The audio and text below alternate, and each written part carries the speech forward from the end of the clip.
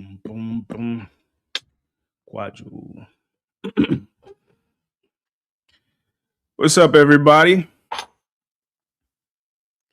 just realized I am not playing my theme music. What does Deion Sanders say? Give me my theme music.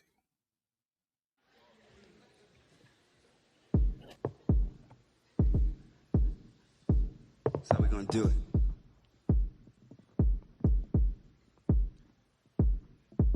Black boy, tell me how you really feel. I just wanna build with you. Black girl, tell me how you really feel. I just wanna keep it real with you. I wanna live better, eat better. I wanna love better, sleep better. I wanna feel so aligned, sublime. One time for the state of mind, two times for elevated rhymes. Know I architected when I lay design. I drown noise out of the clear blue. I sit, twist the threads of said silence. That's an heirloom. I am the shepherd, I shear sheep. Still fleece funds from the have-it-alls to the matadors who sidestep the bull beautifully to that applause. Around rappers, a higher caliber catalog shines, reminds I ain't coming to flatter y'all. I spark chatter, dark matter, the sharks scatter on these dark waters. Who walk taller, who barks orders? God body, guarding what all the laws taught us. Not a peer, it's rear, they veer near. I pierce deep, I'm revered, my steps remain clear with fierce sweeps. Not a man here who could censor me. I'm on the pier, Elohim with the energy. Black boy, tell me how you really feel. I just wanna build with you. Black girl, tell me how you really feel. I just wanna keep it real with you. I wanna live better, eat better. Yeah. I wanna love better, sleep better. Yeah, I wanna feel so aligned. Let me talk to y'all over here. Sublime. One time for elevated rhymes, two times for showmanship, three times for black hands and land ownership. Revolution I bring to you, wedding ring bling to you. Nisi blues on war tunes to sing to you. I am a rebel without a pause, no applause. Trust me, I must be Chuck D getting mine off. Many fools been clock watching my moves, and I needed a reappraisal of flavor. I took the time off. Now, back Jesus, black feet is slumbering unborn. Ark of the covenant curtain untorn. I'm a rose that rose to etch prose in Rosetta Stone. Yelling it through a megaphone, always rapping, baby, forever home. I ain't the pot calling the kettle black. I'm the flame keeping the kettle warm, and I am to blame for the renaissance. It's cold. Had to write and recite it with down feathers on. Black boy, tell me how you really feel. Cause I just wanna build with you. Black girl, tell me how you really feel. I just wanna keep it real with you. Yeah, I wanna live better, eat better.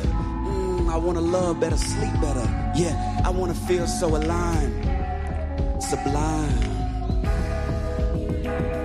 Sublime. I wanna live better, eat better. Sublime. One time for elevated rhymes, two times for showmanship, three times for black hands and land ownership. Revolution I bring to you, where the ring bling to you. Nisi blues on war tunes, singing to you. I am the rebel without a pause, no applause. Trust me, I am Chuck D, getting mine off. Many fools, they clock watching my moves, and I needed a reappraisal of flavor. Took some time off now. Back Jesus, black feet is slumbering unborn. Ark of the covenant curtain untorn. I'm the rose that rose to etches prose in Rosetta Stone. Still yelling it through a megaphone. Always repping, baby, forever home. I ain't the pot calling the kettle black. I am the flame keeping the kettle warm. I'm to blame for the renaissance that's cold. I write and recite it with down feathers on. I love you, and write and recite it with down feathers on. That mean that shit cold. And I'm the coldest. Listen, it's the message right here. Black boy, tell me how you really feel. Cause I just wanna build with you. Black girl, tell me how you really feel. I wanna keep it real with you. I wanna live better, eat better. I wanna love better, sleep better. Yeah, I wanna feel so aligned. Sublime. Y'all give a round of applause to this band. Good evening. Good evening. What's up, family? Please put a thumbs up in the chat if you can hear me okay. Hope you guys had a good week. Hope you guys are gearing up for a good weekend. What they like to say in church, I ain't going to take up too much of your time, but we got an important message for you today.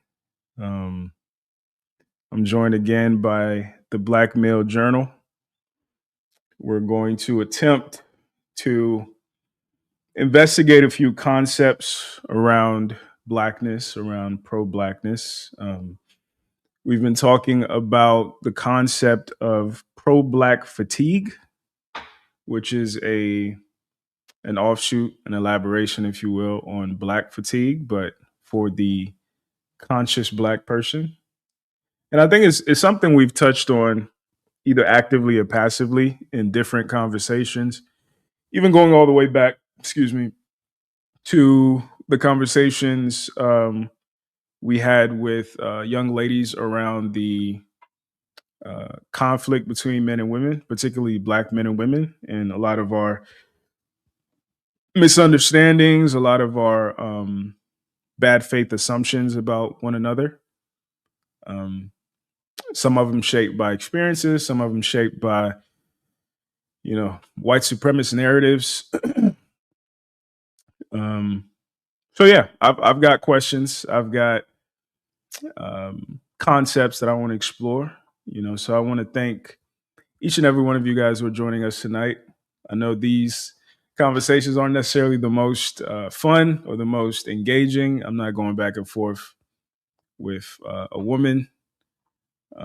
We're not talking about the manosphere.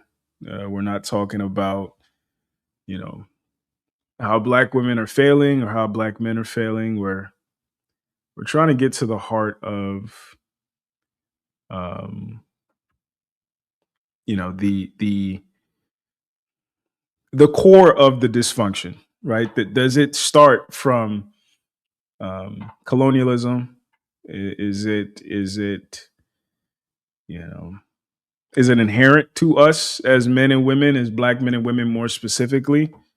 Um, so yeah, I'm really excited for this conversation. I've got a few examples, like I always do. Just discussion points. I got a few concepts I want to go over. While you guys are here, please press that like button. Subscribe if you haven't already. Support the channel. Consider um,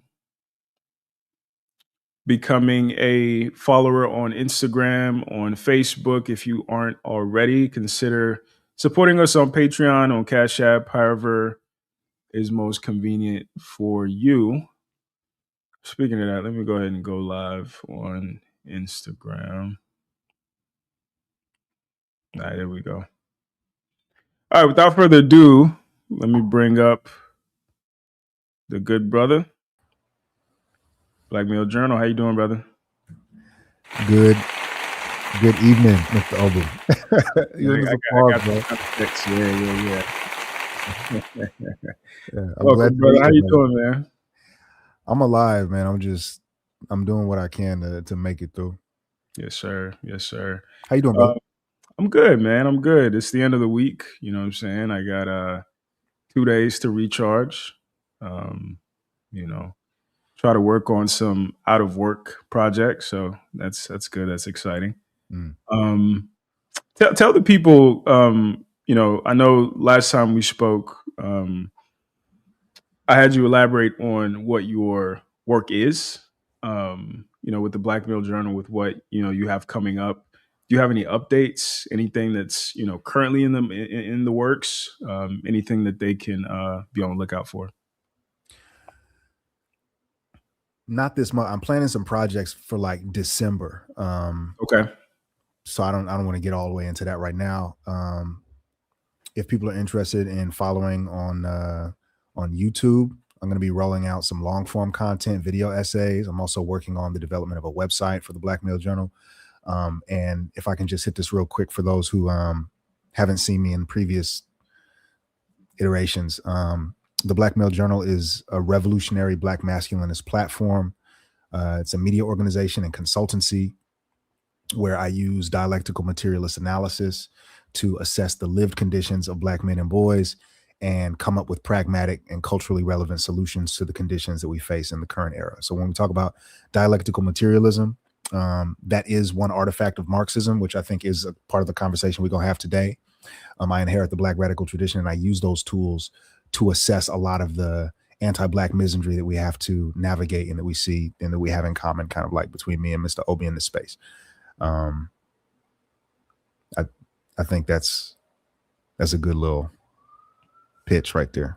Absolutely, absolutely. Let me ask you this, because you said something that really perked up my ears. If you know, for those of you guys who follow us on Instagram, if you notice, I only follow one page back on Instagram, and it's a brother. I want to make sure that I got it right. It's a brother who works with boys. Let me see.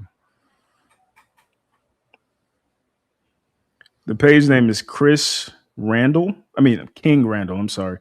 New Emerging King. I like him.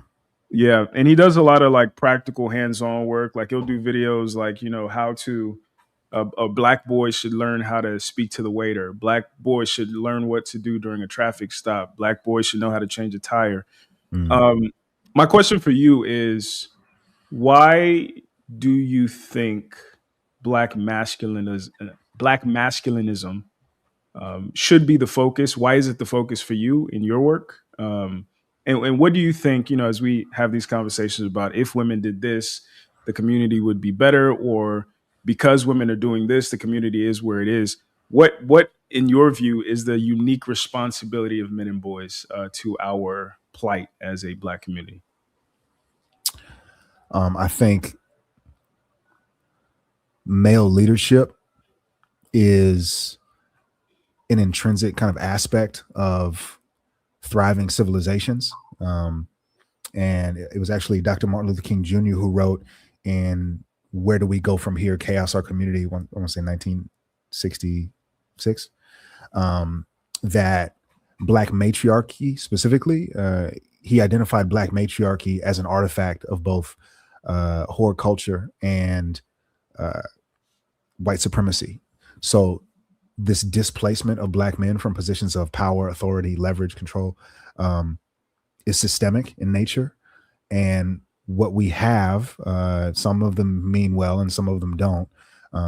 We have black female heads of state, heads of institutions, heads of families who use their power in ways that they're just not to our full benefit. And so what we have now is we have this kind of like altered or shifted landscape where as long as black men are displaced, the black community is not going to be where it's supposed to go. The targeting has been on us, and so the solution is with redeveloping us. We've been targeted for underdevelopment, right? Mm. Systems have not in the same way, and so that's why the very particular kind of dynamic. It's not to say that because black masculinism is a purported or proposed solution that black women go by the wayside, but rather I can't remember who it was, but it was one of the fellows in the space that said something to the effect of like, you give a man influence, power, you give him money. He says, oh boy, now I can support a family and a woman.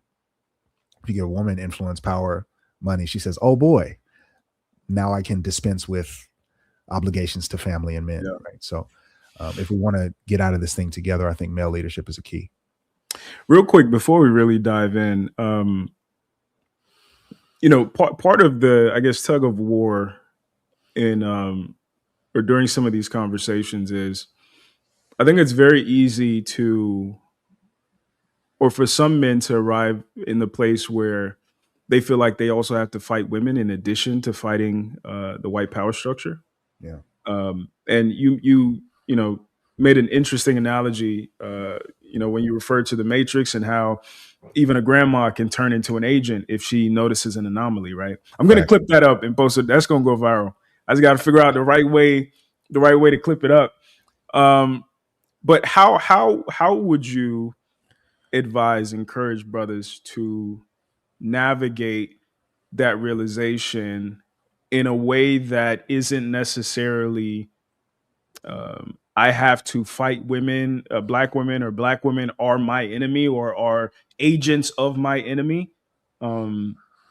Because I think a lot of brothers believe that in order to even fight white supremacy, you first have to conquer by force the black woman. What is the sophisticated angle there?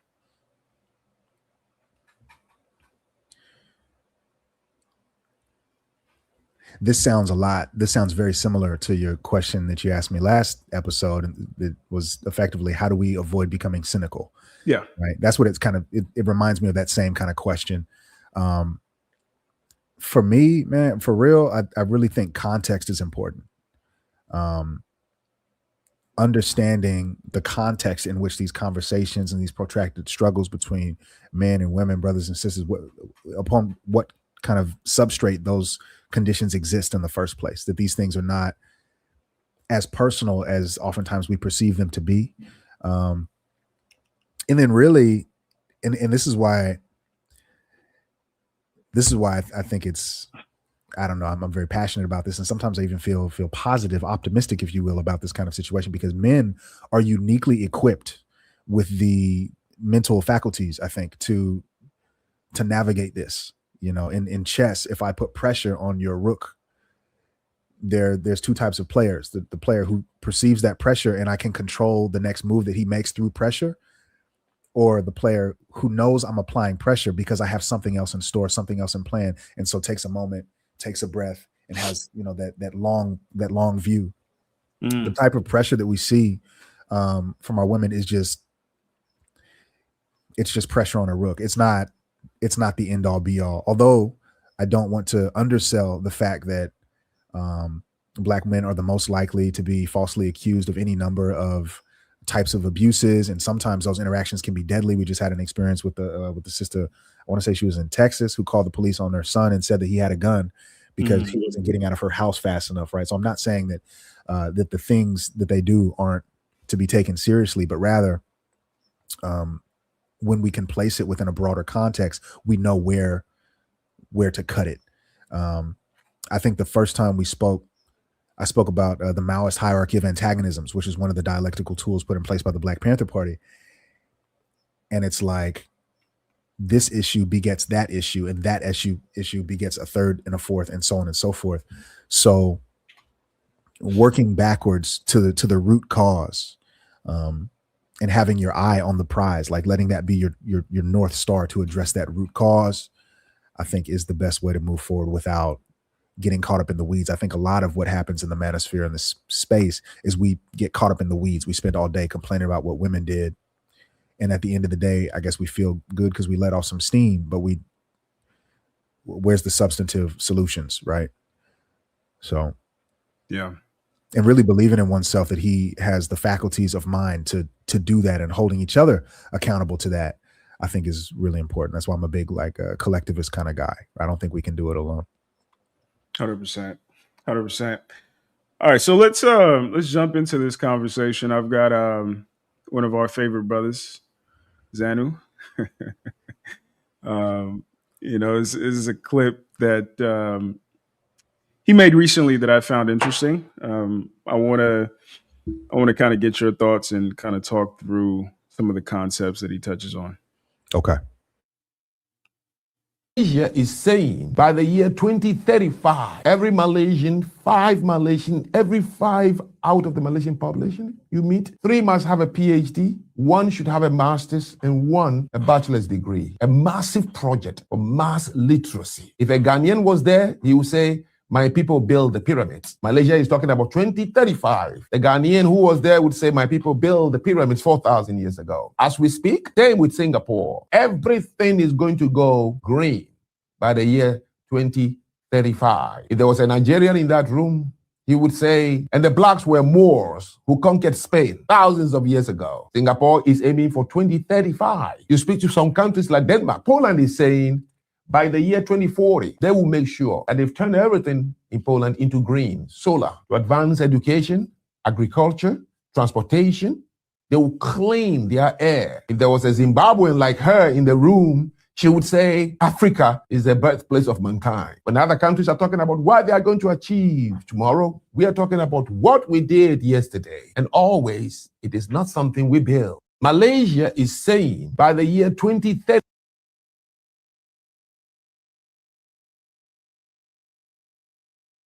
Nope, I was muted. All right, brother. What are your immediate thoughts, feelings, concerns with what the brother's saying? Well, I tend to have, can you hear me? Yep. Okay, yeah, I'm off mute. I tend to have, a lot of disagreements with Brother Zanu. However, in this case, I recognize the validity of what he's saying. It is a little bit he's making a qualitative statement, right? So definitively, he can't necessarily prove what he's saying if a Ghanaian was there. Depends on the Ghanaian, et cetera, et cetera. Sure. But I think he makes a broader point that a lot of our people, that instead of speaking to the here and now and strategizing substantive solutions about what we're going to do in the future, being proactive, a lot of us romanticize the past and we retreat into that. And I think this is true. You sent me some notes before this conversation, and one of the lines on it said, "We was Kangs," It right? was Kangs, yeah. Right. So as much as I dislike the discourse around "We was Kangs," because a lot of white folks weaponize it against us, like how dare we have some sense of authority or pride in our past and our heritage. There is validity to the "We was Kangs" narrative and how ineffective it is a lot of the times. So I catch Zanu's drift here. I catch it. Yeah. The reason why that was the title of this line item, if you will, is, I'm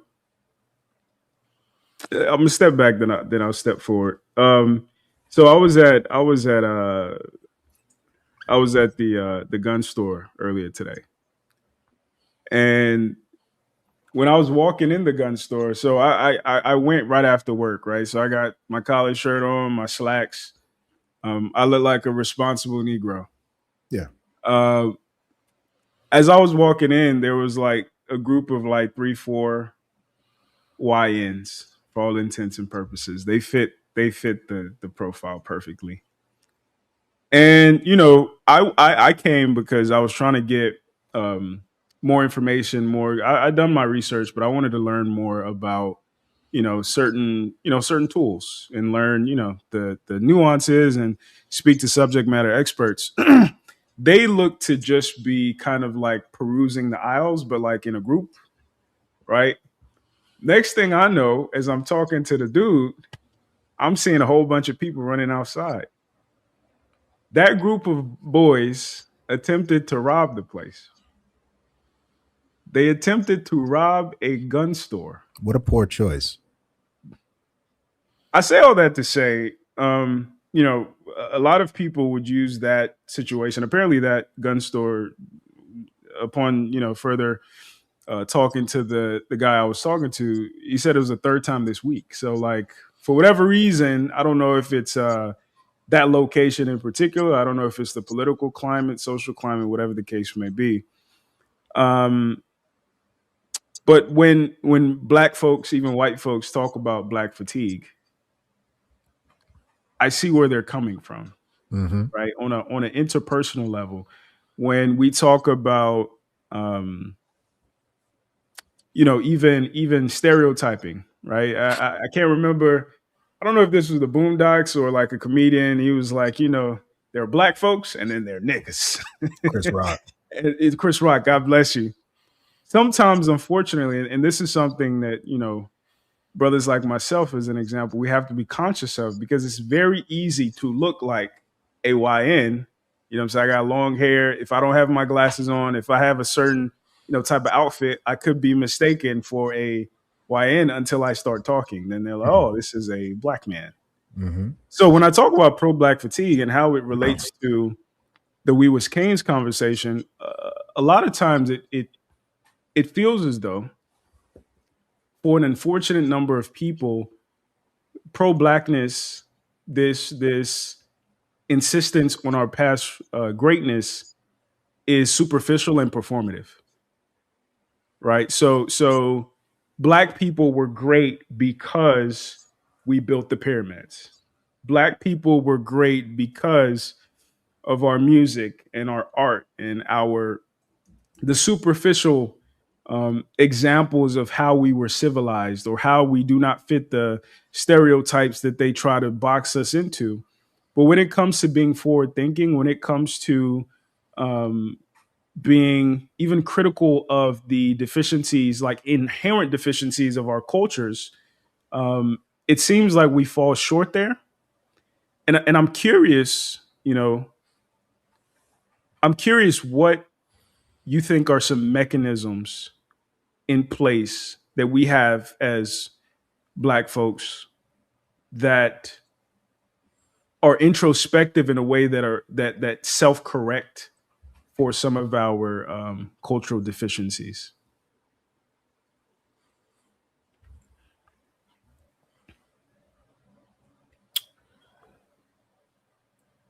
I think maybe the greatest example, the most mainstream and immediately accessible and pervasive example, may be the space that you and me are in right now.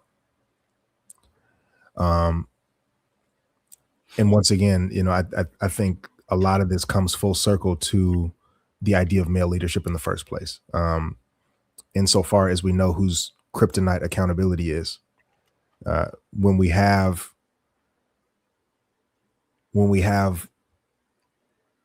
a society and social structures, and indeed social superstructures,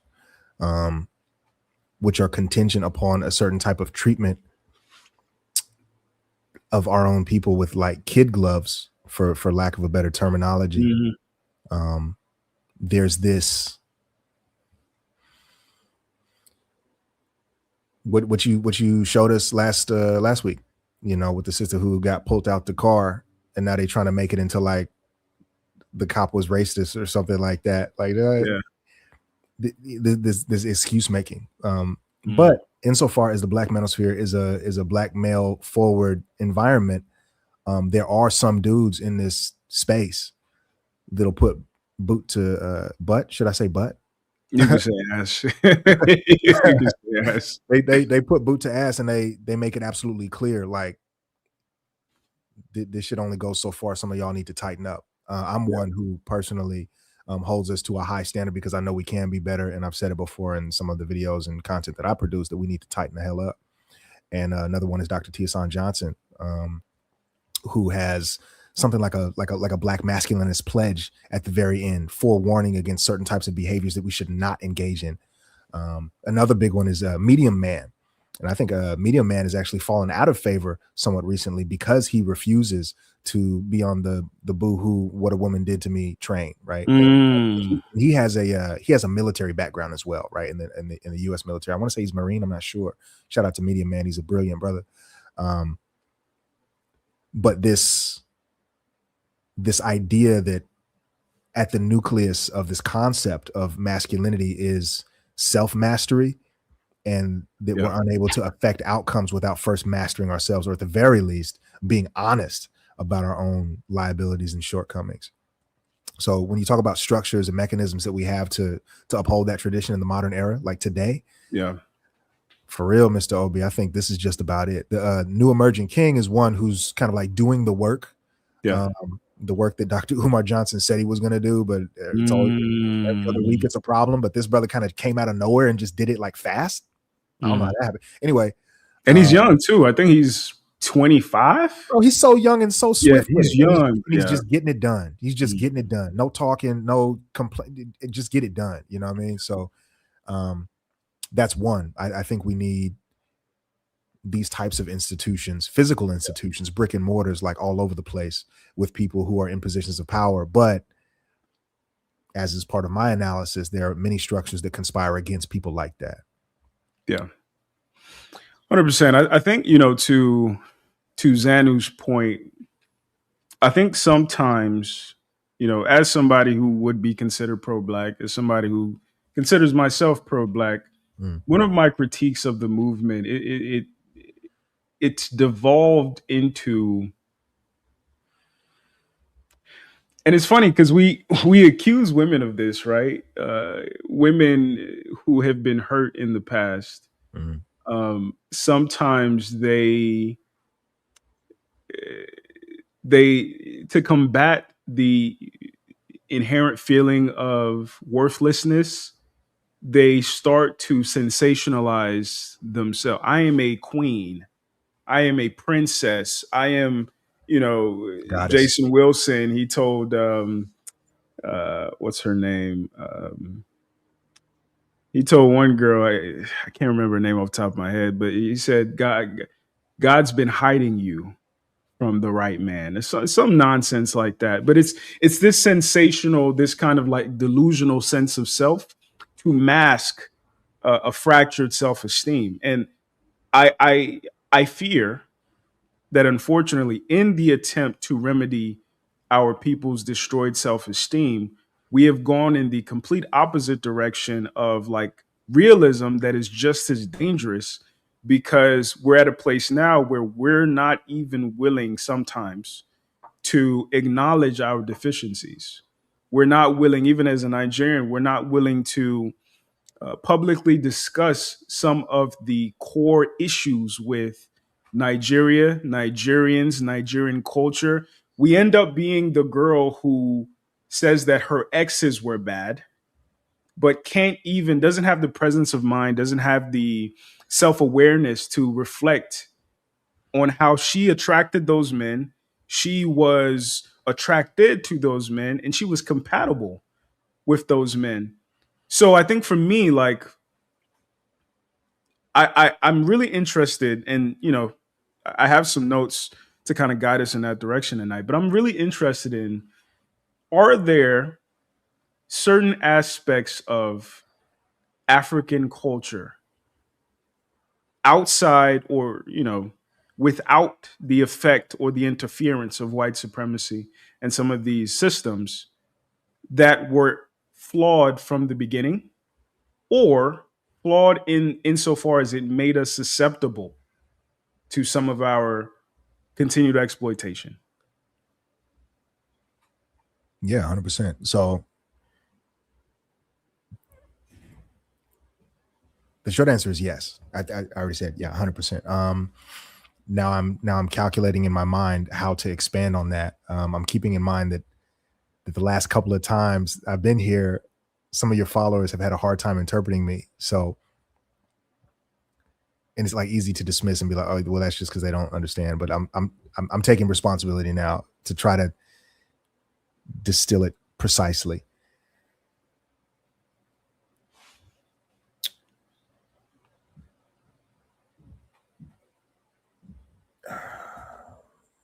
I think it might have been Rene Descartes. I don't think it was Immanuel Kant, German philosopher, who outlined things that he called universal and categorical imperatives. And an imperative is just instructions that you need to follow. Universal imperatives were instructions that everyone needs to follow all the time. And he had ways of identifying this. And this is like morality, right? But then he had categorical imperatives, instructions that you need to follow to get a certain outcome outside of any moral thing. If you want to go to McDonald's, then you have to go down the street and you have to turn left. It's not possible without turning left. It's not a moral decision, but it's something you have to do. The way that we've met European peoples, there's a flexible kind of boundary there, I think, between universal imperatives and the way that we should morally exist and conduct ourselves, with categorical imperatives, which is to say that under this new context, with this new, maybe I won't say enemy, I'll say with this new opponent, what parts of your conduct do you need to change in order to ensure the survival of your people? I think that a lot of our people have been hesitant to shift or alter certain cultural standards in order to maintain a united front against, Western imperialism, either physical military imperialism or cultural imperialism.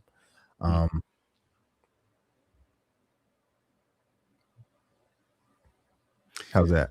Yeah, let's keep going down this path. I have some more thoughts. I would say, on a very high level, the African has a relatively inappropriate relationship with reality. And what I mean by that is, I think the more that I learn, the more that I'm exposed to like I talked about this with, as it relates to women, how, like, the more you know, the more that you experience, the more the magic dies. I've had this conversation with other brothers. I've even had this conversation with women. Like, when you were in middle school, when you were in high school, women were sugar and spice and everything nice. But that fantasy um, was supported by a great deal of ignorance, right?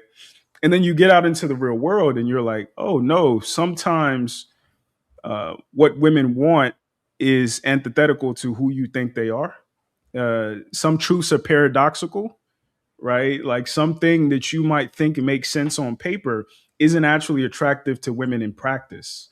Some things that are attractive to women in practice don't make sense on paper. And you can pontificate, you can theorize, but like sometimes it just doesn't make any sense. And I think, reality is kind of the same way, in the sense that, some good things are the result of some bad things. Some bad things are the result of good things. I think we as Black folks, we've assumed this like posture of moral supremacy, in a sense, right? From a religious angle, some people say, white people convinced us that our God, or our paradise is in the afterlife when they create their paradise on earth, Yes. right? And it explains why Africa is the most religious continent in the world, but also the most impoverished. So when I say we don't have an appropriate relationship with reality, I think, to your point about us not being willing to adjust ourselves in a way that is um, responsive to the opponent, I think it's partly because we're holding that sense of we are running a different race than everybody else. They know not what they've done type of, moral supremacy. And I think that even in our insistence on our past greatness, I think it's a symptom of that. I think our unwillingness to change, our unwillingness to respond, keeps us in constant reactivity.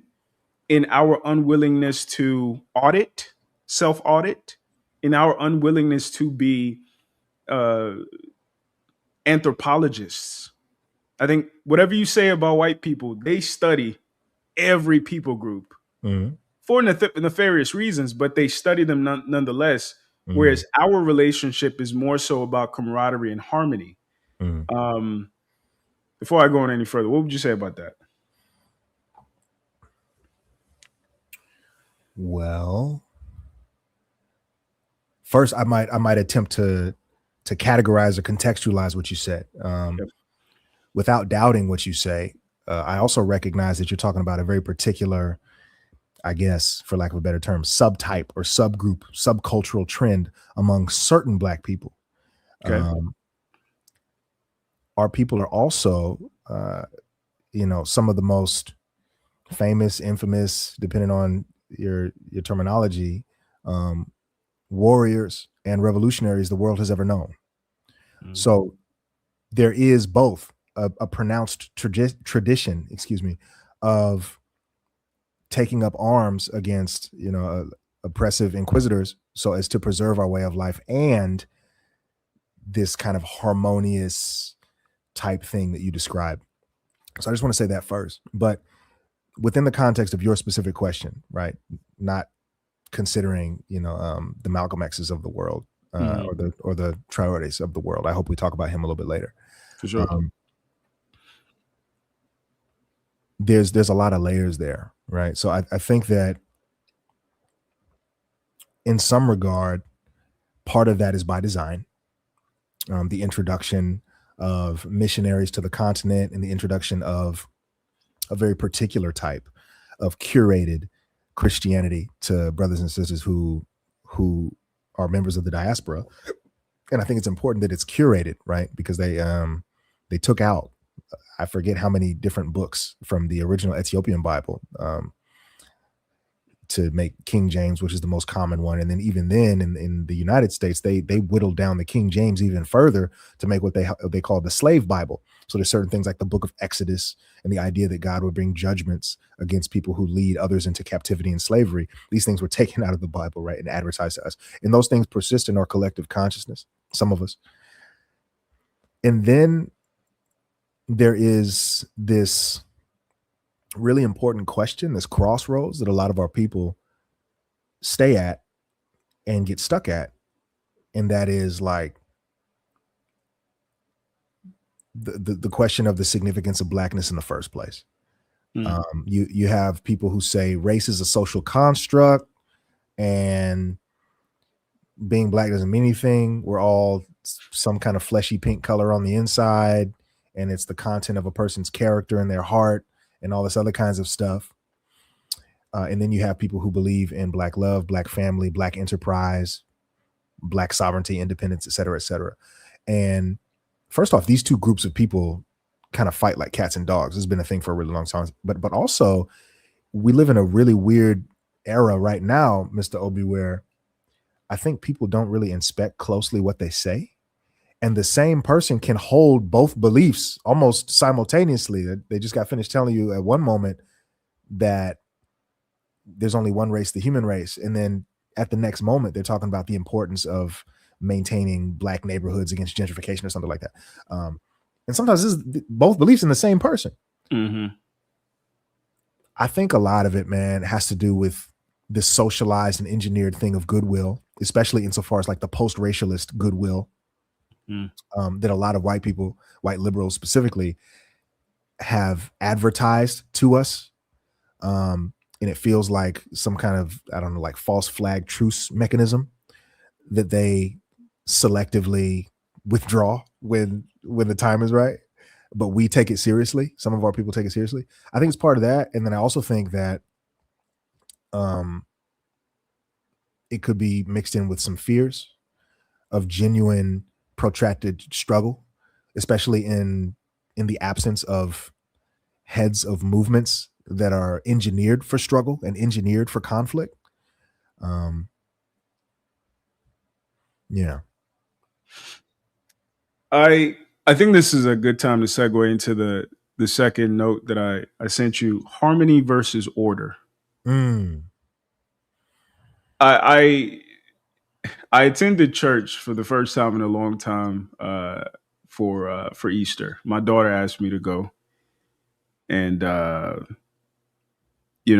was kind of, I've never been the one to like feel the Holy Ghost and all that good stuff.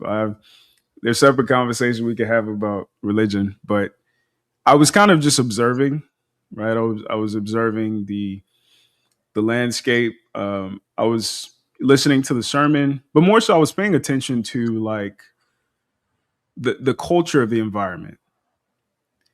And it brought up a question in my mind. Is there / what is the difference between harmony and order? I suspect black people on a global level, the black diaspora, optimizes for harmony, whereas the white or the non-black diaspora optimizes for order. And what I mean by that is there was a certain point during praise and worship where they were singing a certain song. It kind of like they kind of did a breakdown where people were clapping, but I noticed like the timing of people's claps were different, but it was all on beat, right? Some people were like.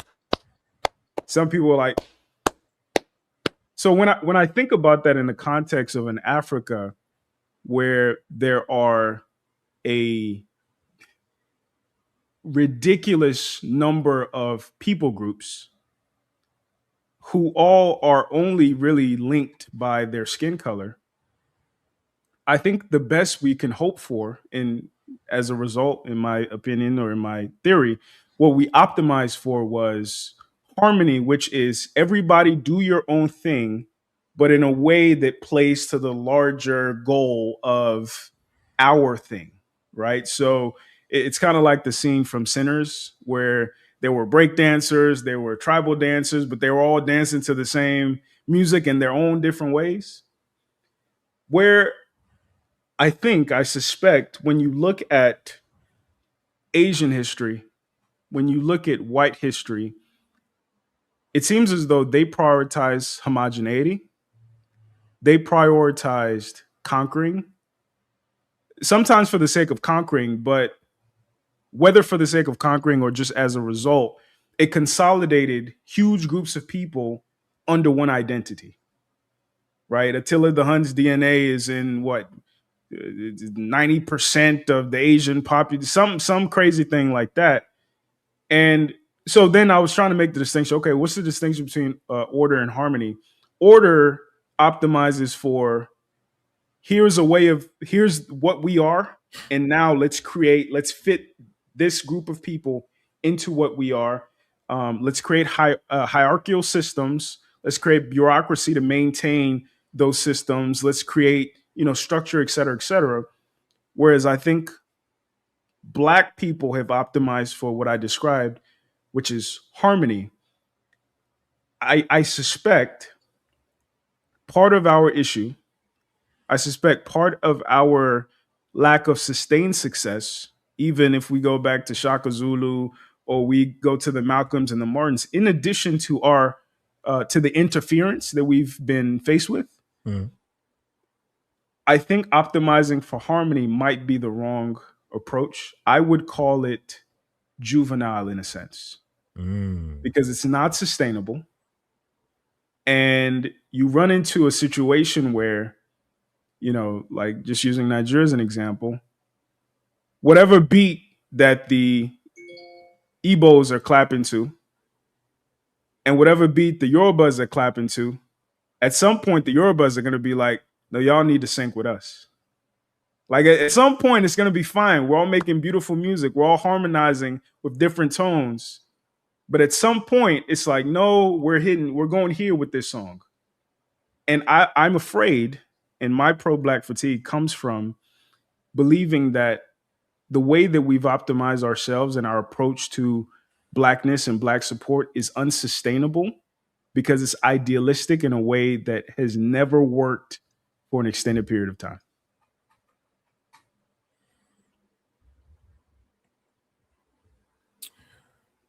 I think your dichotomy of order and harmony, that I would have a different model than that dichotomy from off top. I don't see it as this one over here and that one over there, and they're like opposed, but rather, if you will, that order is not the opposite of harmony, but rather order is the result of harmony. And so if you will, think of it like a Y shape, and there's a funnel. And so maybe on one side we have harmony that leads to order, and then on the other side we have conflict, which could also lead to order. In the same way that, how does it go? A square is a rectangle, but not every rectangle is a square. A rectangle is just a shape with 4 90-degree angles. It doesn't matter the length of the sides, but a square has that plus some. The sides are equilateral. They're equally lengthed, right? So harmony is one type of order, one way to get to order. But protracted struggle and warfare and sublimation and subjugation of certain groups to the benefit of others is another way to get to order. Now, as far as that being a liability to us,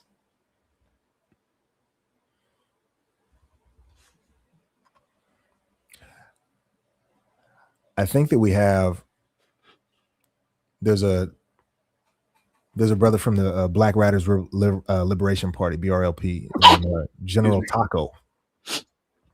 He used to say that people talk a lot about revolution or whatever, but they have no blood to bleed.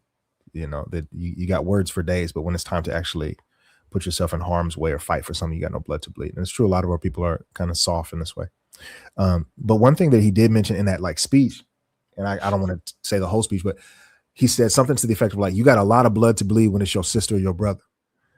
You know, we have a lot of anger and angst and a lot of, you know, this subjugative energy when it comes to sublimating the will and subverting the power of other Black groups, but not so much when it comes to white folks.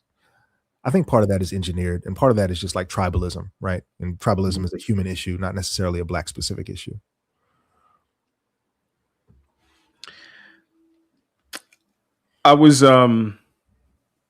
I was watching. There's a YouTube channel that I like. I think it's called Design Theory.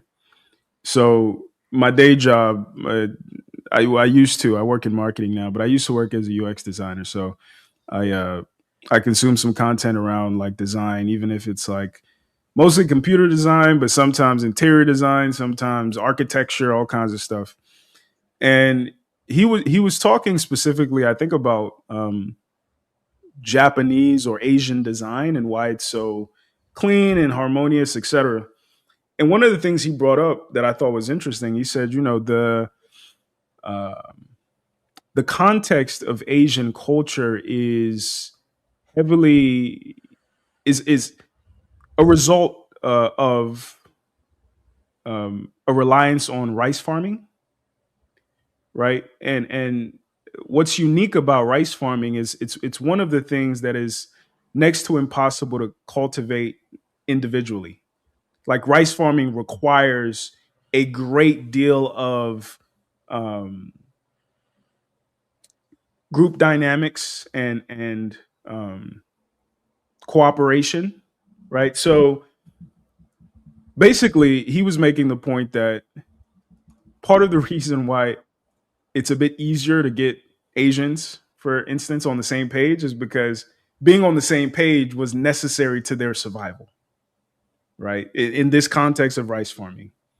I would take it a step further and even like add in the context that even from a genetic standpoint, I think I read something that said, you know, Black cousins are more genetically diverse than two white people who've never from Scandinavia and from the UK.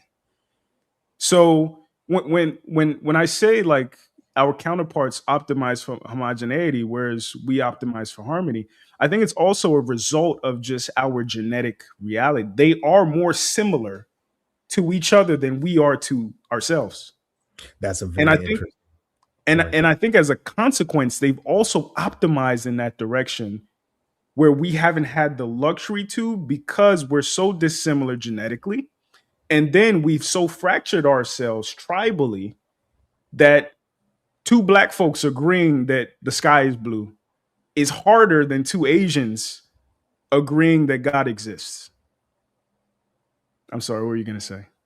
No, I was just agreeing that well, I don't think I was agreeing, but I was interjecting that that's a very interesting point. I had never even thought about that. The idea that genetic homogeneity or diversity lends to moral attitudes Hmm. around harmony and order. I hadn't linked the two in that way before. It's the first time I've ever heard that. What are your thoughts?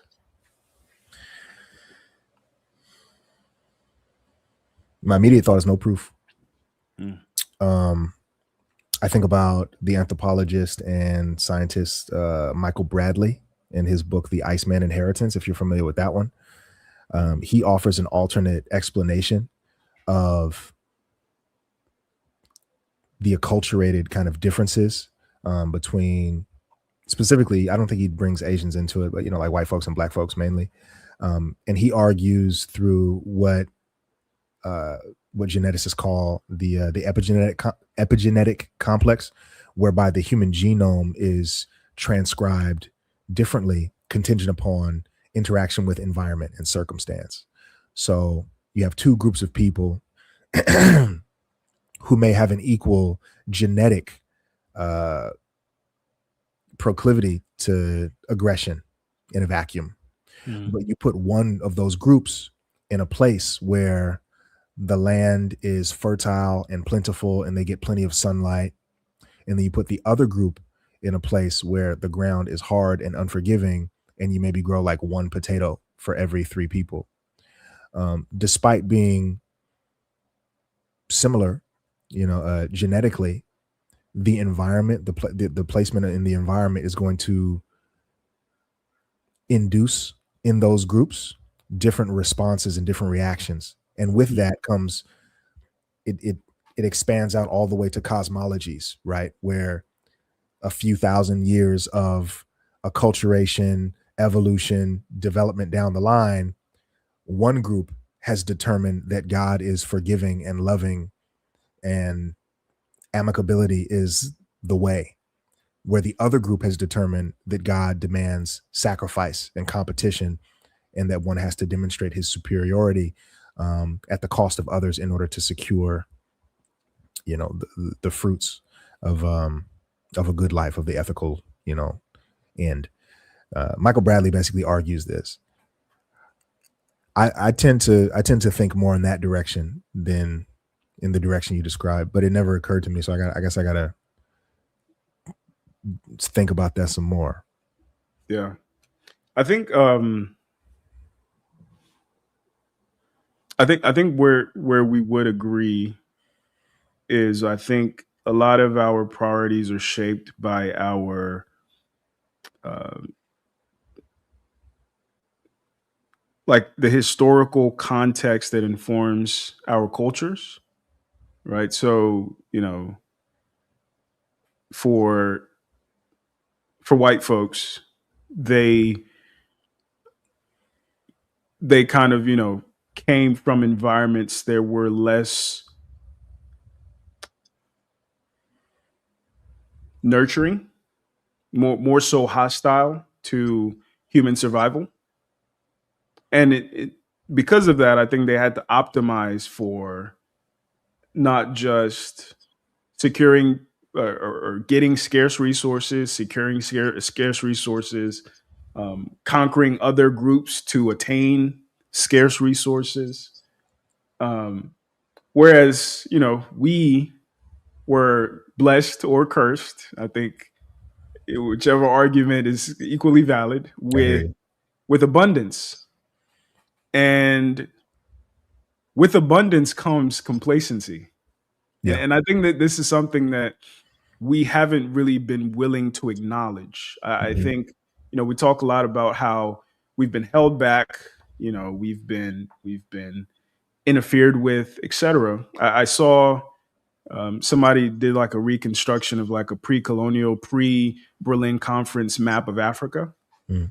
and it looked like a shit show. It's a if African borders were drawn based on, the Yoruba having their own and the Igbo and the way it's supposed to be before white people superimpose their idea, saying that those groups, those 50 million groups, are supposed to identify under one Pan African concept of anything is next to impossible. So I say all that to say, I think the more that we are conscious of, the more that we are considerate of some of our inherent non-white shortcomings, Mm. I think the more we can engineer a future, to Zanu's point, that is viable with respect to who we are internally, and how we change and optimize who we have to be to actualize this Wakandan future that we, fantasize about. I like that. I respond very well to that, favorably. I was just meditating on that this morning, actually. That it is similar to what you said, but in a different avenue. There's a blessing and a curse, that we inherit this or these, because there are many, right? Long-standing, existent cultural traditions in this particular moment, right? So there's this very rich and somewhat ancient tapestry of folkways and mores and epistemologies, ways of knowing, for those in the audience, that we inherit. And yet we live in this moment. We don't live in the past. We live right now. Yeah. And it's an immensely heavy, I stop short of calling it a burden, but it is a task to inherit the wisdom and the ethics that got us here, and then to strategically say, okay, I know this has been in us for 200, 300 years, 400 years, but I think we need to put it to the side right now. Like, but nobody else has the ability to make that decision except us in this present moment, right? Scary. Scary. I'm with it though. And I just think that decision needs to be made with the utmost, number one, respect to the function of the traditions in the first place. That we're not casting things to the side like it's trash, right? In terms of the African identity and personality, but rather recognizing and acknowledging the sacrifices made and the context under which certain aspects of our culture came to be. And then also, I think you said this maybe 2 meetings ago, looking at how things may need to be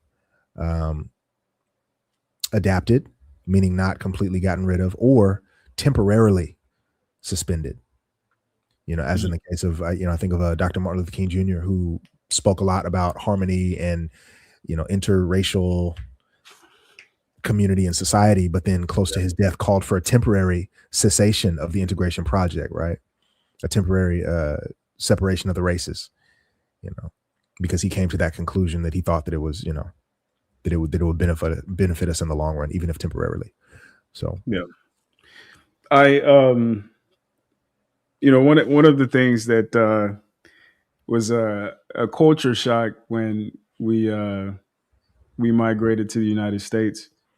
My parents, and I was too young to understand like what was going on, but my parents at one point thought that, the advertisement from credit card companies was offers to give them free money. Right. So when they would get a letter from Chase, and this is why their credit's messed up today. When they would get an offer from Chase, they thought Chase was trying to give them $20,000. They didn't know, no, they're trying to give you credit for $20,000, right? Because the African concept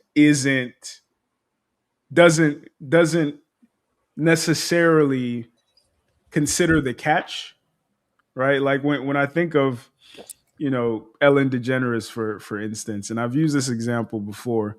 People assume that when she brings this inner city kid who's really good at piano on the show, it's a courtesy. It is altruistic in its nature. But the reality is she brought that kid because it's good for her brand, which is good for her ratings, in addition to her sponsorship opportunities. So her morality or her altruism is a performance, just like donations are for tax benefit. I say that to say part of what my statement that our cultural posture is inappropriate for reality. I think white people have, and not just white people, but other groups have optimized performances of morality as branding for something else. yeah. Whereas I think our cultures have optimized morality as the point. So religion is for your salvation, but it's really for ideological homogeneity. Whereas religion for us, it's about camaraderie, community, all the good things. So this is a two-part question. Is it worth renegotiating that and reprioritizing things like, religion is for politics now, and charity is for taxes or for branding, is that a worthwhile transition, number one? And number two, for us as a people, what would be that process? What would that process look like of making that moral, ethical, um, internal and external transition? I think that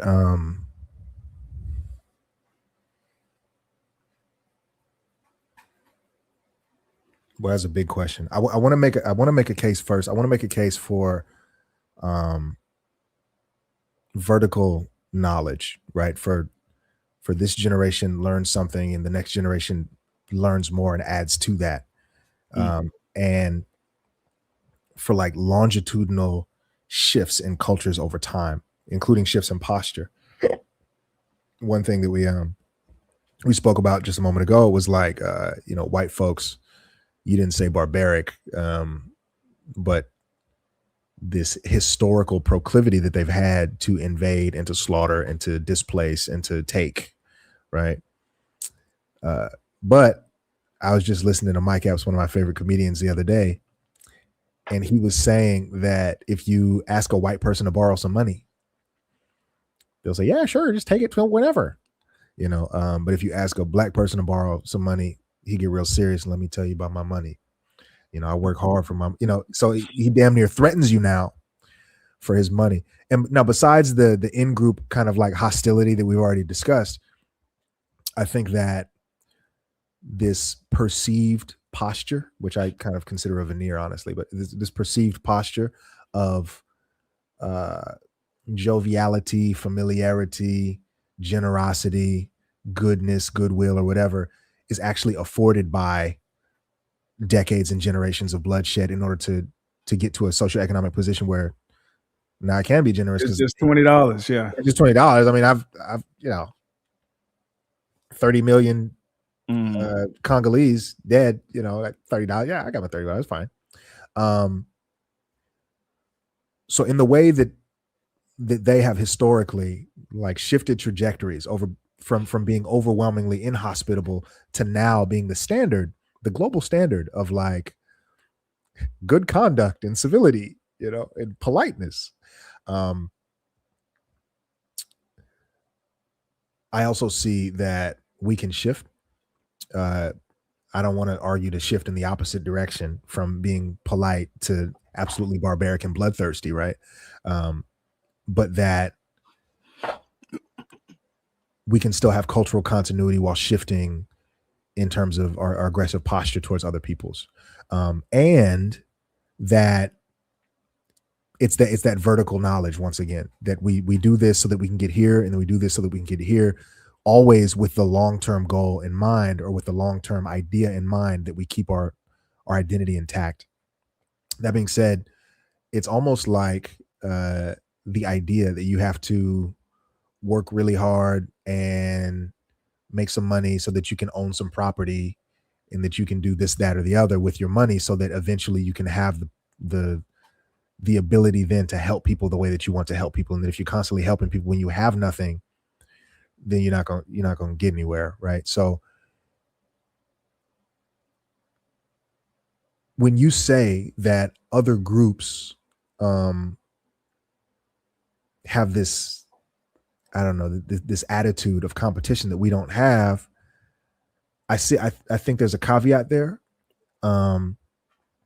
that the collectivist ethic that African peoples are known for has also been embraced by the white world.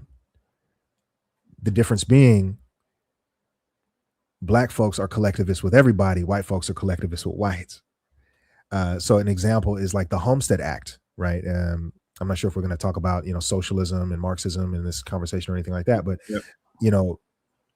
There's this longstanding American mythos that we don't do communism, we don't do socialism, we don't do handouts, unless it's crackers, though, right? The Homestead Act was many hundreds of acres of free land specifically allocated to white folks.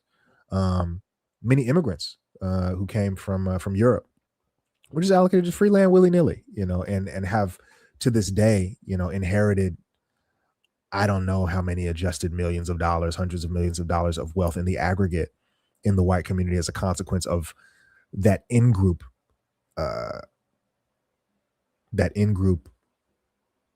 mutual benefit type thing, right? Another example is there's a particular ethnic group of people who I dare not describe on your platform lest you get in trouble. They have religious jurisprudence inside of some of their holy texts that mandates them in business practices to levy, what do you call it, interests to lenders who are not a member of their group.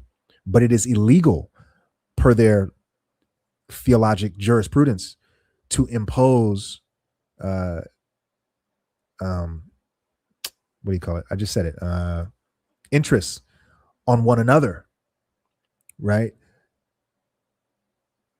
And when we look at the Civil Rights Bill of 1968, a lot of Asian people came to the United States, and they invaded the hood, and they had in-group hiring, leasing, lending, mutual supplier contracts for the beauty supplies and the liquor stores and all this other kinds of stuff that got them to where they are.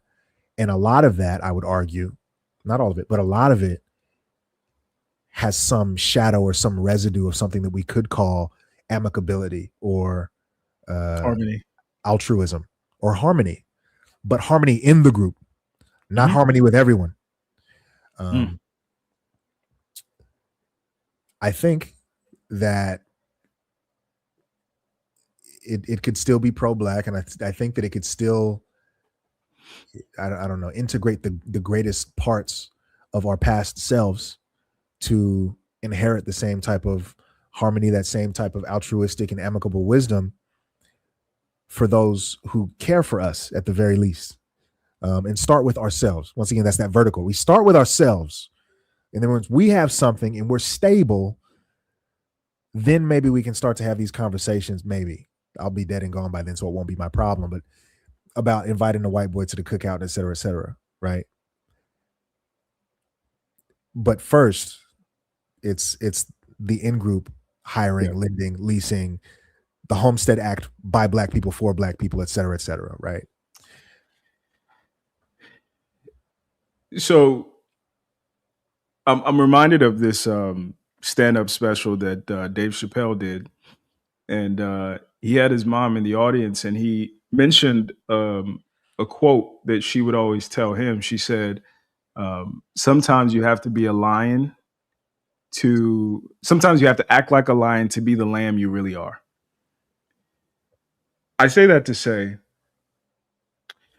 I think oftentimes when we describe white people as barbaric wholesale, I think it trivializes reality in a way. And this is part of what I would call, inappropriate expectations of reality. Because in as much as,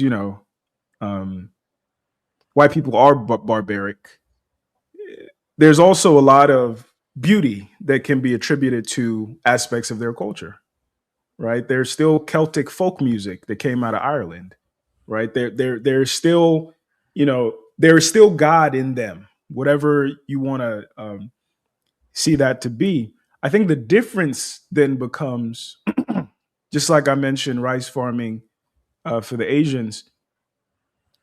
What was the order of their priorities relative to the order of ours? What were they willing to do and sacrifice and pay, including ethics and morality, that we weren't willing to do? How were they willing to? I think Jordan Peterson would say, like, if you're not capable of great violence, you can't call yourself a peaceful man, right? So I say all that to say, I think often it's a mistake for us to maintain this moral hierarchy or this moral supremacy that we believe ourselves to have over the barbaric white people, because while they were raping and pillaging and Manifest Destiny and the Crusades, we were kumbaya with each other. When number one, that's not the truth. Relatively speaking, you can say it is, but we still had our own conflicts. You know, we obviously we had conflicts that were triggered by them, but we also had long-standing, like the Hutus and the Tutsis. That beef existed before Belgium came in there, Indeed. right? So, you know, the reality is they reprioritized things in a way that led them to, kind of like I said, sometimes bad things have to happen for good things to happen, led them to a current reality where $30 don't mean shit. Whereas our priorities, our insistence on harmony, our insistence on preserving and being sacred with our ancestral lineage led us to a place where it's easier to get a job as a white person in my own country than it is for me. It's easier to be treated nice in South Africa as a white person than it is for me. Mm. It kind of like you alluded to. A white guy will give you the shirt off his back. Hey, you know, I don't need it. You can have it. Whereas a black man, he's gonna run down what he's about to do with that $30 and what he's about to do to you if you don't give him back that 30. So I think that paradoxically, the ways that we've optimized ourselves and the, in my opinion, cognitive dissonance about the white man's morality that we've maintained to almost absolve ourselves of some responsibility in our exploitation is part of the reason why we remain stagnant. And I suspect part of the renegotiation we both alluded to is also kind of like I said the other week, realizing that we do give white people too much credit in both ways. We think they're worse than they are, and some of us think they're better than they are. And sometimes the ways that that shows up in the way that we represent them, it looks the same. What say you, and how do we get on the side of, you know, progress that is critical enough of who we are currently to optimize ourselves in a different way that moves us forward, but is also, you know, respectful of some of the things at the essence, at the core of who we've been. Yeah. I think that radical accountability is really important. That self-scrutinization, that recognition that we inherit certain tools and methodologies and moral ways of knowing from our ancestors, but that we are also equipped with, theoretically, that we are equipped with the knowledge and the context necessary to make alterations to tradition to move forward.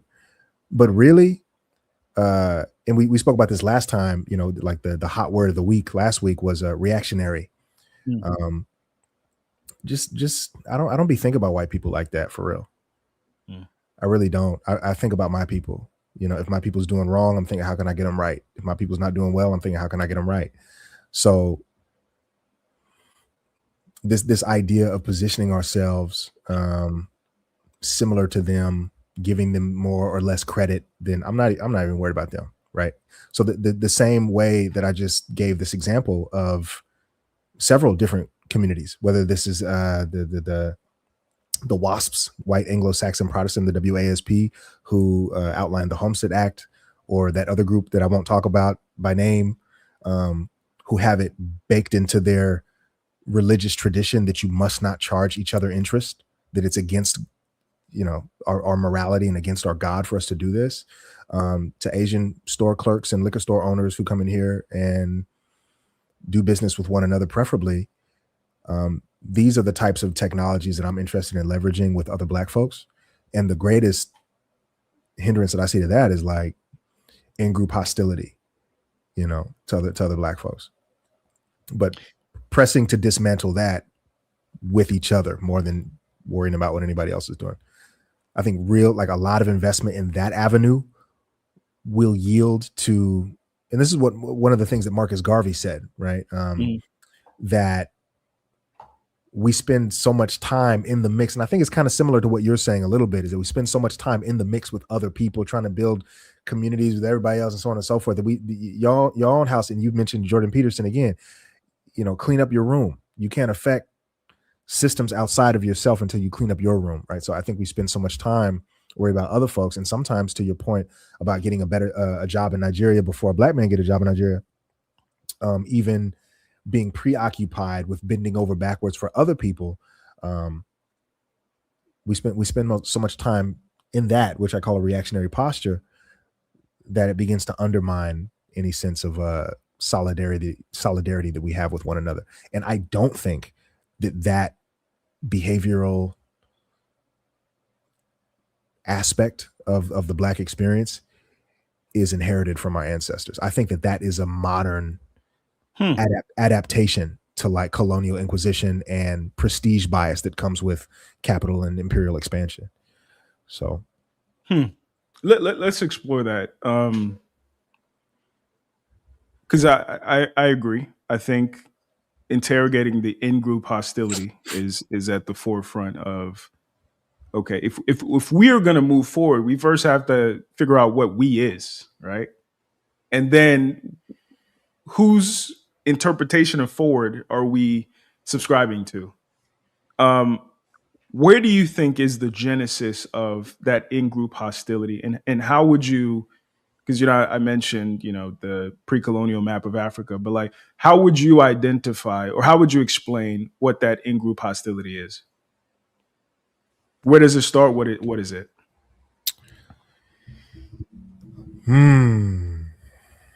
There are many layers to it. I think a lot of it is engineered purposefully. It was Philip of Macedonia who first said divide and conquer, right? It's old Roman kind of conqueror guy who came up with that. And that was the advice surrounding the Hellenistic period, the invasion of Upper Africa by the Romans and Greeks. It's been a tactic for a really long time, which is not to say that individual people on the ground are not responsible for their taking up of that tactic or their complicity in that tactic, but rather just identifying that it is in fact a tactic. It's been documented. And then after that, I think there are many different ways that we could begin to meet it and begin to remedy it and begin to address it. Once again, man, the very nature of the work that I'm doing or seeking to do, I'm gonna give my credit. I'm doing it, but the very nature of the work that I'm doing right now is restoration of male leadership. And with that, the reining in of the passions in the contextualization of spikes in emotionality and like metacognition, thinking about one's thoughts. You have a thought, you don't have to indulge it, right? You can think, why did I think that? Hold on, let me slow down. These are characteristics that are imbued in children through fathers. And I could have another conversation about how that whole displacement and underdevelopment of Black men and boys, that whole tradition is fractured also by design. I don't need to do it because you already know where I'm going with that. I think these are good ways to get started on that type of work. I'm curious.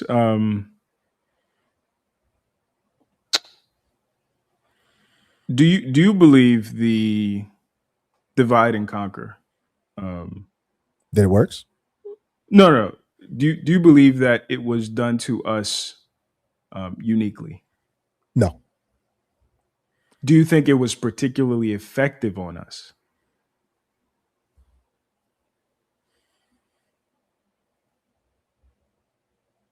Yes. Why? Because of the degree or the extent to which the measurable extent to which we were divided prior to the tactic, you mean? Through the tactic. Let me rephrase. Okay. Because maybe I'm not doing it right. That got me nervous that your followers are like, this nigga don't make sense. So, the Chinese were not physically displaced from China by hundreds of thousands of miles. Right.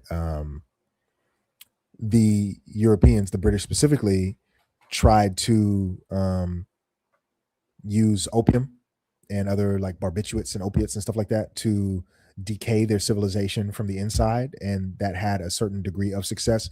But insofar as the Chinese people had already consolidated themselves by that point, were able to meet the challenge and eventually get a hold of that, right? But Chinese weren't shipped away in massive numbers and stripped of identity, language, God, their own daughters and sons. That's a different level of displacement. That's a different level of division, with which conquering is more applicable. A similar group of people who was divided to Africans would be the first natives of the United States, where tribal feuds were protracted. And this happened when you say the Tutsis and the Hutus have been beefing. Yes, this is true. But what ended up happening was, I think it was the British came in and through military force ended up redrawing previously established kind of like tribal lines and tribal boundaries and truce areas or whatever. And all it takes is to give these people access to a river or like a major thoroughfare through which supplies come, and this other group doesn't have access to that, for them to begin to resent the other group more. And now I'm gonna give you some guns and tell you they've been talking about you too, right?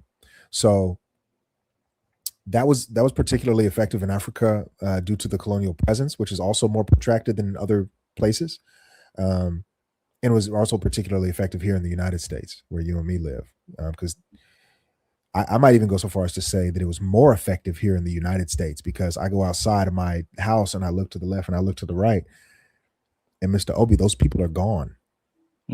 They're like extinct. You don't see them anymore.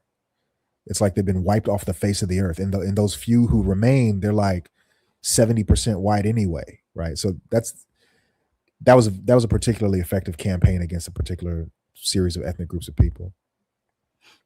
But other peoples didn't have it as bad. I think you could make that argument. I think you could also make the argument of other people didn't have it as bad because they weren't as vulnerable to that specific tactic.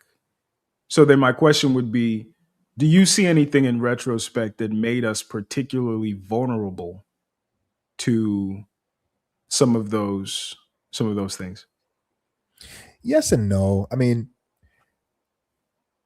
I hear your point, and I'm going to answer it very directly.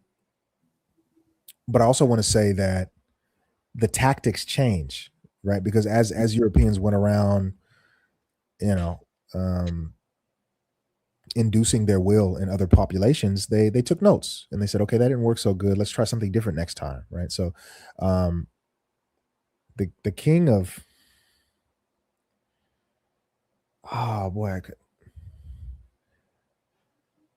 I can't remember. Was it Cameroon?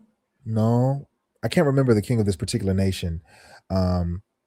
But these people were eventually, that's my neighbor's dog. I hope it's not too loud.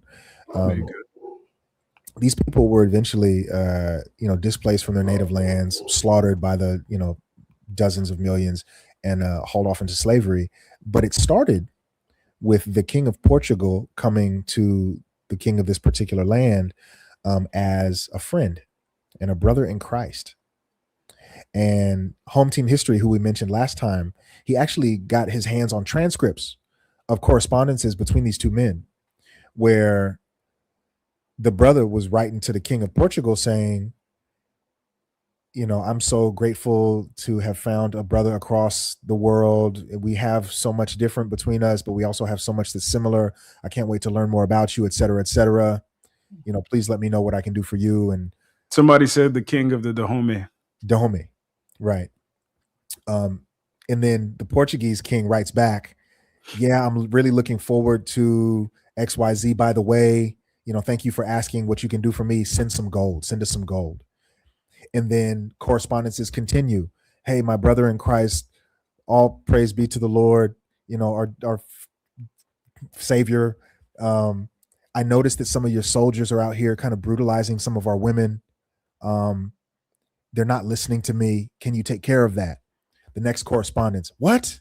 I can't believe that they would do that. I'm going to get on it as soon as possible. By the way, can you just send some more gold? And again, you get where this is going. It's hard to say, and this is why I'm glad kind of to be here where you and me are in the historical trajectory, because you and me know now. But at that point in time, this brother, with his limited context and his presumption of goodwill, or at the very least open conduct, like, I don't like you, let's fight, like that kind of conflict, I can't imagine how bizarre and insane this tactic must have been to him by the time he eventually realized, like, whoa, this dude was writing to me about Christ and all this other, like, he the whole time. So we know better now. And I do think that it's completely within moral boundaries and no danger at all to the continuity of the Black species or cosmological reasoning in terms of where we stand with God and our ancestors and other kind of like immaterial moral forces, to learn from those mistakes and to implement defensive solutions moving forward. Well, as I was hearing the story, I was like, "Fool me one time, shame on you. Fool me twice, shame on me." That's what kept ringing in my ear. And when you say we know better now, you don't think we do? I think we do. I think this is where I don't think we do, primarily because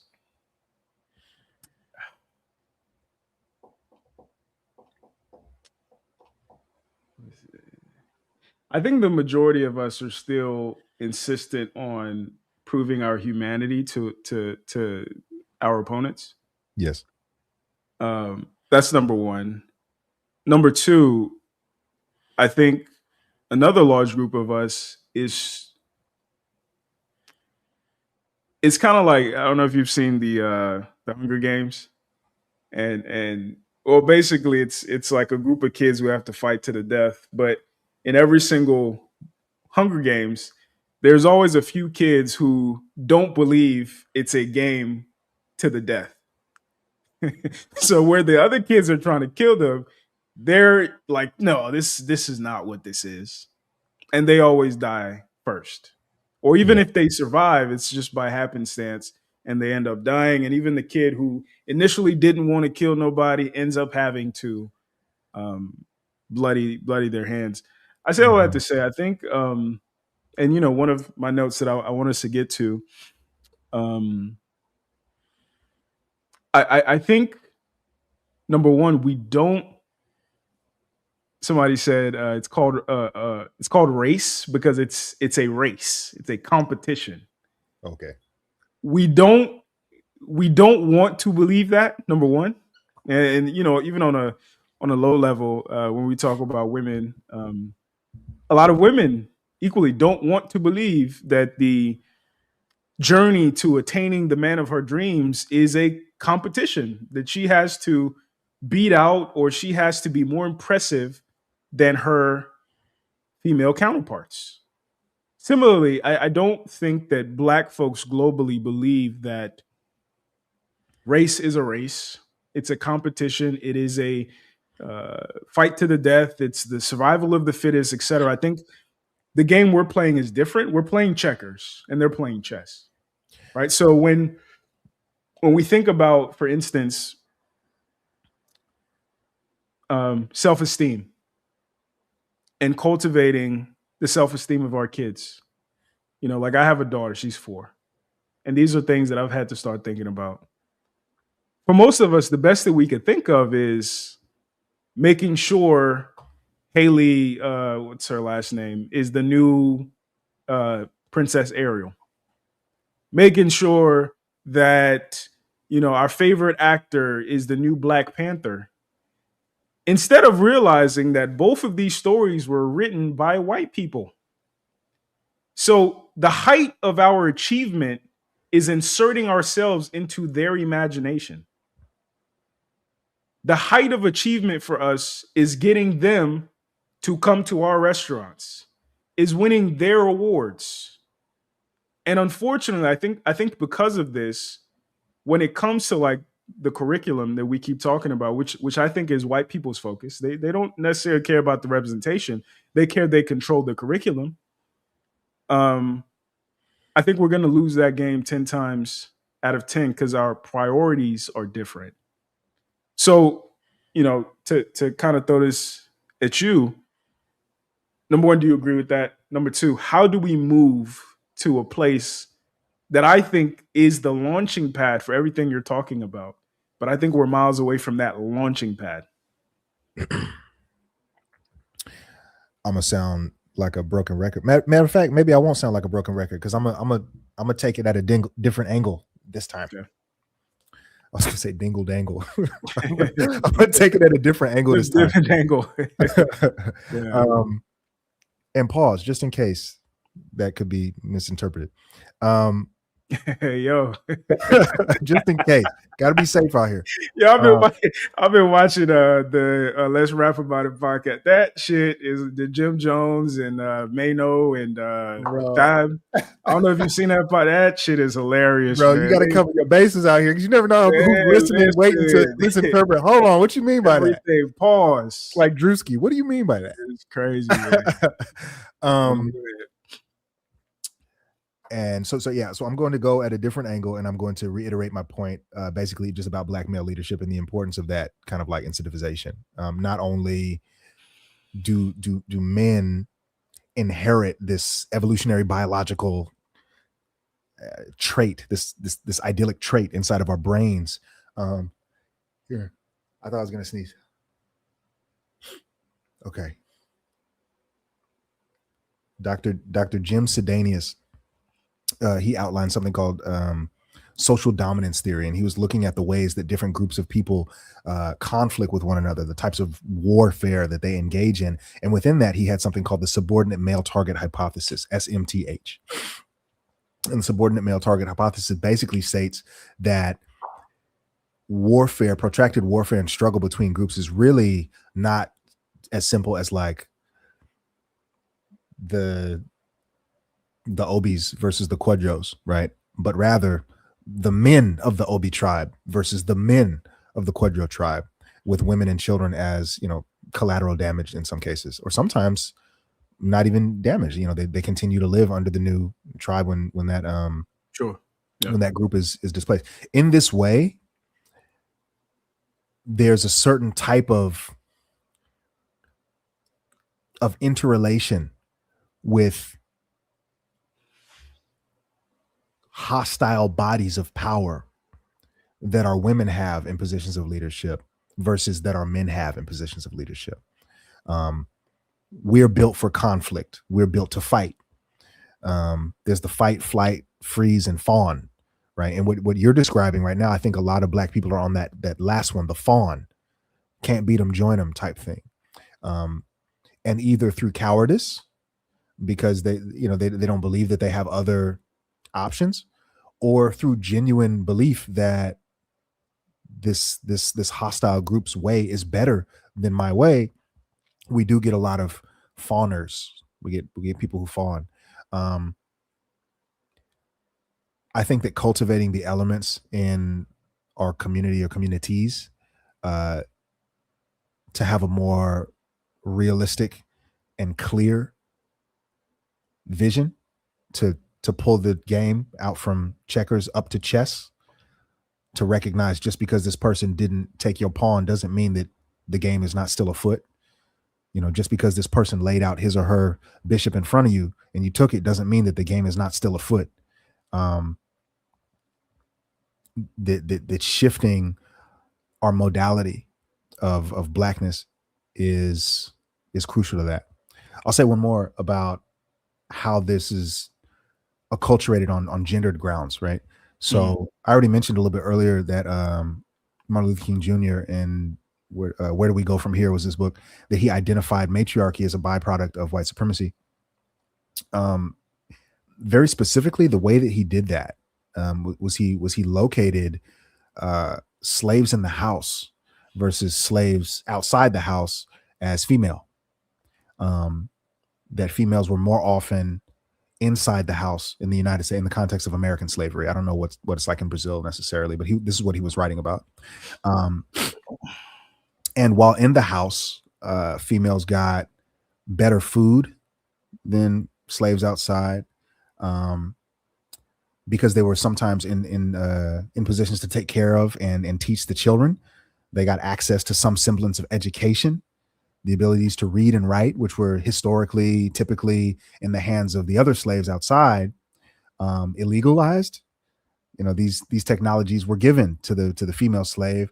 The quality of clothing that she had, because she had to greet guests and be presentable, you know, in the kitchen and et cetera. You know, her clothes were cleaner, they were nicer. And because she was greeting guests and constantly rubbing elbows and taking people's coats or whatever, her acculturation and familiarity and even her goodwill towards the oppressor class was affected and shaped, right? And then we get big homie, the Honorable Minister Malcolm X, who came out straight up and said it. When the master got sick, the house Negro said, "What's wrong, boss? We sick?" Versus the field Negro who wished that he would die, right? This gynocratic element in the Black community, I think, is hugely responsible, not entirely, but hugely responsible for this fawning posture, this can't beat 'em, join 'em posture, this defeated, matriculate into the dominant society posture. And I think that the people who are willing and capable of fighting, who have a natural kind of predisposition, as evolved biologically to think in those terms, are the ones who are going to get us out of it. I think you could make the argument that was by design. 100% all day. I also think that that's also kind of, you know, it's also just a consequence, right? Like when I interviewed Dr. T. Hassan, he talked about how even Black women were allowed to conduct business in town, as it were, in a way that Black men weren't, partly because, you know, men are inherently viewed as a threat. Exactly, in a way that women are not, right? Yeah. That's why I always said, like, if they turned 007 Black, it would need to be a woman for it to make sense. And they did.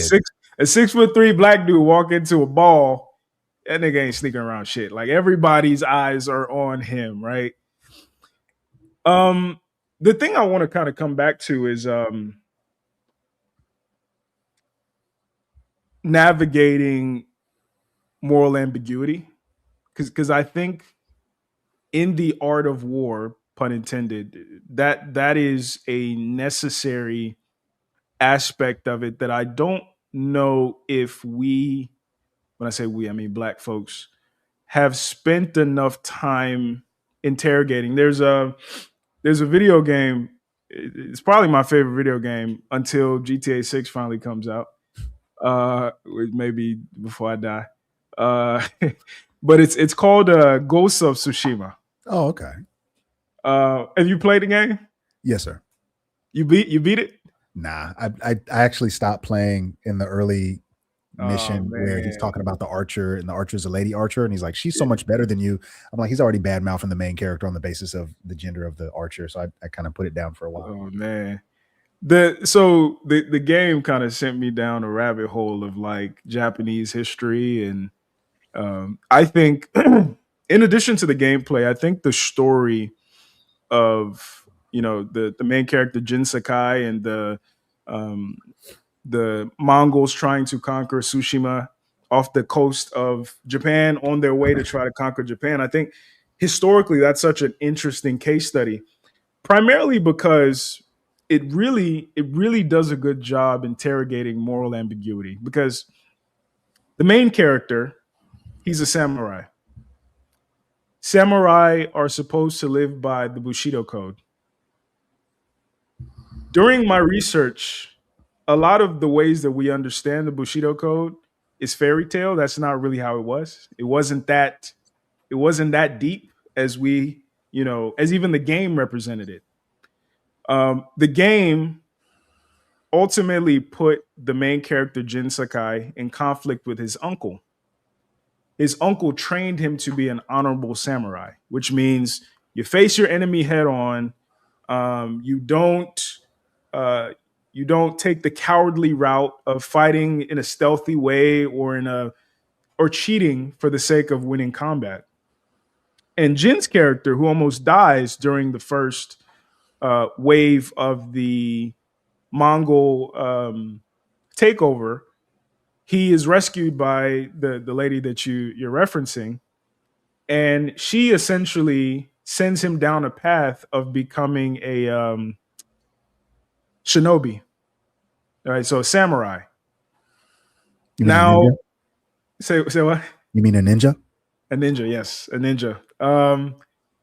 Not fully a ninja. He's somewhere in between, right? Because he adopts some of the ninja ways because he has to be stealthy. He has to kill people from the back. He poisons people.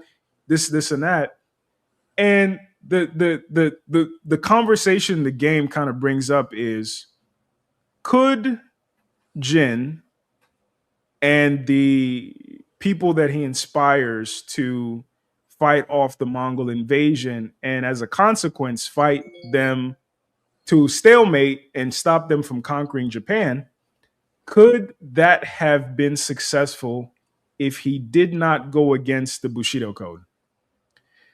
And the game kind of makes you kind of confront this question. Upon further research, um, the Mongols try to invade Japan twice. Prior to that, Japan was at war within itself. Each of the clans, even the game kind of touches on this, the clans were conquering each other. They'd been in conflict for centuries amongst themselves. Japan had conquered Korea several times. So at some point in history, Japan was the Mongols for the Koreans. But now they are considered the protagonists warding off the Mongol invasion. So again, that moral ambiguity is what you're faced with. I say all that to say, one of my favorite quotes: until a lion becomes a historian, the hunter will always be the hero. Which means that, right and wrong, in some sense, is very contextual. And your ability to navigate what is necessary to, in the context of blackness, maintain the survival of black people, black ideology, black um, growth, in a sense, might include joining them from the standpoint of adopting some of their effective mechanisms to counteract some of their effective strategies. Now, how we do that is, I think, based on how we answer that first question. But I think it's a mistake to say that there is no negotiation culturally, internally, morally, that is necessary to move us from prey to maybe not predator, but not prey. Because I think right now, and historically speaking, we've been prey. We've been uniquely susceptible to their manipulation, to their conquering, to even their mental colonization. And I think we'll have to reorient ourselves in some ways that are similar to their orientation, to become immune to that. What say you? Well, I appreciate you shifting the dichotomy there from prey to not prey versus predator. I think I said it last time that this is what you're describing. This is the entire ethic behind the Black Panther Party, that named themselves after the animal Black Panther, because the Black Panther is not a predator, but the Black Panther is a very vicious animal when threatened and attacked, right? So even in the name, right? That whole epistemology sought to balance out, and I think it did a very good job, by the way. Aggression and direct action with a non-interventionalist, non-imperialist, non-predatory stance. I was going to say something else about those Mongols. Oh yes, that it's similar to what I said before. That when context changes, traditions must also change.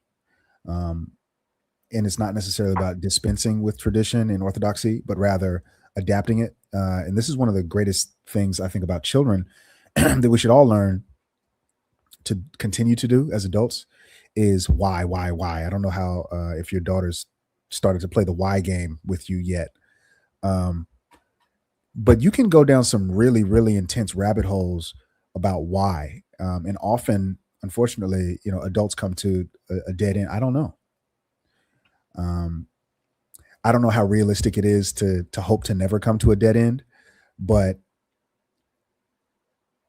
hopefully to come to a whatever the opposite of dead is, a living end, right? So, looking at the example of Tsushima, right, where bro says, "I don't sneak up on people," right? That's cowardly. I think before shifting his battle strategy, which is totally fine, interrogating the current standard. Why do we not sneak up on people? Well, if then we come down to the reason that it's disrespectful to one's self or disrespectful to the opponent, then maybe we find a workaround for that to maintain the same respect. In the same way that, I forget what it's called, but there's a model of thinking that allows for expanded remedies. So if Mr. Obi says, "I need a car," and I say, "Why?" and he says, "Because I need to get across town by 5:00 p.m." Then if I learn the why, then maybe he can take a train. Maybe he can borrow my bicycle. Maybe it doesn't have to be a car. Maybe he can helicopter, et cetera, et cetera. But if we just start with he needs a car, then it shuts off the options that we can come up with, right? So I think having a really advanced and thorough understanding of moral codes and the why, the basis of the what, is more important in some regards than the what itself. And this is a great way, I think, to move forward and adapt with circumstances, or to change traditions with respect to the wisdom upon which those traditions are based. So, I'm one of those people. It's a good trait, but it's also a bad trait. I'll admit that I hold very little sacred. Like I'm not somebody who. Maybe it's because how critical I am of Nigeria, right? So I don't hold anything sacred, particularly cultural things that I can trace to some dysfunction. Um, I'm interested in the metaphor that you brought up with the Black Panther, because I've heard this before, but I had to Google it to make sure. Panthers are not a distinct species. They are the melanistic variant of jaguars and leopards, and in their environments, they are the apex predator. However, when they are in environments with lions, with tigers, they become prey. And I say that to say, I think part of part of the flaw in our historical pro-black posture, it sometimes has overly relied on performance and hope, but not structure and strategy. And I'm even including Marcus Garvey, who out of the revolutionaries I probably hold to the highest regard. But part of the reason his movement failed, in addition to J. Edgar Hoover, was he valued loyalty over competence. A lot of the structures um, in the UNIA were unsustainable. They were unsophisticated, and they were great. Like I remember watching a documentary, and this really stood out to me. But this lady was talking about how much pride she would see in the eyes of her grandfather, who worked as a janitor, when he would come home, take off his janitorial suit and put on his UNIA regalia. He felt like somebody, right? So we can't understate how much Marcus Garvey meant to the movement as it related to restoring Black people's self-esteem, or even somebody like Frederick Douglass, the pictures he took in Black people seeing themselves as being regal and elevated. But he still ended up with a white woman. Marcus Garvey still ended up dying in the United Kingdom. How do we create a posture that is as much substance, structure, you could even argue bureaucracy, rather than performance and representation and pride and feel good and everything that, in my opinion, we've regressed to, which is just veneer. I don't look like what I've been through. I don't look like what I'm going. That was part of the message on Sunday. Y'all look so great, but I know some of y'all going through some stuff.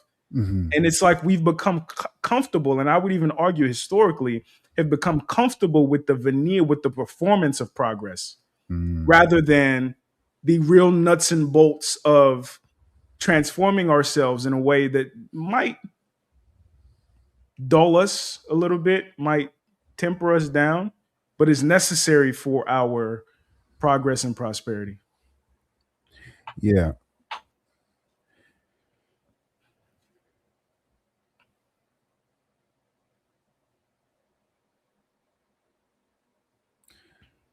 In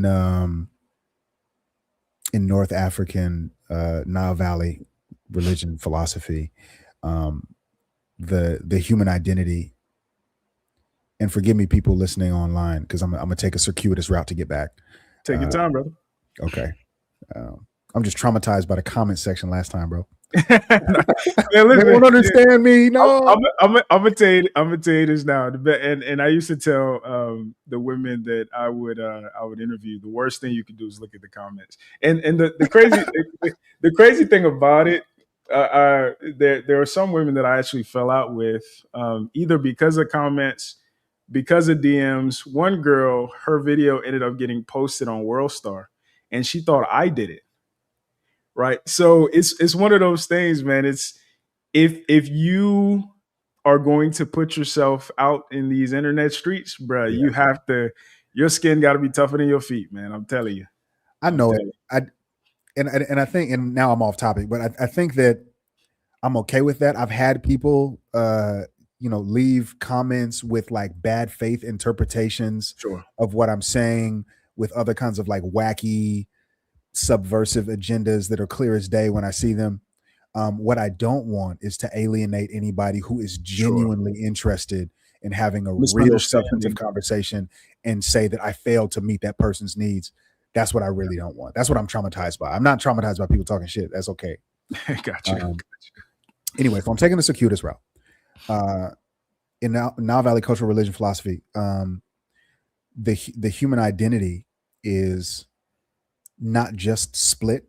When we think about I think it was a French philosopher, Rene Descartes, the Cartesian dualism is like the logic and the emotion, or the body and the spirit, the material and the immaterial.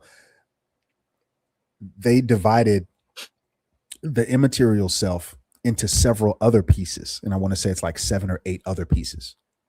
And of these pieces was one element of the immaterial self, not necessarily the soul, because that's one of the others, but it's called the sekhem. And your sekhem is like the unique God-given talent and ability that is archetypically imbued in you. And depending on which branch of this philosophy you study, what spiritual science you follow, etc., some people think that it's actually a sin to defy your sekhem. Others think that it's like the ultimate salvation and part of what would later, many centuries later, become French existentialism. Why did God put me here, right? To probe your own existence and monitor yourself in the way that you engage with others and the way that you appear in society and what people come to you for and what you think of yourself and what they think of you or whatever, to first locate your sekhem, what it is, and then number 2, to act on it. To your question, and this is part of what underpins my personal philosophy, right? That everybody has a sekhem, and that everybody's not the same. So, and this is, I've lost some friendships over this, learning this lesson. And I had a real good woman too who left me for this reason. I wanted her sekhem to be my sekhem. I'm a fighter, so you got to come with me and you got to fight too. Because we're fighter. Everybody gonna be a fighter around here, and that's just it doesn't work that way. I've learned that too, brother. Indeed. She just wanted to bake cookies and chill, and only I knew as a youngster how beneficial it would be to come home from a day full of fighting into somebody who's baking cookies and chilling. I didn't respect it at the time. Anyway, so when you talk about this posture, or it's like standardizing this posture, I don't believe it's possible. I don't believe it's realistic. That our people inherit cosmologically from the ether, somewhere. They inherit certain personality archetypes with individual strengths, and with each ones of those weaknesses too. Is like rock, paper, scissors. There we go. There's no ultimate rock. Rock will always be beaten by paper, right? That we all have, strengths and weaknesses, and that really, and this is part of my kind of like Pan-African ethic, that definitively, was it Ubuntu, right? I am because we are, and we are because I am. It is definitively impossible for a human being to exist without his or her relation to other human beings. There's no such thing that's even conceivable, right, in Ubuntu ontology. So I think we do need artists, and we do need people who are interested, as you say, in like the regalia and making things that engineer a sense of pride or whatever. However, if that becomes the main focus or the only focus, if you will, then that's some other people who could be involved in the struggle and playing their parts, who are not playing their parts, or whose parts are now being sublimated to that aspect of struggle. I think it takes all kinds. What just popped in my mind, and then we'll move forward. I promise. It's all good. I really like being here. I think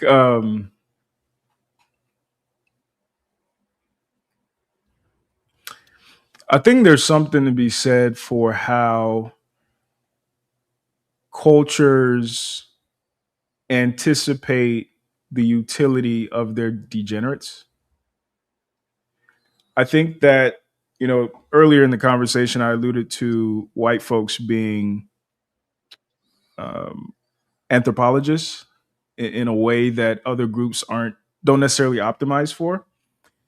I'm reminded of The Prince by Niccolo Machiavelli, or even Robert Greene's 48 Laws of Power, Yeah, very and similar and books. those types of books where it really it gives you a blueprint for Machiavellism, which is essentially psychopathy, sociopathy, narcissism, how to weaponize um, yourself, your relationships, your empathy for political expediency. And, scientifically, white folks have even found out that point something percent of the population are born without the capacity to feel. Um, they found another subgroup of people are born with the capacity to feel, but then that capacity gets dulled by their traumas. And those are the sociopaths. Um, and I think you can make an argument because of that study and then the anticipation that follows that study. They now know how to optimize those people or those personality types in a way that is for a greater good. Our psychopaths need to be Navy SEALs. Our sociopaths need to be politicians. Our narcissists need to be, senators, whatever the case may be. I think our neurodivergence or our was autistic people need to be scientists and build rockets. And I think if I had to speculate, I don't know, because I know like Native Americans, they accommodate like transgender people, like two spirits, I think is what they call them. I don't know if the African culture accommodates and optimizes the right diversity of human expression for our collective good. I think that we homogenize ourselves, but for smaller scales. So you fit into Igbo culture or you fit into Ashanti culture, but there's no greater. This is what you are naturally, kind of like I alluded to sociopaths.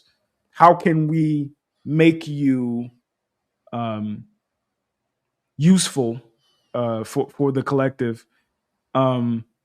Which I would say is a failure on our part. Partly because I think we might be too idealistic, which leads to an inappropriate or juvenile expectation of reality, which leads to our continued vulnerability to exploitation. Well, I'll say a few things. I think I have three. And the first is that what you're describing, as far as white folks goes, sounds like you're speaking to the concept of harmony, which is a callback to the earlier part of this episode. The second thing that I'll say is that what you say there, although perhaps not exactly precisely, but I think it reconciles very well with the old North African concept of Sekhem, right? In organizing society in accordance with people to be able to locate their individual personalities, strengths, and the social supports to bolster their weaknesses, or other people, and community to bolster their weaknesses. So that technology is not an exclusively Western technology. We know it because we have, archaeological digs that demonstrate it.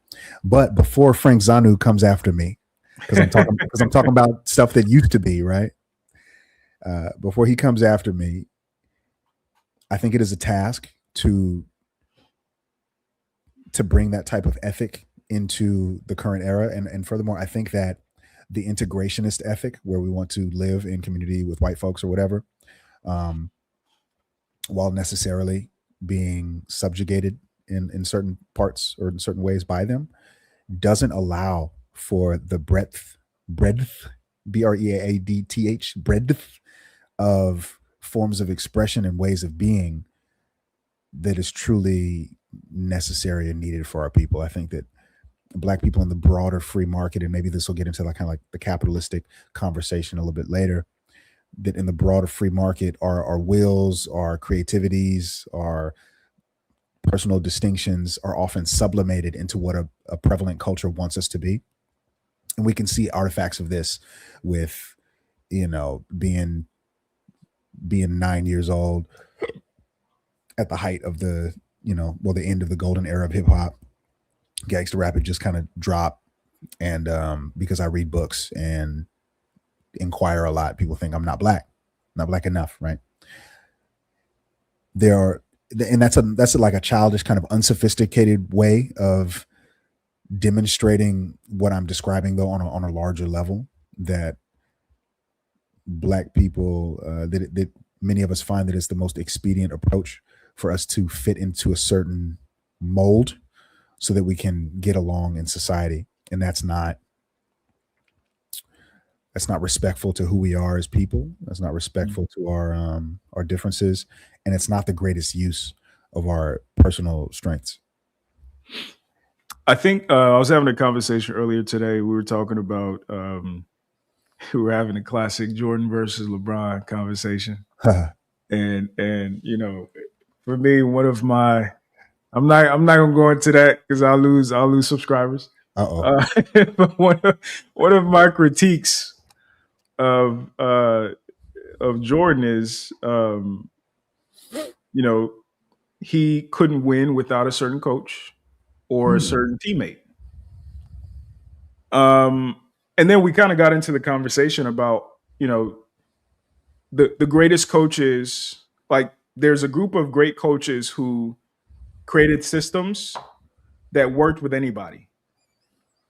And then there are some great coaches who created systems around the available talent. And I think there's probably an ongoing, endless conversation about which approach is better. I suspect there's probably some middle ground, and I'll relate it to culture. I think you create a structure, a system first, but in a way that's anticipatory of talents and the game. So you create a system understanding that I'm going to need a guy who runs a 4.2. I'm going to need a quarterback who can throw 60 yards at least.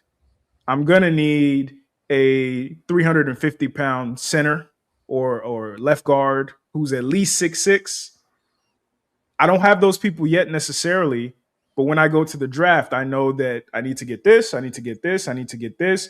And even if I can't find a receiver who runs a 4.2, I can find one who runs a 4.3 and put him in a slot, or he's tall, so I just send him downfield. Versus waiting for, I'm going to draft a bunch of people, and then I'm going to try to create a system around them. I say that to say, part of my critique of our culture, and I know I kind of went on a tangent about sociopaths and whatnot, but I don't think when we are creating that strategy or that posture, it is properly anticipatory of the game or the available talent, right? Because even like I had a conversation with ChatGPT about like what is the difference between harmony and order, and I knew they were the same thing. It said it as well. Like there's essentially the same concept, but here's some nuances that make the concept of harmony distinct from the concept of order. I think my argument is, do you achieve harmony through order, or do you achieve order through harmony? I think that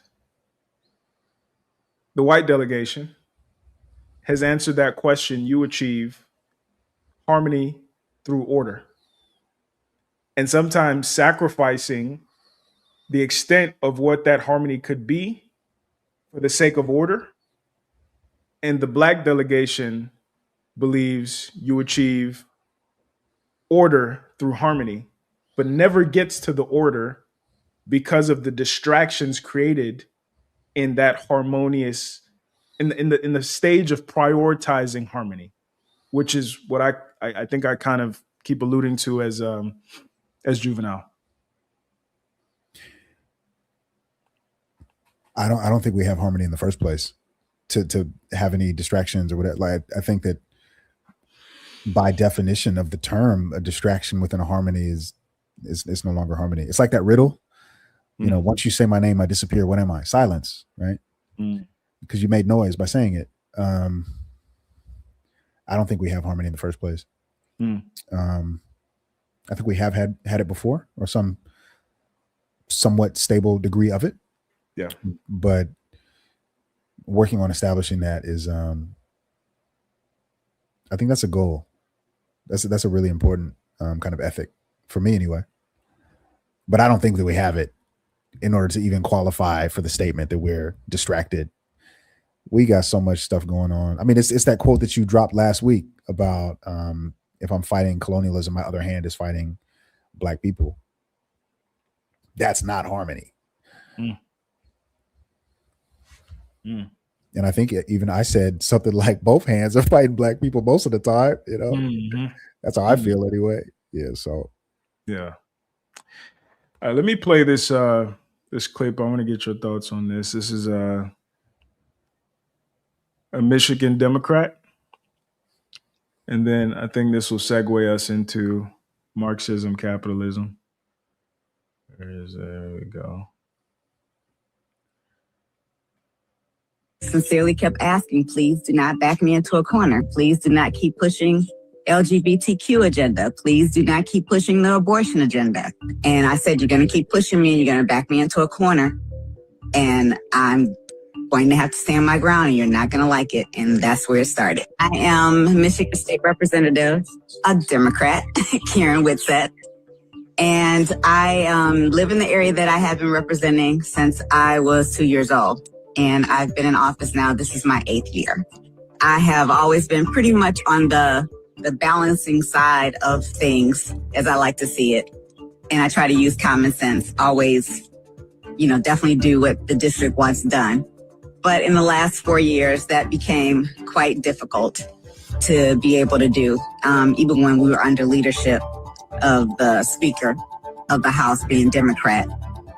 And I just sincerely kept asking, please do not back me into a corner. Please do not back me into the corner. Please do not keep pushing LGBTQ agenda. Please do not keep pushing the abortion agenda. The governor wanted to have Medicaid funded abortions. And I was absolutely not. I was number 56. You have to have 56 votes. And I was number 56. And I was not doing it. I was not budging on that. That was not going to happen.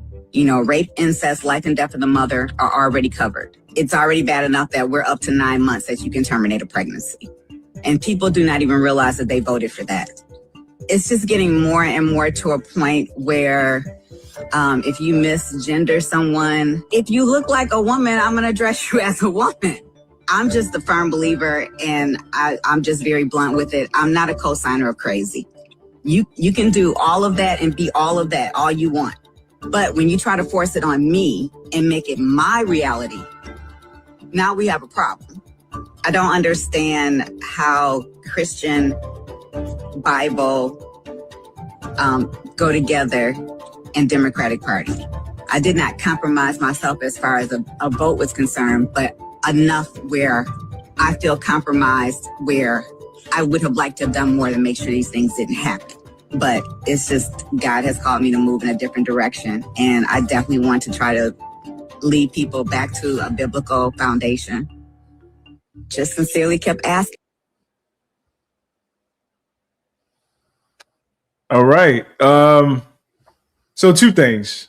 I want you to give your thoughts on that. And I also want you to help me make the distinction between cultural, social Marxism and economic Marxism. And also how the interplay between those things, because even I myself, and I'm sure some people in the audience might conflate those things and might assume that socialism and its sexual relationship with liberalism and the LGBTQ and all the things that I think the Black masculinist agenda would probably stand firmly against is in lockstep with some of the economic concepts that Marxism would stand for. So, what are your thoughts on this, and how do you help us kind of bridge that gap? I'm so grateful that you asked that question in that way. I was really I was apprehensive that you would be unaware of the distinctions that you've already made. So you've already done like half of my job for me. Um, thank you for making it easy. Let me respond to the lady, right? So Yeah. the lady is a Democrat, but she's also, as she says, she's not co-signing crazy. I think that's 100% her right, and that's all good. We exist in a current political order where there are certain authoritarians who don't want her to not co-sign crazy.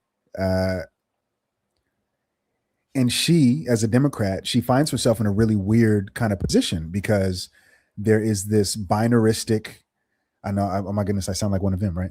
This unfortunate, hard and fast delineatory boundary between left and right, liberal, conservative. You got to pick one. And if you pick the left side, the Democrat side, then you have to accept everything that comes with it. To their credit, although I don't want to give them too much credit, the founding fathers of the United States warned against a two-party system. And once upon a time, there were many other systems, or not systems, but many other political parties. They warned that exactly what's happening now would happen. And I think what's happening now is happening as a consequence of economic consolidation and market forces, but that's neither here nor there.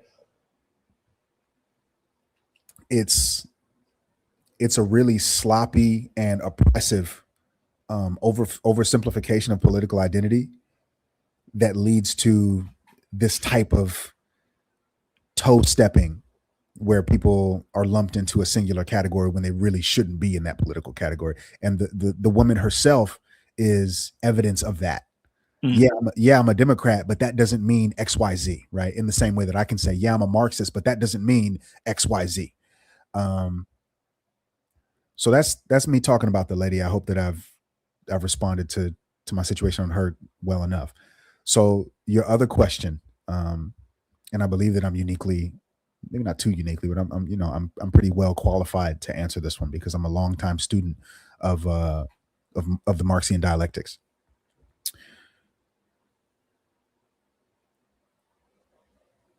You have Marxism, which is not, as some people have said or will continue to say, in diametric opposition to capitalism. This is a wild thing for some people to hear, and their minds may be blown by me saying this.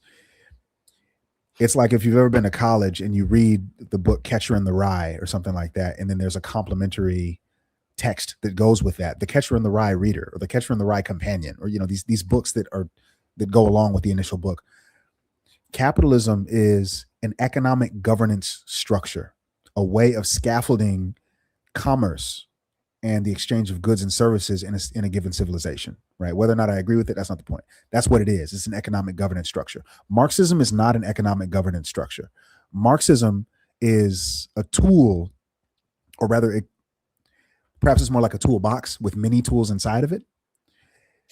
And those tools execute the function of assessing, categorizing, scrutinizing, and critiquing capitalism as a system. Marxism in and of itself is not a proposed alternate economic governance structure. this gets confusing a lot to some people because Marx himself wrote the Communist Manifesto, and communism depicts itself as a countervailing economic governance protocol, but Marxism is not. So when we get into Marxism, we're really breaking down class relationships and the material conditions that undergird historical changes in markets. And Kwame Ture is one.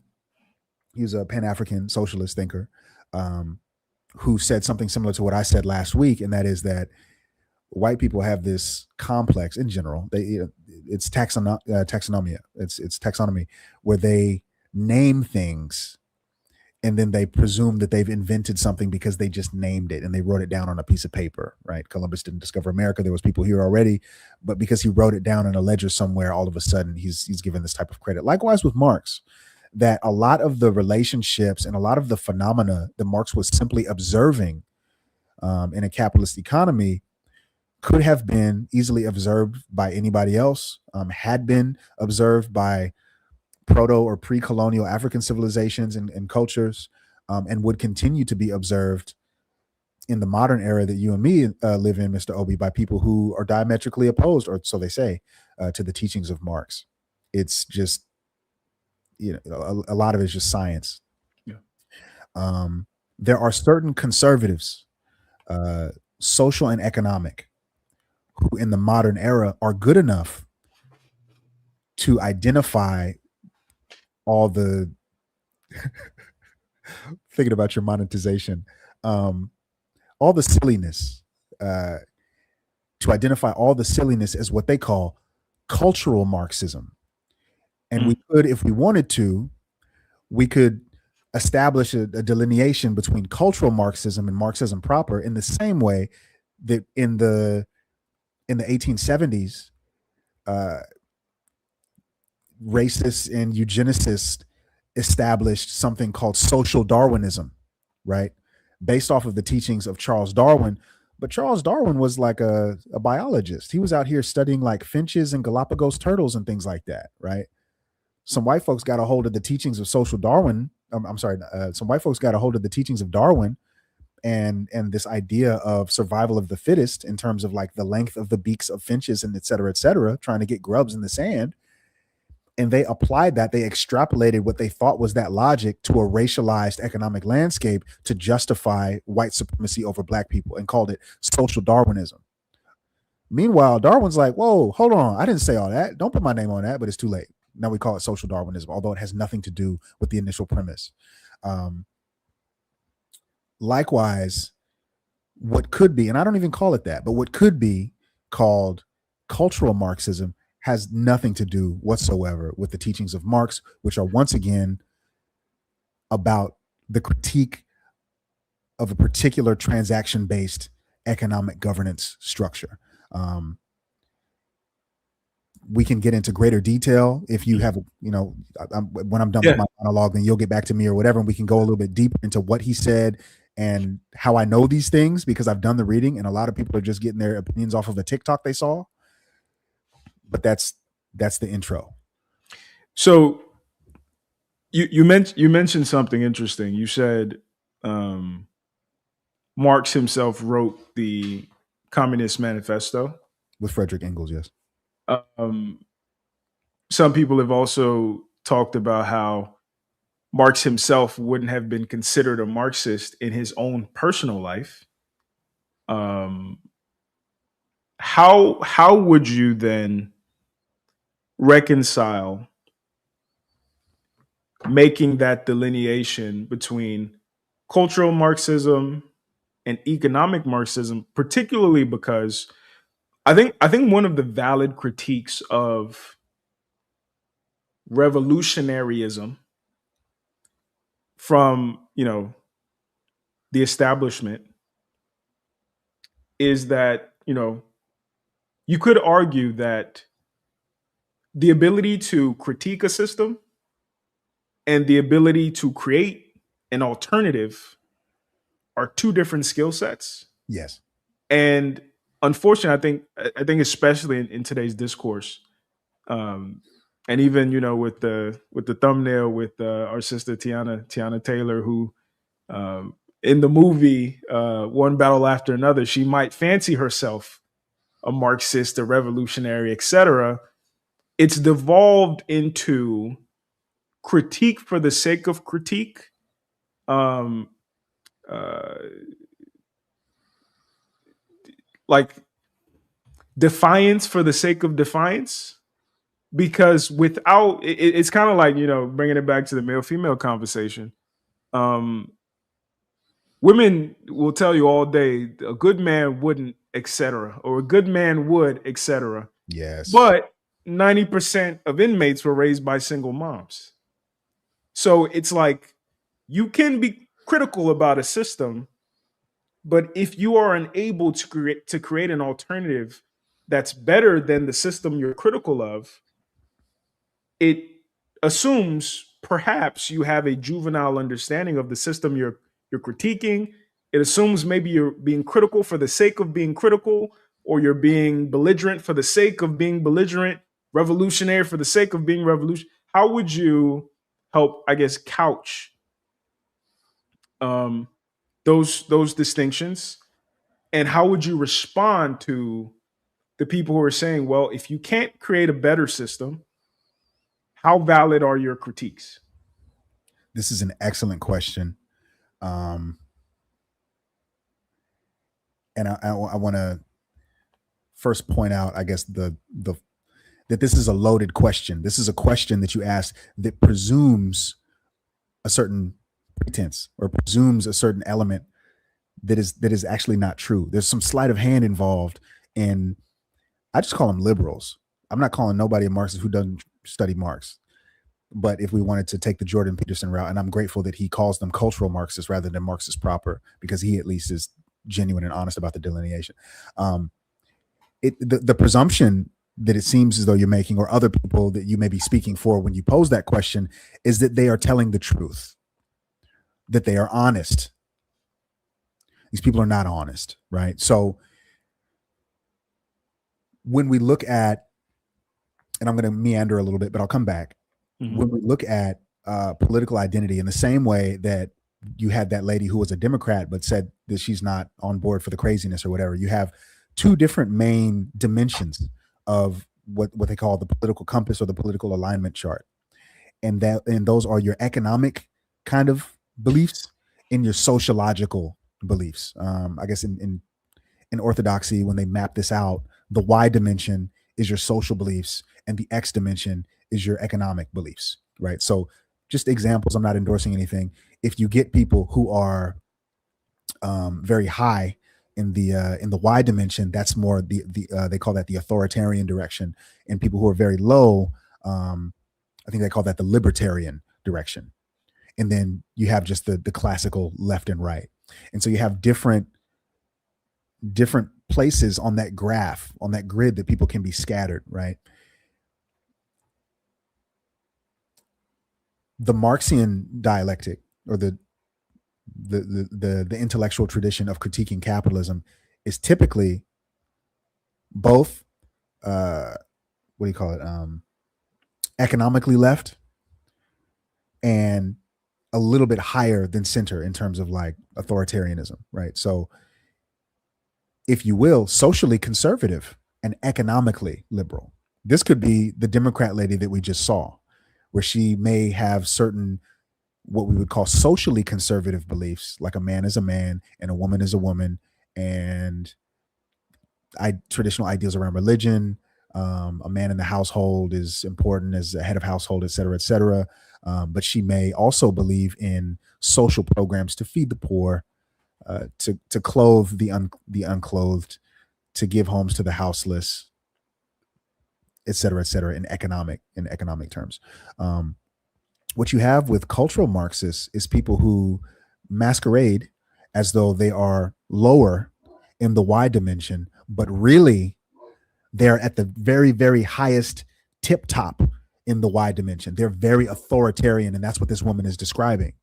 She's describing people who, for all of their rhetoric around being open-minded and allowing people to live the way that they want to live, et cetera, if you don't say what I want you to say, and that's compelled speech, the opposite of freedom of speech, right? If you don't say what I want you to say, I'm coming after you. And I'm using all the state resources at my disposal, which I've accrued through a certain primitive form of capital, to execute my plan against you. This is not countercultural. This is just a new weaponization of cultural orthodoxy. These people are lying.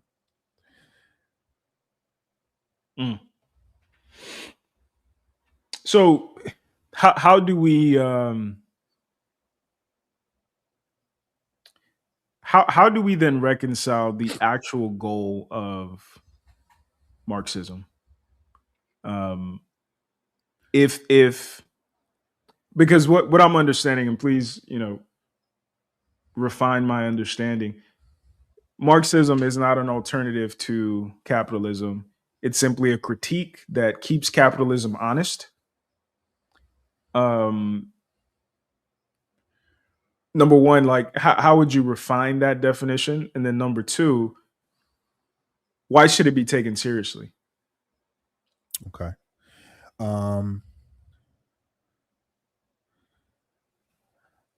How would I refine that definition? The one thing that I think you kind of said was like to keep capitalism honest. Mm-hmm. That may be a presumption, because you do have certain Marxists, many of whom take a revolutionary position that it's not about keeping capitalism honest, but rather it's about overturning the entirety of it. You have other Marxists who do want to maintain a capitalist system and, as you say, keep it honest, but not all Marxists engage in that same kind of end goal. So the difference is between the way that you assess the problem and the solution that you seek to impose, right? Marxism is about just assessing the problem. And then after that, no, what do you want to do? So there's that. Why should we take it seriously? I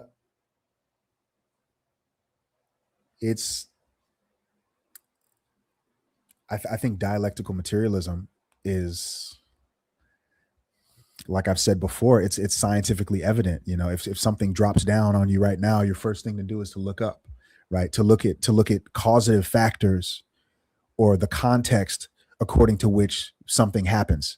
And this comes full circle a little bit to the conversation we had last week about revolutionary action versus reactionary action. If something, some water drips on my shirt right now and I don't look up and I just complain about this water, oh no, I got to get a new shirt. It's not, I'm not going to solve anything by doing that, right? Or at least not solve the root of it. I can go wash my shirt, but then I may get dropped on again.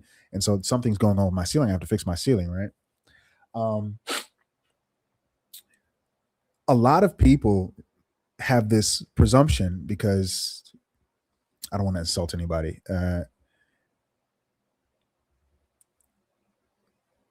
There's some historic illiteracy going on where people assume incorrectly that the United States is just like a full-blown capitalist country, and they associate any benefits that they've received through living in the United States directly with capitalism, also without understanding the tenets of capitalism, because that's a whole nother system of thinking with a very particular designer, and his name was Adam Smith, who had certain moral frameworks and postulations that informed the foundation of the American free market. But this is not true. This is not true that America is and always has been a purely capitalist country. A great example of a Marxist who practiced critique of capitalism in a really highly effective way that influenced legislation for several decades was John Maynard Keynes. John Maynard Keynes was the chief economic advisor to President Franklin Delano Roosevelt, who inherited the United States at the time of the Great Depression. This is the late end of the 1920s going into the 1930s, right? That whole period lasted somewhere around 10 years or something like that. Maynard Keynes looked at, and this is the economic advisor to the president of the United States now, he looked at the situation And he saw that a lot of free market industrialists and multimillionaires were engaging in shady business practices that led to the collapse of the American economy. And he said, and I'm kind of paraphrasing, but he said something close to what I'm saying. He said, "Why are we surprised that the wickedest men among us engaging freely in the wickedest behaviors they could possibly engage in have led to this outcome? Why are we surprised about this?" He advised Franklin Delano Roosevelt to put limitations on the free market. That in and of itself was the leveraging of a Marxist critique towards what we call socialization, socialized programming, right? So in the approximate 50 years after he did that, we saw what in the United States is known as like the golden age. This is like the Dick Van Dyke Show with the man, and he comes home from a 3-hour workday at McDonald's. He's like a cashier, but somehow he has this 2-story house and a beautiful wife, and she's got high heels in the kitchen. And honey, I'm home. And they've got a dog and a son and a daughter, and then they all live off of his one income source. The greatest period on record that we have of American prosperity is actually in part due to Keynesian economics. The Keynesian economic implementation was inspired by Marxian thought, despite what people may think that America's always been a capitalist. Not necessarily true.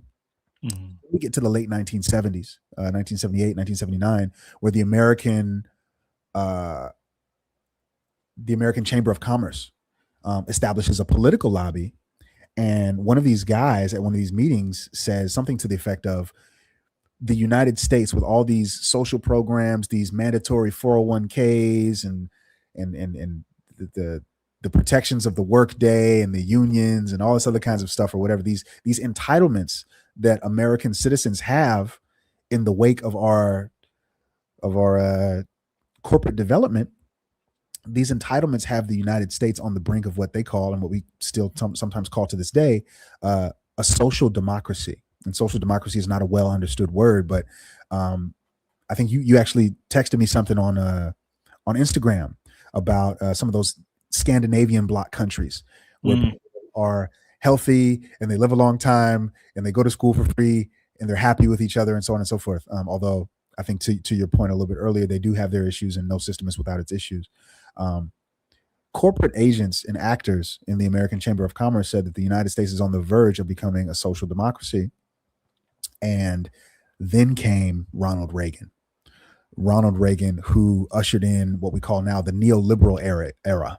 And in the same way that we have people who mistakenly attribute Marx to culture Marxism, when I say neoliberal, liberal doesn't mean that same type of liberal. We're talking about the liberation of markets. So this is like Star Wars, what was it, Empire Strikes Back or Return of the Jedi? It's like the return of the free market after 50 years caged up under Keynesian economics, and American people were doing very well in those circumstances. Here comes Ronald Reagan, and he's going to break the chains. As soon as he did that, and I wish that I could show you a graph, Mr. Obi, as soon as he did that, the wages of the average American worker, and it took about 10 years to take real effect in a substantive way that you and me would feel. The wages of the American worker stagnated relative to the median income, or the basic income level, all the way to this day, stagnated. Meanwhile, the profits reaped by large corporations, they went up. So for the last 50 years, if you will, you have this graph, and so here's the corporate earnings, and this is the adjusted wage of the American worker. They go in lockstep for like 50 years. Up the graph, and then the 80s happens, and then they do this. Okay. They separate from one another, right? And that leads to kind of like, we're still in the neoliberal era, right? Deindustrialization has led to, especially when we talk about black people, like the closing up of all these industrial manufacturer fabrication facilities. Detroit Motor City is one of the greatest examples of what used to be a thriving black business hub of well-to-do people. That's now, you know what happened to the D, right? Mm-hmm. So that's my long way that is dialectically informed of demonstrating substantively and clearly why Marxism should be taken seriously, how it has been taken seriously, the real actual empirical effects that have been monitored and documented by economists in the United States, and what happened when neoliberalism took over and in the lives that we live to this day, where our gas is like finna be $7 over some stuff in Iran. How would you reconcile that approach or that critique as it relates to Black nationalism? Does the black revolutionary care to or optimize for, you know, a system that makes America more equitable, or does he optimize for an opportunity for Black people to create a system that works for us? That's also a good question, but it doesn't have a distinct answer. Revolution just refers to the overturning of a previous system or order. So you do have, for lack of a better terminology, revolutionary patriots who still believe firmly that, I've heard this argument before, that Black people were involved necessarily. We were the underclass that established the United States.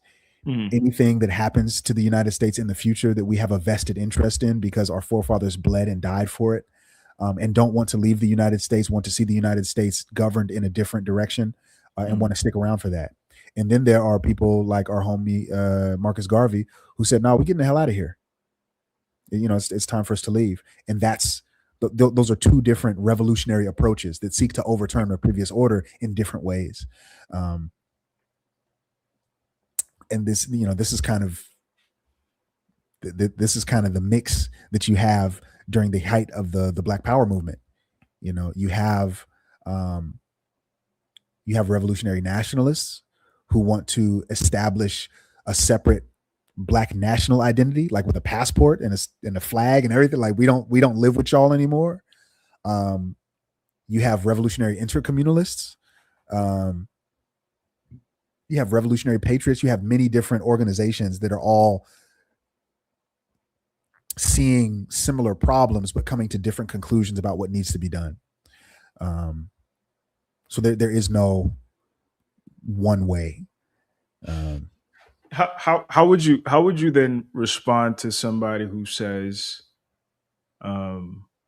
perhaps that's been the crux of our dysfunction, an inability to get on the same page about what revolution is, and also a lack of clarity on what happens next? Because to your point, revolution is just about dismantling a system.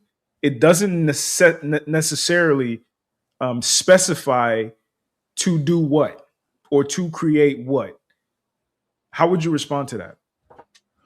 I don't think it has to be. I don't think that's a big deal. Maybe I shouldn't say that. Maybe I've worded it too strongly, but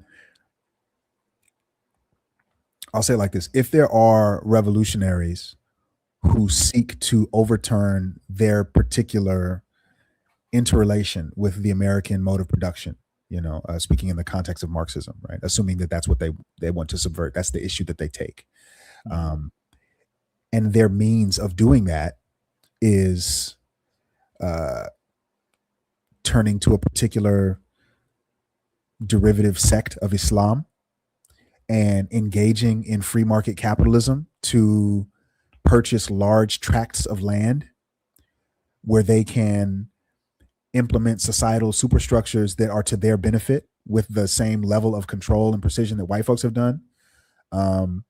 They can do that at the same time as another group of people who are seeking to overturn their interrelation to the American economic order may choose to get on a boat or a plane and take their intellectual, cultural, and other resources to Africa somewhere. Both of these groups can do what they both can do that, right? Assuming, of course, that they're organized enough and prepared to deal with the what do you call it, the resistance from white entities.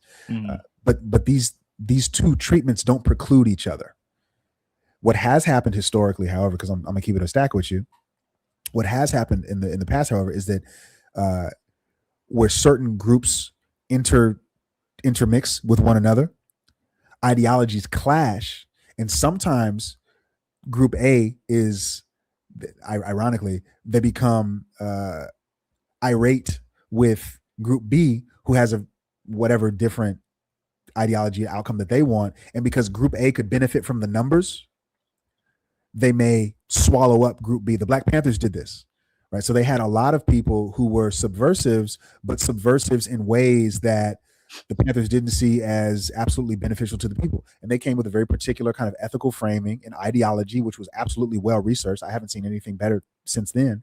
And oftentimes it was like, look, we need y'all. Y'all are the closest thing that we have to a revolutionary vanguard in this particular city, in this particular area, and y'all on some BS. You need to be with us. And if not, it's gonna be problems. Let's put it PG, right? But it could get real G. You know what I mean? Yeah. And you know, I think that would be part of my critique of What? No, I thought that you would like that. I thought that would be something that you would enjoy. What I'm saying is, I think that would be my critique of Black culture at scale, because I think the layman doesn't think that part is necessary. Oh, I see. You see what I'm saying? I see. It's like, you know, one of our critiques of, you know, Western imperialism is its insecure posture globally, right? Like we have an embassy on every single continent. We have soldiers on every single continent. From the perspective of people of that continent, it's invasive. But from the American perspective, it's what keeps us safe. You know, from the perspective of a Congolese, we are exploiting their coltan.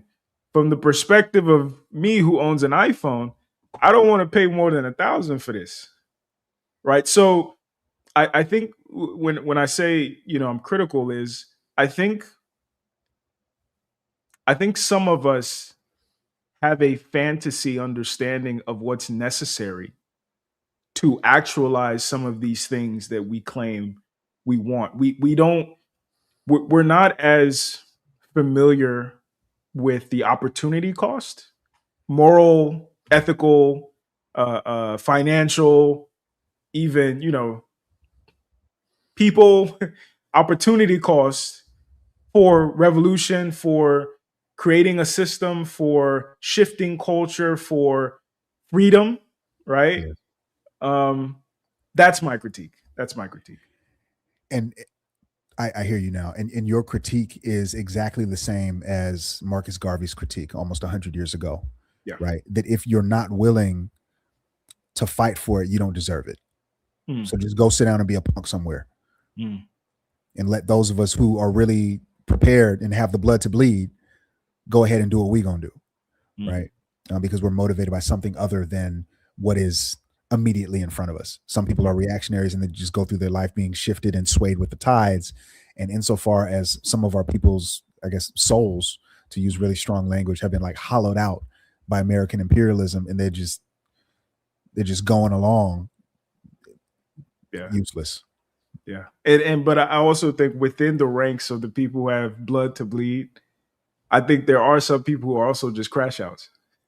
Yeah, absolutely. I think there are also some people, they just, I don't know if you, there's this show I really like on Amazon Prime, Invincible. Yeah. There's a character on the show, his name is Battle Beast. All he does is go around looking for a fade. That is his entire existence. I'm with whoever wants to fight. That's Yeah. it. And And I think those type of individuals as well can cheapen movements, can derail movements, um, and I think on the flip side, in as much as we have cowardice, I think we also have unrefined, misdirected, just fury for the sake of fury, revolution for the sake of revolution. It's pageantry. It's not purpose.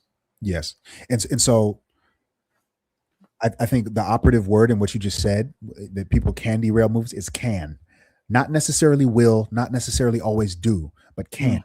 Mm. And we can say the same thing about any person in that, I guess, chain of command, or these different types of sekhem that we've discussed Mm. here. Um, people who have that about them, right? The Black Panthers had a specific type of love and admiration for this particular group. In Marxism, society is said to be scaffolded in accordance with certain classes or castes, if you will. So you and me are the proletariat. We're working class people who don't own the means of production. We have to go work for someone else using his means of production at a factory, at an organization, or at a company, whatever, so as to get a check based on our work. And then there's the bourgeoisie, the people who actually own means of production. All they could do is like sit back and own a building, sit back and own an office, sit back and own a company, and then the proletariat work to produce surplus value that then goes to them. And then there are people who are below all of us. And these people are called the lumpen proletariat, the proletariat who are so beneath working class that it's difficult for them to even break into working class. These are people like the homeless. These are people like prostitutes. These are people like gangbangers and thugs.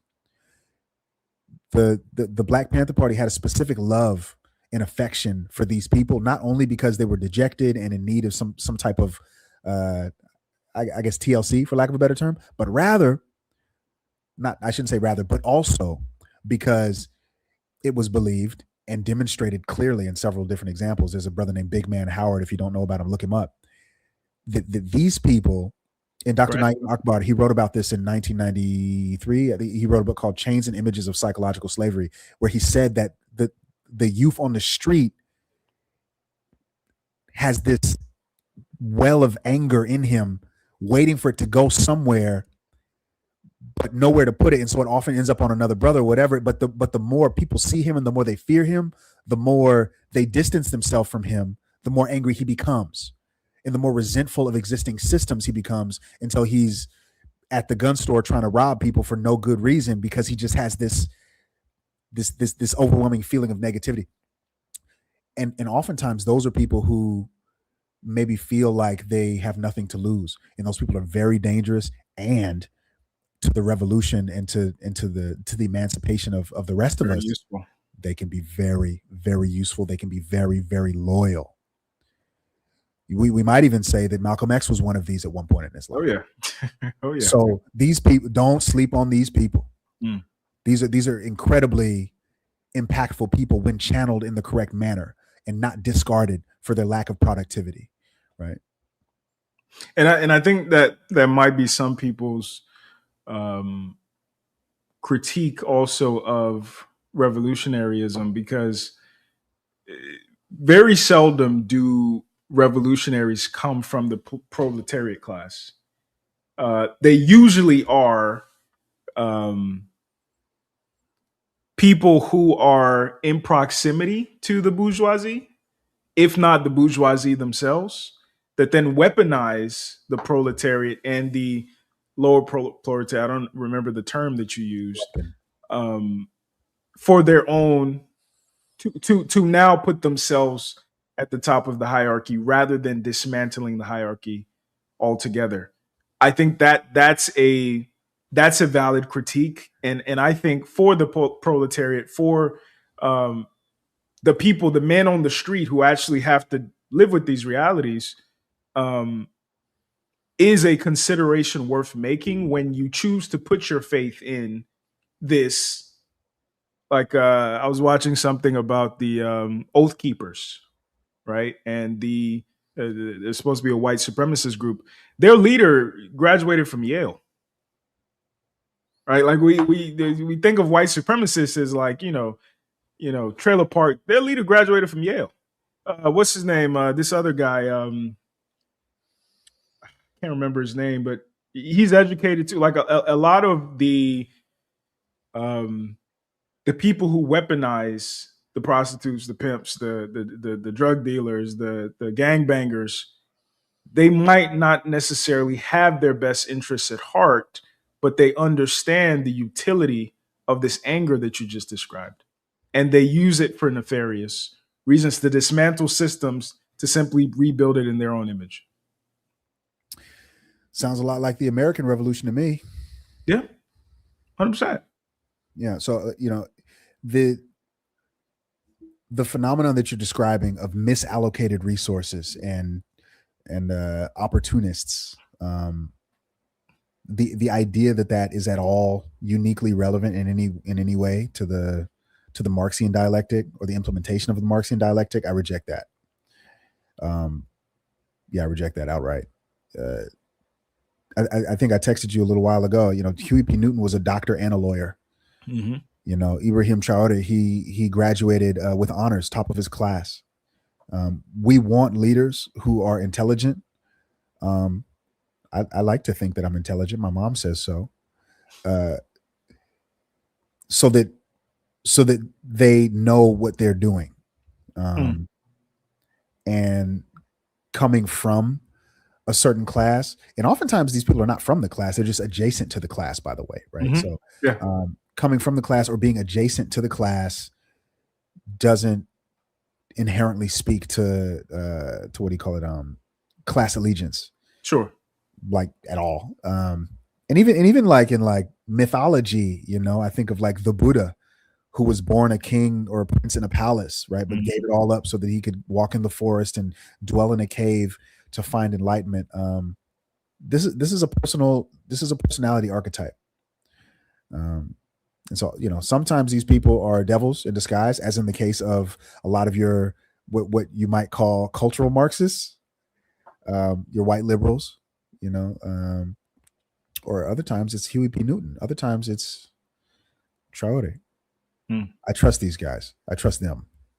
I'm not speaking for everybody, but I trust those two that I just listed off at least. Yeah. Yeah.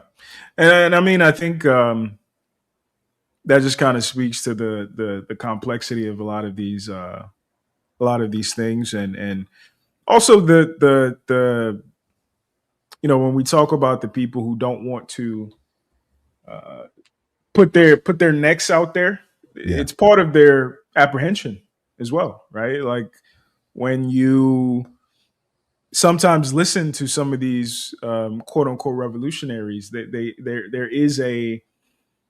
there is a self-aggrandizing, charismatic leader posture.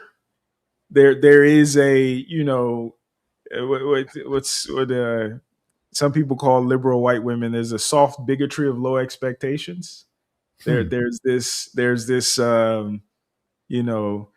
you are poor and disenfranchised, and I'm your savior. There's this like messiah-ness that comes along with it, and especially I think when it's presented in a way that is optimized for dismantling a current system, but not proposing an alternative for the people who are actually going to suffer.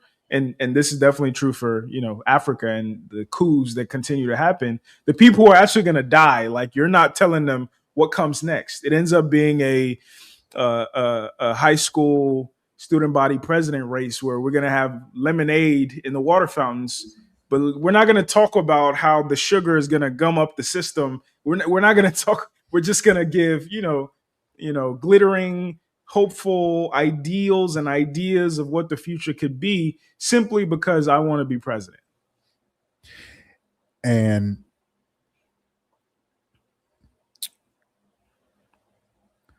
these people, I think they're easy to spot. I think these people are easy to spot. And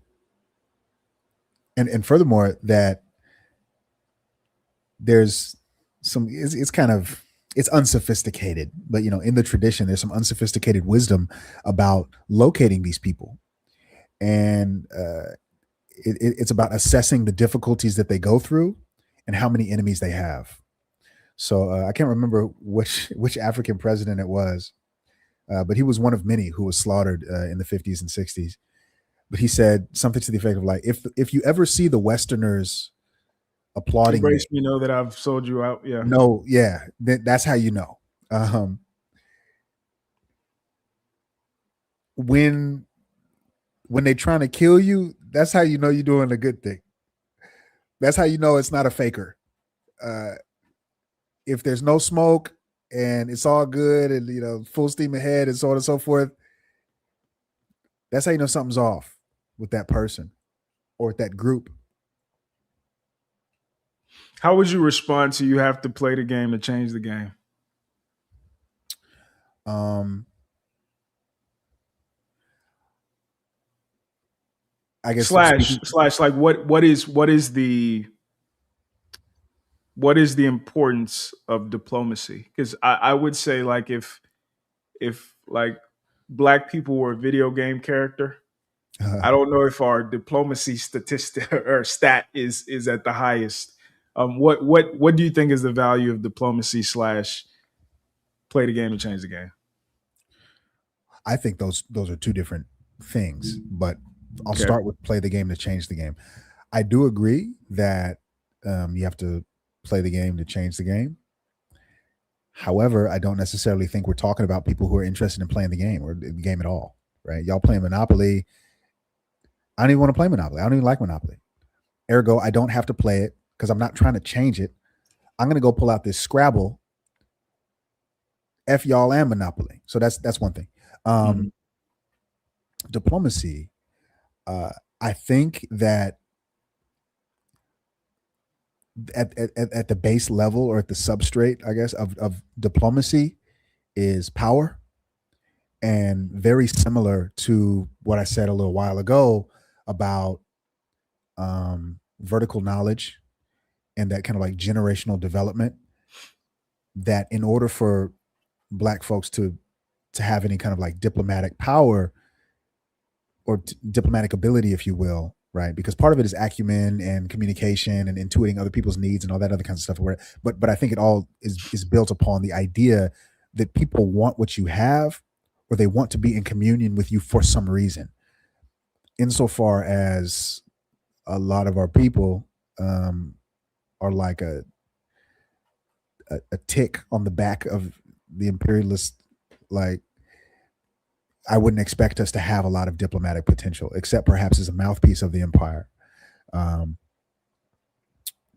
is a great example of somebody who is now developing a certain type of diplomatic currency, if you will, because he just nationalized like $18 billion worth of gold over the last 2 years.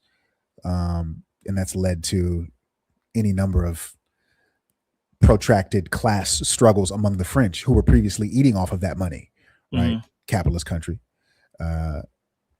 Now people want to talk to Traore now. Now they want to approach him now. Let me holler at you. Let's be friends now. Before it was what need for diplomacy was there. But now I got some motion. Now y'all want to talk because now the decisions that I'm making affect you.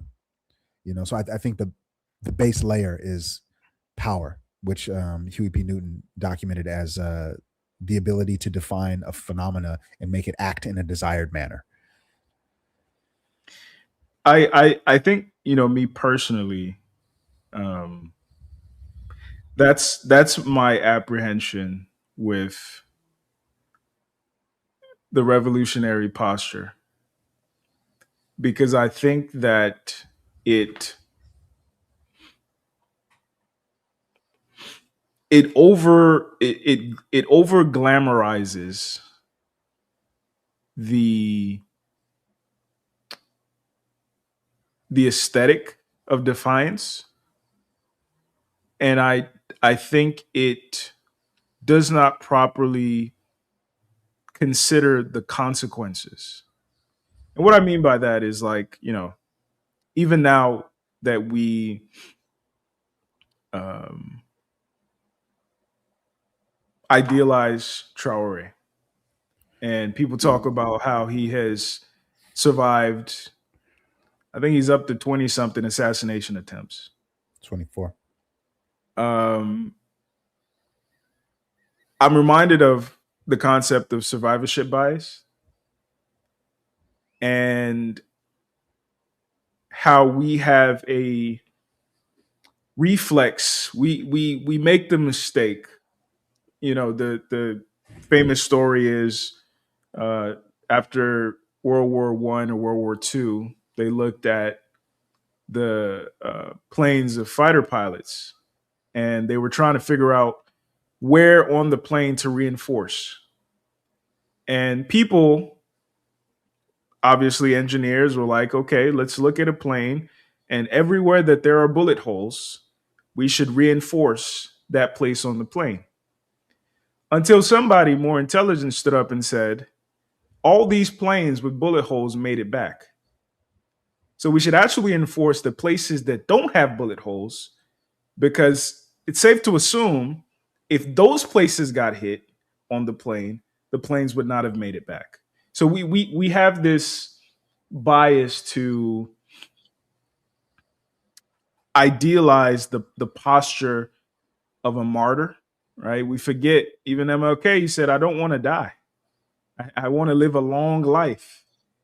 Um, we pedestalize the Malcolm X's, who, you know, the photo with the, I don't know if it was an AK-47 looking out the window.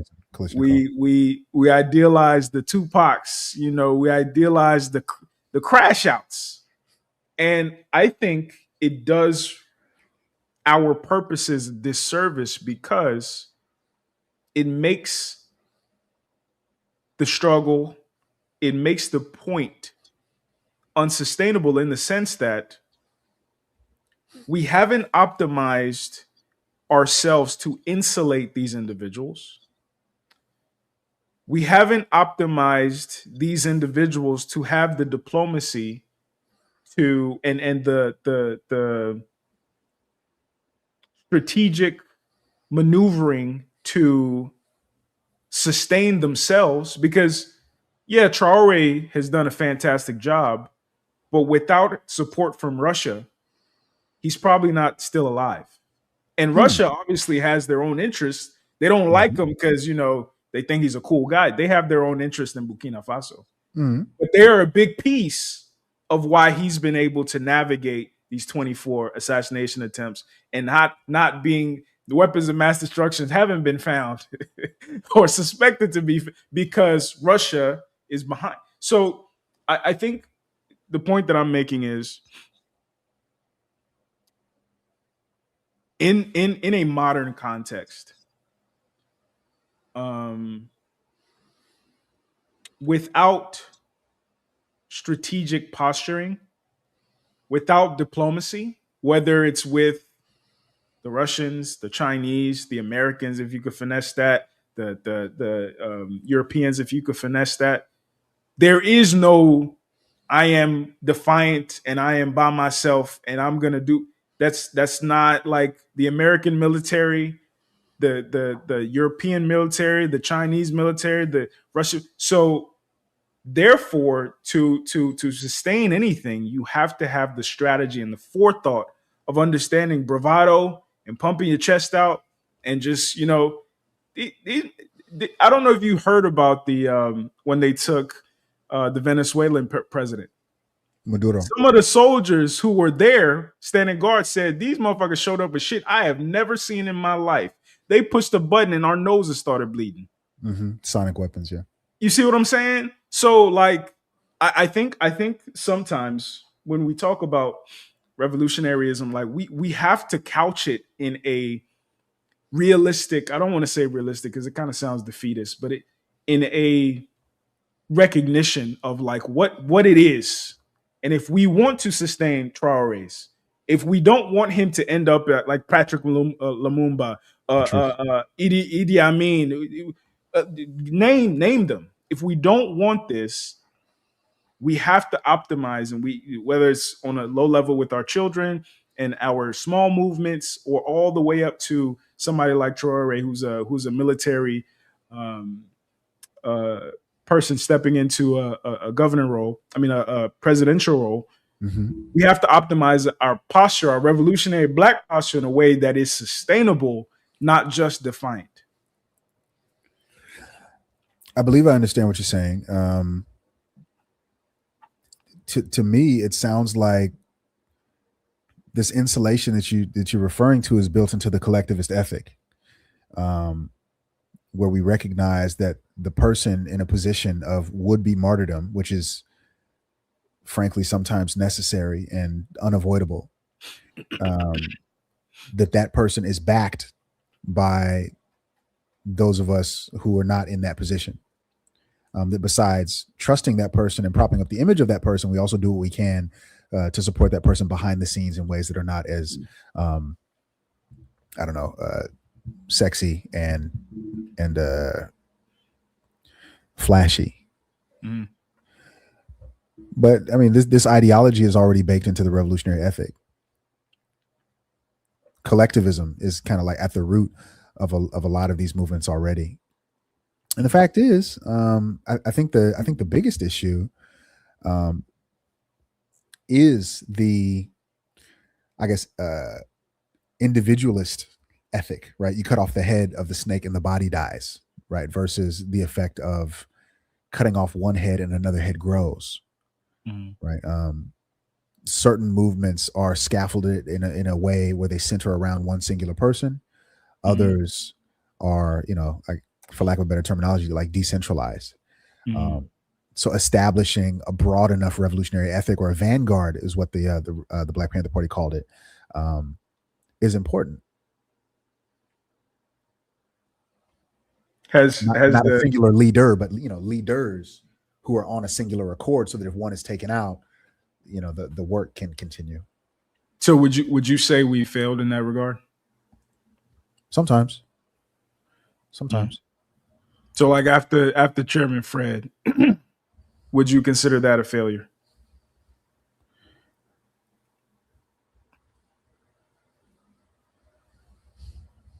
Because I suspect the way that he was taken out was demoralizing to any other potential head to take his place. Well, I don't know. I think that's such an individual statement. What demoralizes one can actually galvanize another. It's hard to say that one. I don't want to consider it a failure. I don't think that the displacement, because I have a photo on my refrigerator of just a few dozen, Black Panther Party members slain in the first like 7 to 10 years of the operation of the organization. People, martyrdom is, dying for the revolution is basic stuff. You kind of expect it. So whether or not it's demoralizing, I don't know about that exactly. And maybe to somebody, but not everybody. But rather, I don't think that it was the murder of any individual person, but rather the rate of growth of the Black Panther Party, for example, because we're talking about Chairman Fred, the rate of growth weighed against the weakness of infrastructure, not being able to handle the number of chapters and the number of operatives in the organization. A lot of cables and communications being interfered with, intercepted, a lot of phones being tapped, a lot of reconnaissance going on the part of the FBI, CIA as well, to wage effectually like a cultural counter-revolution more than a military counter-revolution. I don't think it's about shooting people, but rather getting in their minds in a way that made the expansion and the sense of like interpersonal solidarity weak. And so, just like anything else, you take note, you regather, you regroup, and you adapt. What is there? So I've when I first came to the country, I lived in New York. I've been back to visit a couple of times, and if you go to Brooklyn, you'll see a group of people in 90-degree weather in the summertime. They got black coats on, black hats, big beards. They have their own school district. They have their own hospitals. They have their own ambulance services. They have their own banks, their own real estate, everything. Same thing in LA. I remember last time I was in LA, a buddy of mine showed me around. He was like, "This whole block is them." Mm. I would argue that part of their success has been their ability to play the game. Part of their success has been their ability to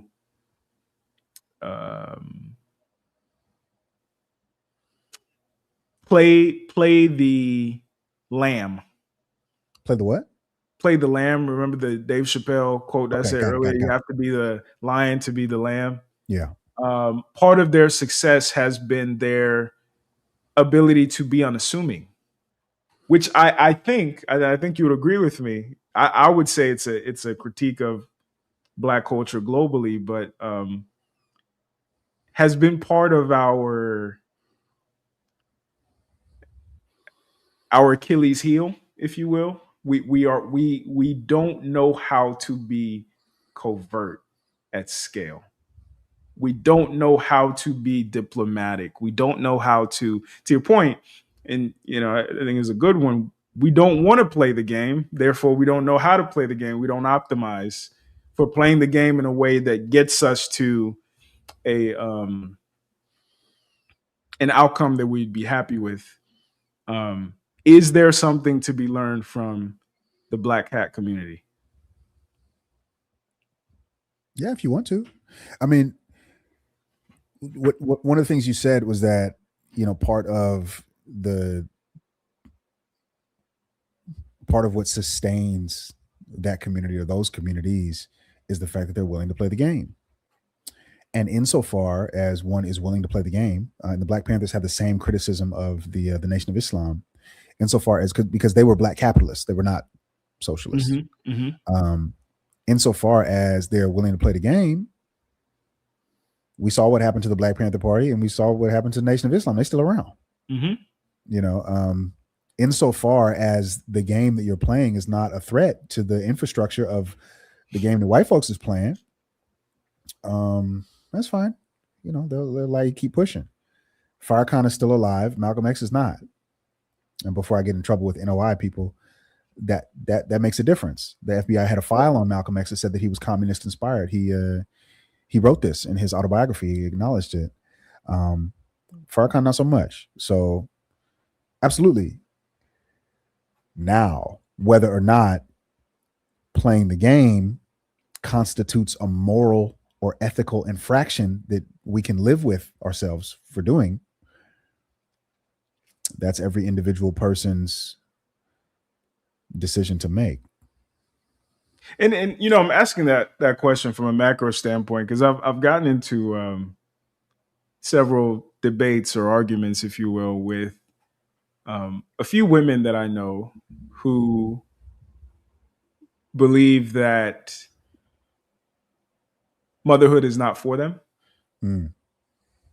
And they knowingly or unknowingly tend to quote a lot of feministic rhetoric around why the benefits, potential benefits to motherhood are significantly less than the cost. You said significantly less than the cost? Less than the cost, yeah. It costs too much, right? What I'm going to sacrifice my body, my freedom, just for a kid who don't care about me and a man who's going to leave me tomorrow, blah, blah, blah, blah. And my retort to them has been, well, your antenatal posture has a fatal flaw in the sense that it ends with you. If you don't have progeny to pass on your ideology to, it ends up not mattering past the 60, 70, 80 years of your existence. Therefore, I would say if your movement, if your revolutionary posture is not optimized primarily for survival, which I think would then, include playing the game or navigating the game strategically instead of standing in direct and obvious opposition to the game, your argument might not be viable because it's not sustainable. Might not. That's a good operative word, is might, because we've seen it go both ways. I think this idea that to be overly, because like survival of what, right? Like survival of the individual or the survival of the ideology, right? It insofar as a feminist may express antenatal posturing, that begins to make a certain degree of sense. And it actually seems that that ideology has spread more than through progeny. And there are other groups that your Democrat lady doesn't get along with, who find unique ways to spread their ideology, right? They love children, don't they? Natalism is not the only way to spread an ideology. The idea that a revolutionary vanguard is so fixated on the survival of the individual members and not the survival of the collective or the survival of the ideology, that can be turned into a liability. And so once again, like this aspect of martyrdom, which is, and Huey P. Newton writes about this in his book, Revolutionary Suicide. It's a very precise balance. It's a very precise balance, right? It's a willingness to die for the people. It's a willingness to die for your goals and for the revolution, but not an eagerness to die, right? Nor is it this hyperfixation with individual survival that then allows you to be manipulated. And we have examples of people waging revolutions where some of them died, but because of the defiant aspect of that, in the face of mortality, the revolutions prevailed. The American Revolution, for what it's worth, that was one such revolution. Emiliano Zapata, who was Mexican freedom fighter, and his quote is often misattributed to Malcolm X. He said, "I would rather die on my feet than live on my knees." Right? That's an almost irresponsibly suicidal posture. But the Zapatistas were successful. So sometimes it works, sometimes it doesn't. I don't think that it's so simple as to boil it all the way down to everybody should be hyperfixated on his or her own survival. That ends up being, manipulated against us pretty quickly. Yeah. Yeah. Yeah, that's I guess that's where I'm stuck at, because I think, I think it very quickly, and I think there are a ton of examples of this, like it ends up being like a seesawing of revolution. And in Africa, at least, it's coup, and then power, coup, power, coup, power, new coup, power, new, because my fear with idealized revolutionaryism is it's antagonistic sometimes for the sake of being antagonistic. And it doesn't, because at the end of the day, for the people to survive, people need to survive. And I think that the best amongst us, intellectually, philosophically, are not necessarily suicidal. I think our culture, unfortunately, whether knowingly or unknowingly, subconsciously believes that they are, because I think a lot of, to the layman, not the people who are educated, but a lot of what they celebrate about revolutionaryism is the Malcolm X picture with the AK-47 next to the window. It is the suicidal posture. It is the I would rather live on my die than live on my knees posture. It's not prosperity.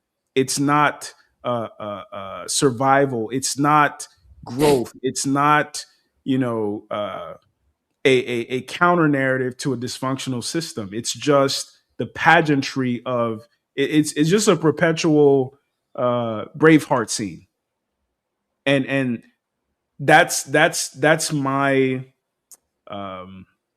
my hesitation, particularly where our culture is today and how we celebrate the crash out posture and how we misinterpret and misunderstand some of these concepts we've covered today, because I think other cultures and other people groups are optimizing themselves differently, right? Like I read something that the average Western politician is a former lawyer, and lawyers are preoccupied with power, with rhetorical combat. The average Asian politician is a former engineer. Engineers prioritize problem solving, system optimization.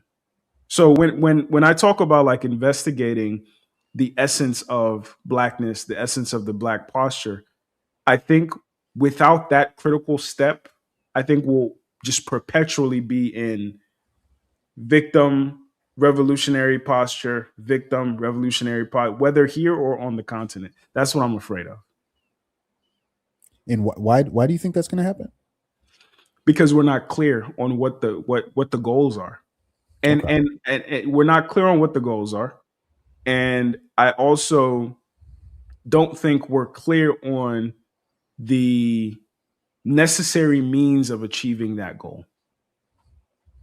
Okay. Because I think we focus on the pageantry of the process, right? Like when I was working with the NAACP, we we worked with some Panthers who were down at the state house trying to get the.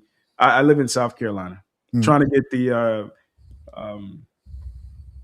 Confederate flag removed from the state house. This is way before it got removed, before the lady climbed the pole and took it down, and then they passed the bill. And what I observed was just posturing. And I'm afraid I'll go on a little tangent for a second, but it'll make sense, I promise. Are you familiar with Gordon Ryan? No, sir. Yeah, Gordon Ryan. He's I think Brazilian jiu-jitsu. He's a grappler. He's like a Okay. high level. He's supposed to be the best grappler in the world. His coach, he was on the Lex Friedman podcast. Mhm. And his coach is a PhD in something, really smart guy. But Lex Friedman asked him, he was like, if a lion, a bear, and a gorilla were in a fight to the death, who would win? And the first thing he said, he was like, you should question your reflex. Like whatever answer that you're going to give, like you should question that initially. Then he went on to kind of break down the attributes of each animal. Paradoxically, a lot of people don't know that, but of the three animals, the animal with the strongest bite force of the bear, the lion, and the gorilla is the gorilla. The vegetable eating gorilla has a significantly stronger bite force than the bear that's larger than them, than the lion that is more ferocious than them. Of the three, which animal is the largest? The bear. The bear, I think bears are like 500 or 600 pounds or something. And, the gorilla is somewhere at 300, 400. The lion is somewhere in the, 2 to 300. So he was like, okay, some people would think, okay, the gorilla is going to win. Well, the gorillas are herbivores. When you observe them in nature, a lot of their skirmishes are really just posturing contests. They beat their chest. They might hit each other a couple of times and they go about their business. The gorillas are not really about that life. They could be if they were oriented differently epigenetically, but they're really not about that life. Bears. A bear can kill you with one swipe. Bears can be seen in nature fighting for 30 minutes almost. But it's really just it's a wrestling match, and then they go about their business. Lions, on the other hand, when a male lion enters a new pride, he then fights the current male lion to the death.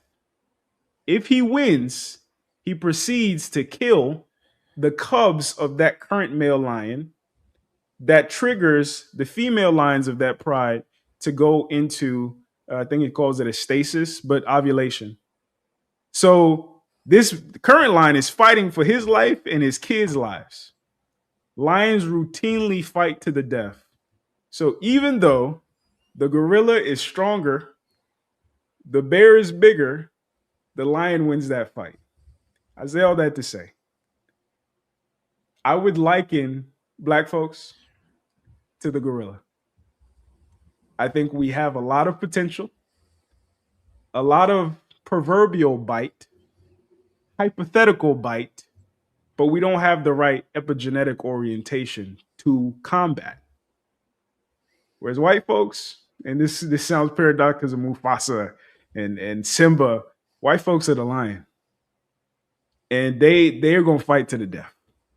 So I say all that to say, when we're talking about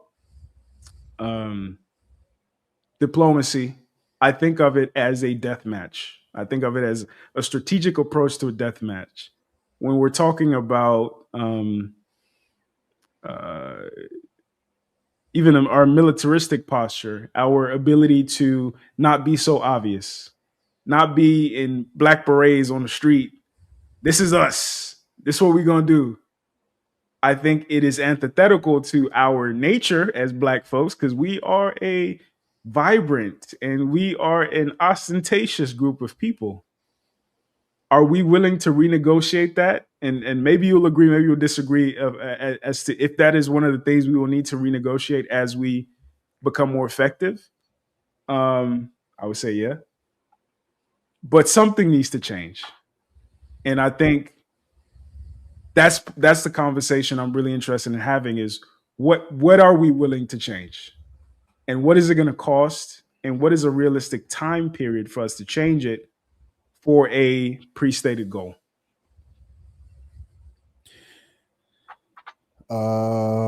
Chairman Elaine Brown, who was the last living chairman of the Black Panther Party, she's still around, and she offers a criticism similar to yours, but of television.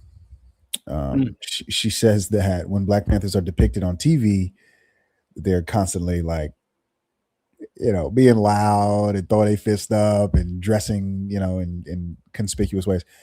But you said in the real world, it wasn't that way. For shows or for public engagement, they would wear outfits and march and have very particular formations that they demonstrate so that they can demonstrate their militancy. In this way, we could say the same thing of the Western armed forces, that your military men, your army, your National Guard, your Marines, they do the same thing, but that behind the scenes that they didn't do that. I think what you see now, and perhaps what you're responding to, is either a media depiction of the revolutionary ethic, or people responding to the media depiction of the revolutionary ethic and posturing themselves off of what they saw on cable television, rather than what the lived protocol actually was. We've spoken already about the difference between reactionary ethic, attitude, and action, and revolutionary ethic, attitude, and action, and the idea of covert communication and movement is absolutely in the tradition. I agree that covert movement is important, and that's why we have it. I think that part of the issue is, I guess, the overlapping of worlds when it comes to recruitment, when it comes to making the masses of people aware of programs, services, and organizations that are assembled and organized to operate on their behalf in a revolutionary manner. How do you let people know that? Mm. And so in the digital age, it's social media, it's all this other kind of stuff. I ran a piece on Paul Birdsong a little while ago, and ironically, in that same piece, I was demonstrating or discussing how Paul Birdsong's philosophy is not there. It was inadequate. He was highly visible, and that does not, in fact, line up with the historical revolutionary posture of people who got way farther than Paul Birdsong got. And the criticism I made was precisely the same criticism that was it Aaron Dixon? I can't remember. There's a party chapter member who's still alive, who was doing some early organizing with Birdsong, said the exact same thing. That this guy, he's a fan, basically. He's a fan. He's been watching cartoons, and he's imitating a caricature, and he's highly conspicuous. And this is not how we get it done. So people who are formally trained in the art and the discipline are well aware of what you're saying. And so to continue the Black radical tradition, I think is to do the study necessary in order to either A, act in accordance with previous protocol, or B, inspect and scrutinize previous protocol to make something better, but not C, to just judge off of what you saw in the Forrest Gump movie, that this is how I'm supposed to operate as a Black radical. Do you think? Because it just reminded me. I think when we compare, I think, forgive me, but if I had to just like trivialize the three archetypes, if you will, of Black liberation, I would say, there's they're the Muslims, the Nation of Islam. They're the Christians, Martin Luther King. The Baptist Church, Kojic. And then they're the Panthers, who, if I'm not mistaken, are largely atheist or Buddhist. If I'm not mistaken. I don't know about the specific religious traditions on a macro scale of the Panthers, or what it looked like. I know a lot of Western Marxists are atheists. I know that a lot of Black Marxists are theists. We believe in God. I know personally several Muslims that came out of the Black Panther Party, but I don't know on the broad level what the broad level if they were makeup of the Panthers were. It's good. That's something. When Cornel West was running for president a couple years ago, he came down to South Carolina. He spoke at a church, and he alluded to that because he had done some work with the Panthers in LA. And it got me thinking, as we're having the conversation about the reorientation of the Black mind or the Black ethos, if perhaps, like when we consider the black hat people, when we consider even the Nation of Islam, perhaps that's a necessary mechanism. That's a necessary insulatory mechanism. A religious orientation. Because I mean, you can't name. I'm sure they can within the group, but externally, we can't name Black hat leaders. We can't. It's just their what are they called? The not imams, maybe imams. I don't know what they call their elders, but maybe that's what's missing, particularly considering the constitution of the Black mind that is deeply theistic. We deeply believe in. Maybe that's what's missing. I mean, what do you think about that? I think that theism is, as white people, have identified, and Marx himself actually said, speaking of Marx, that theism is a great organizing tool. Rabbi, God bless you. Somebody said rabbi. Rabbi is the word I was looking for. Yeah. So theism is a great organizing tool, either as in the case of like Rome, to subjugate and control people, or as in the case of NOI or your black hats, to organize people in accordance with a singular ethical framework. Yep. To get people on one accord that you can never guarantee, but that you can expect more readily that they'll be able to adopt, fold into, build their lives around, and have a certain, I don't know, cosmic loyalty to one another on the basis of. Yes. That is absolutely something. And when it comes to kind of like the theme of a lot of your questions recently about technologies that are derivative of elder African civilizations that lend themselves toward the revolutionary ethic in the future, I think are theistic basis. Black people are very theistic. That is a convenient mechanism. I don't think it's absolutely necessary. I've seen it done without it, but that is a powerful tool. Absolutely. Yeah.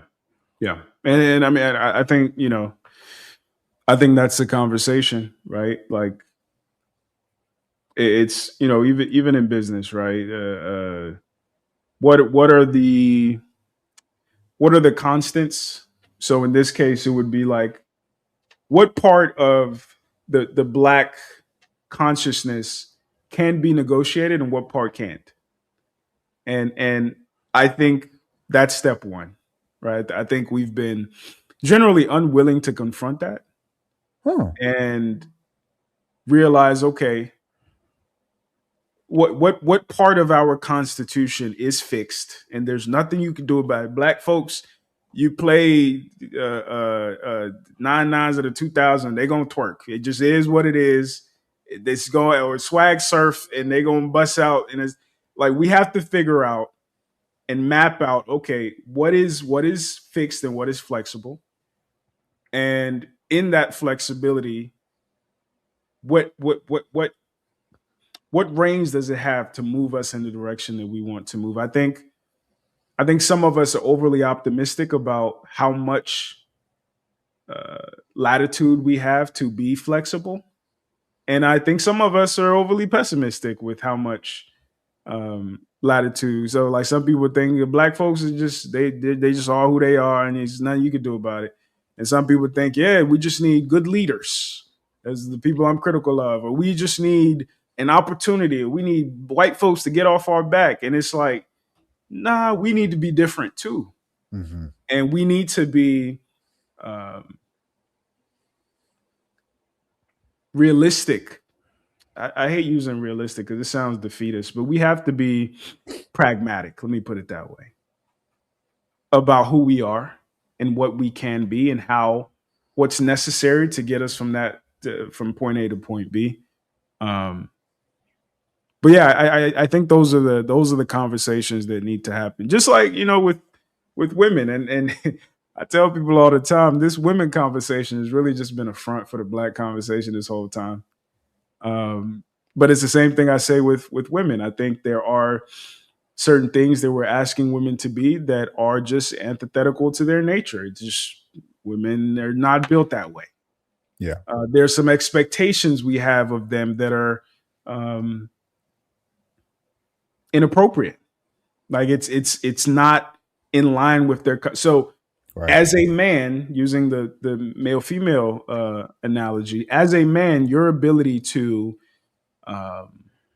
make peace with the fixed aspects of female nature and navigate within the cracks that are available to you, the flexibilities that are available to you, is going to dictate your success with women. Similarly, I think as a Black leader, as a Black revolutionary, as somebody who even on a small level, as somebody who wants to be a father or a husband,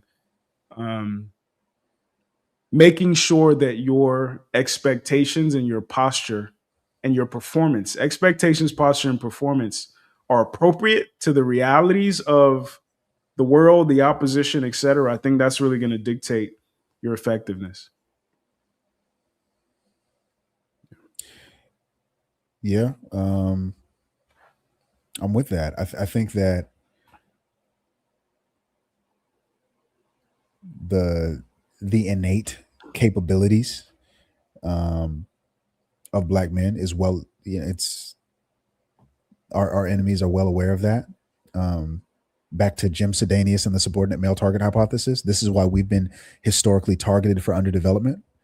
And the product of that targeting is a lot of these type of reactionary postures that fail to consider things like nuance, context, and adaptability.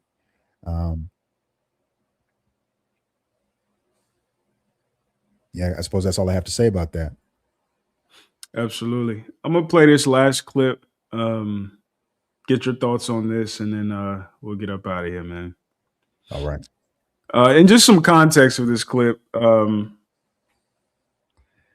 of the critiques, I'm sure you've heard a lot. I hear a lot. Where are Black leaders? You said, where are they? Yeah, where are our Black leaders? Where are our revolutionaries? Where are our, martyrs even? Yeah. And my pushback has always been, like I alluded to earlier, this soil is not fertile for them. We don't have the structures to insulate them. We don't have the incentives in place to even incentivize their posture or inspire them. Because I think we have a part of, when I say we have a juvenile expectations of reality, for a lot of Black people, it's like Jesus will come and then or a lot of women, again, the parallels with male-female dynamics is beautiful. When I meet a good man, then I'll start cooking. When I meet a good man, then I'll start dressing wholesome. When I meet a good man, then I'll be in my feminine energy or era, whatever the case may be. And then you have the other side where it's like, I heard somebody say, a wife is a wife before a wife is a wife. Yeah. You see what I'm saying? So I think that whether on a small level, we as a culture, we expect more wholesome media. I tell people all the time, you want more of that? Make sure Dr. Tiasan has more subscribers than Anton Daniels, right? You want more conscious music? Make sure J. Cole shows are more packed out than NBA Youngboy. But again, I think we enjoy performance over progress and celebration over substance. So I'll play this real quick, and then I want to get your thoughts. Oh, I've seen it. He sung the ass off. 5.3 K views, 15 shares, 16 retweets. That's a fucking girl that can sing her ass off. Now, I have an honest conversation. I put this up. Everybody was mad at me for this. Ray, what the fuck? This shit right here.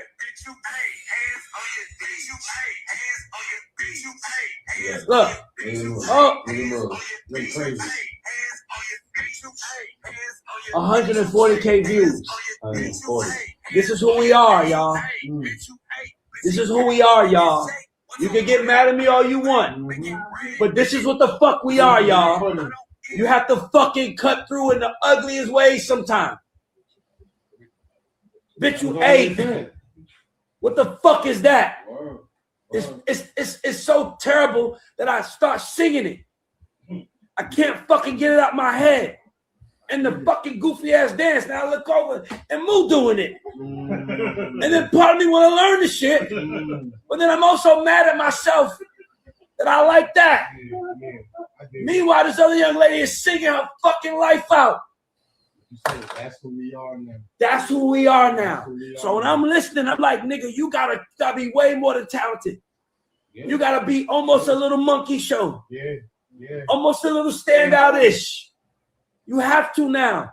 Because if you just come and show your talent, if that matters, Showtime at the Apollo will be the #1 show on TV on Saturday night still. People don't want to see talent no more. They want to see interesting things. They want to be entertained. You can hate me for my opinion, but I listen with an entertainment ear. I hate that nigga shit is taking off, but it's catchy as fuck. And here's the fucked up part. The way they breaking them is genius, bro. The song ain't out. They making them go on platforms, going goofy shit, doing, bitch, you ate. Everybody getting pissed, but you can't get it out your head. It ain't out. And everybody, go look in the comments, though. The first 3 weeks, it was like, what is this bullshit? Now look.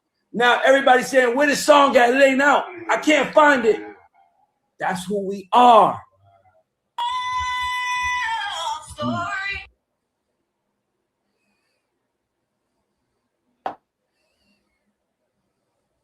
Real quick, before you add your wisdom, the #1 thing that made me respect Traore, I keep butchering his name, when his name started circulating and people became aware of Burkina Faso and what he was doing, and the fact that he had almost been assassinated 16, I think it was 16 at the time, 16 times. Yeah. Burna Boy. I don't know if you're familiar with Burna Boy, the Nigerian artist. He tweeted or put a post on Instagram, I don't know, but he said something along the lines of, I would love to do a benefit concert in Burkina Faso in solidarity with the people and this and that, and power to all that bullshit. Yeah. And Traore responded and said, this isn't the time for celebration. We have work to do, something like that. I was like, this motherfucker's serious. I respect that. Because again, like I said, a lot of revolutionaryism had simply just been performance. And for the Nigerian, which I'm unfortunately too familiar with, including more specifically Burna Boy, that's all it's ever been. He did a album called African Giant. He talked about the continuation of colonization. He talked about multinational companies who still run Nigeria, all that bullshit. But at the same time, he just got into a fight at the club in Nigeria. He apparently shot some dude because he was trying to talk to the dude's wife, and the dude didn't like. So there's this there's this double speak. There's not even double speak, two-facedness of a lot of people who assume that posture, that the story of freedom fighter, but it's behind closed doors. It's just pageantry. But anyway, what are your thoughts on this video? Can I respond to the other thing first? Sure. Yeah. I think what ends up happening a lot, and this is also the case with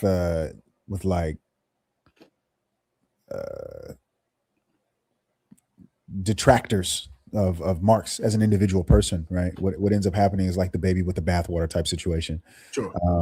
Kwame Ture told us in the latter end of the 60s that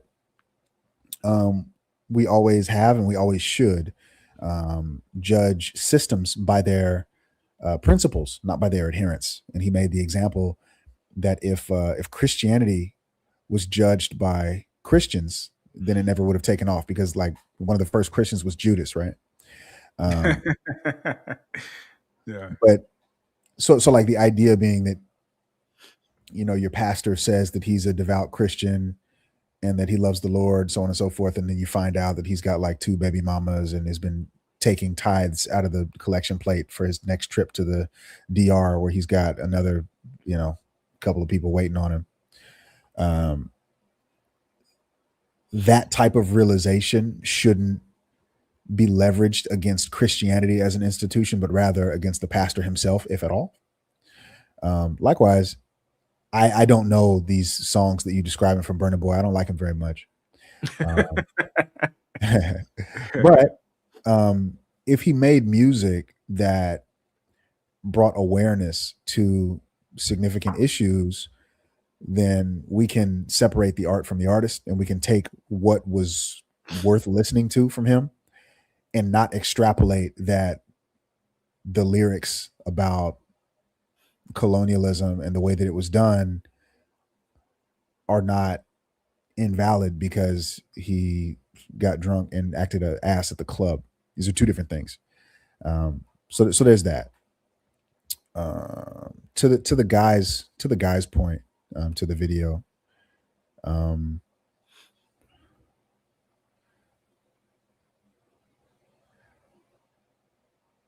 I see his point.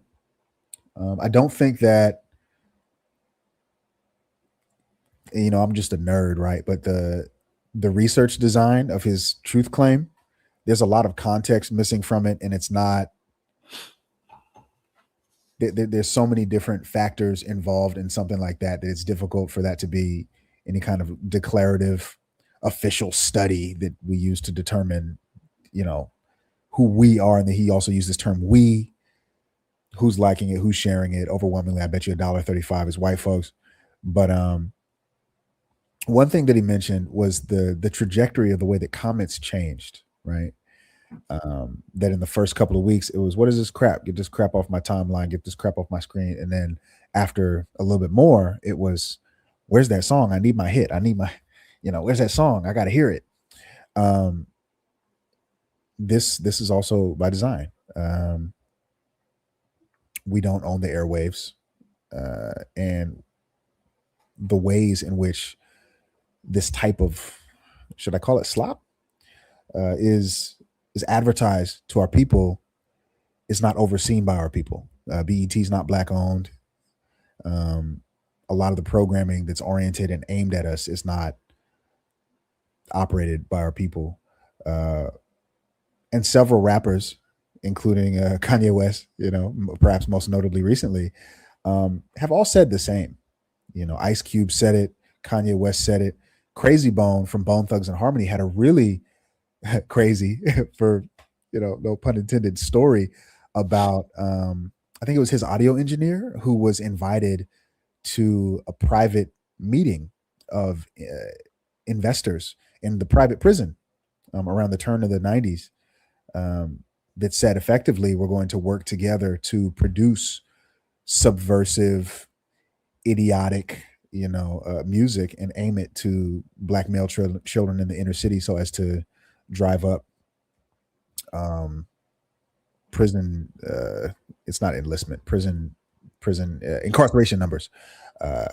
And he was gagged by a statute of limitations order, like an NDA.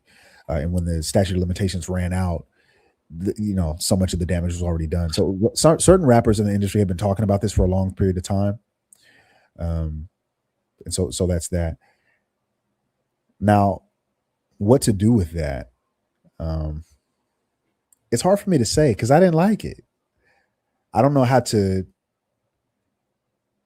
I don't really know how to advise people on changing their tastes.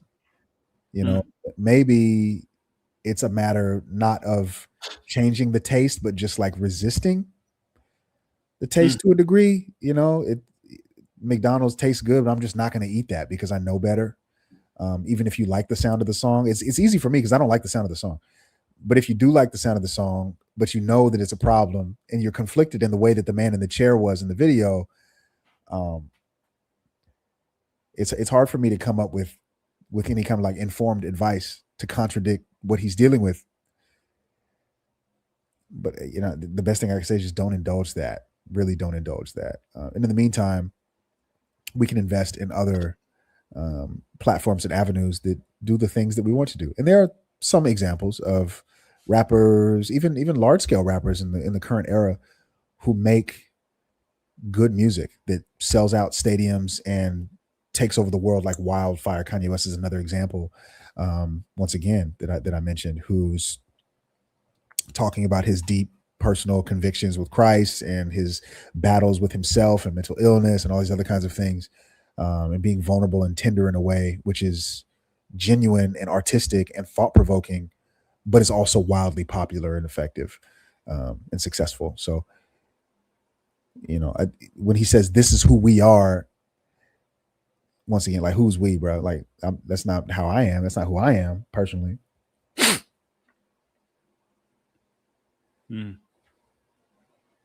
I don't think Kanye does anything for Black people. Are you arguing that he doesn't do anything for Black people, like with his money, in terms of like setting up foundations? No. Like that? I'm arguing that the Kanye posture, the Kanye brand, the Kanye is he's a spectacle. He's not an intellectual. He's not, at least for me. I'm just speak for myself. He's not. I wouldn't consider him an intellectual or revolutionary. He's just a spectacle. I think it's similar to Burna Boy, in the sense that there are aspects of these individuals, like people are still in love with Kanye because of College Dropout. People will probably always apologize for Burna Boy because of African Giant, but at the end of the day, I think these are good examples of what I think is the dark underbelly of revolutionaryism, because it's so easily co-opted by performative revolution. It's so easily co-opted by spectacle. And I think, I think he did a concert a couple days ago. Kanye did. I haven't seen it, but I saw like a thumbnail on YouTube. It was like a big stadium. It looked like he was standing on the moon. It's shit like that. He used to call himself Jesus. Like, Kanye is an autistic kid who obsessed over his craft, got famous, says things that makes headlines. He's famous for being famous. He's a black male Kardashian at this point, who he's good at making beats and knows how to rhyme. But I think Kanye does nothing for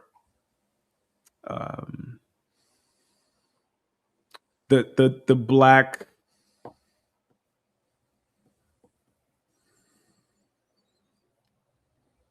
progress. That's certainly a strong opinion. I think it's all about context, man. Kanye is an artist. Kanye is not a revolutionary. I agree, but to place him in a position of a revolutionary, I think is a mistake in the first place. And Malcolm X warned us about exactly this: that people who are supposed to be identified publicly or in the news and media outlets or whatever as thought leaders and as leaders of any type of like cultural political revolution, especially in the Black community, that they're constantly entertainers. That's my critique. So to clarify, it's not necessarily specific to Kanye. I think he's just the most glaring example of the fact that we continue to pedestalize, and kind of like I keep coming back to, we have we have inappropriate expectations of certain things and certain people, Kanye being one, because I think a lot of people expect him to be an intellectual, expect him to be a revolutionary, and hold him in that regard. I'm saying all he is a jester. I think our community in particular, and this may be a different conversation, we take artists too seriously. I have this same critique of women. There are a lot of women I talk to, and they love the artsy fartsy type, but they want him to be a husband, father, and provider. And I'm like, it's not the, So I'm sorry. That's what I meant.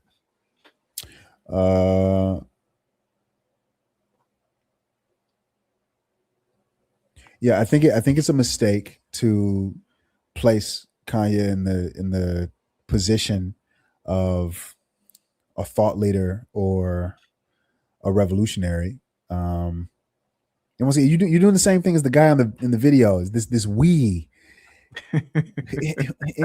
who So I think Kanye is an artist. I think he's a good artist. Fuck the police. That's how I treat them. We buy our way out of jail, but we can't buy freedom. We buy a lot of clothes, but we don't really need them. These are things we buy to cover up what's inside. It's good art. It's good art. It's not. I don't think that's a jester line. I think that's a raw and personal line. It's not going to wage a revolution, but it is something more reflective, as was my original point, in whatever the guy bitch you ate or something like that. Whatever he said. I don't know what that. They make us hate ourselves and love their wealth. That's why Shorty's hollering where the ball is at. Drug dealer by Jordans, a crackhead by crack, and a white man get paid off for all of that. But I ain't even gonna act like I'm other than that, because fuck it. I went to Jacob with 25,000. He's like, he's self-reflective, he's self-critical. But that's maybe my my issue. I think as a people, collectively, or not collectively, at scale, we are more concerned with the soundtrack of the revolution than the revolution itself. That's another thing. I'll liken it to like there's some people that I know that they've read all the self-help books. They love the quotes. They love Rich Dad, Poor Dad, 48 Laws of Power, Win Friends and Influence People. They love consuming all the things about how to move your life in a positive direction, but they don't love the process. They don't love the sacrifice necessary to actually be a better version of yourself, but they like the pageantry.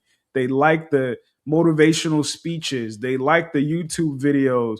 They attend the conferences, all that good stuff. They like the pageantry, but they don't like the process. So maybe I'm focusing on Kanye, but I think it is he and other people like him and our glorification of them. I think it exemplifies our preoccupation with the performance, with the pageantry, with the veneer, with the, it's like everybody now. One of my favorite shows is Pop the Balloon. It's my guilty pleasure. But everybody on that damn show is an entrepreneur.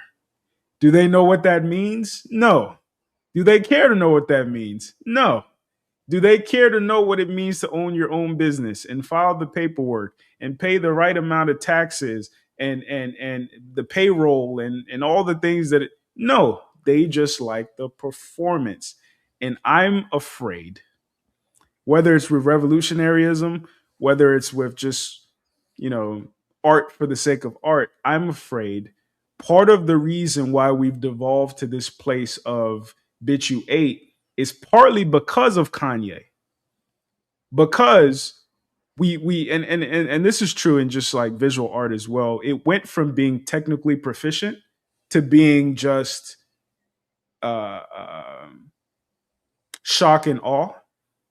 Now you got a banana taped to a wall and it's $50,000. That's the same thing has happened with music. Just because he's Kanye, just because he made a song 10 years ago that was inspirational or was thoughtful, whatever the case may be, at the end of the day, he's still just a performer. And I think we give too much credence in our community. I think we give way too much credence to the people who paint time rather than the people who paint minds. You said paint time? Yeah, music. I saw something that said music paints time, whereas art paints space or something like that. Oh, okay, I see what you're saying. Yeah. I'm hearing some of that cynicism you discussed last week. Yeah. Yeah, for sure. This sounds to me like an over attribution of the problems of the world to Kanye West, and it almost begins to sound like a case against performative art in general. I certainly hope I'm not misunderstanding you, that you just seem to resent performative art in general. It's performative art. It's fine. It's art. That's the way I feel about it. This idea that you keep speaking about a we and a us and a, Mhm. who put Kanye on this pedestal. I don't think I know these people, bro. Who believe that Kanye is going to be the leader of any kind of like cultural revolution or look to him for serious moral advice and want to fashion their lives around. And surely, if they did that, I would agree with you that that's a bad choice. I think these claims may be overblown. But that's the thing. I don't think it works like that. I don't think it works in a way where it's overt. Okay. I don't think there's a group of people who think Kanye should be president. That's not what I'm saying. Okay. I'm saying that our culture, and I believe this is true on the continent as well, takes too serious the artist. I think our culture is preoccupied with performance over progress. I think our culture, kind of like, people talk about the difference with Gen Z is like, their attention spans are short. Yeah. So, as a content creator, if you're creating a video that doesn't do quick cuts and zooms and dynamic captions, you're not going to hold their attention. I Yeah. think, relatively speaking, that's what our culture has devolved to. And I Okay. think partly it's partly because we give too much credence, too much weight, too much expectation, too much. I think if each culture had a caste system and there were like kings, queens, jesters, et cetera, I think in our culture, relatively speaking, our jesters, our performers are higher on the pecking order, on the totem pole, than they are in other cultures, and I think that's a problem. Right. Um, and like I said, Malcolm X discussed this, and he discussed it as something which is induced by media, um, as an act of intentional strategy, against to hedge the developing of a Black revolutionary consciousness. Um, I I'll, agree. That's I'll fine. interject. I just thought about something, and I think Sure. this Go ahead. might be important context. Relatively speaking, African cultures had griots, Yeah. and a lot of them presented the history through performance. Yes. Perhaps that's why we give so much credence to our performers, because maybe we still subconsciously hold them to that expectation. I think that's an asymmetrical attribution. Here's the thing: we had griots, but we also had rulers and Mhm. viziers and dignitaries and Mhm. chieftains. We had it all there. So to argue that the griot has now taken center stage, there needs to be some type of explanation for that change. I Um, think they've taken center stage in the absence of kings and chiefs, etc. Because I think that they weren't far from those okay, positions, whereas in European societies they were. right. The jester wasn't right up under the king, but a griot, he was tasked with keeping the history of the entire clan. So he was right next to a chief. He was a chief for all intents and purposes. And maybe that's why we put so much.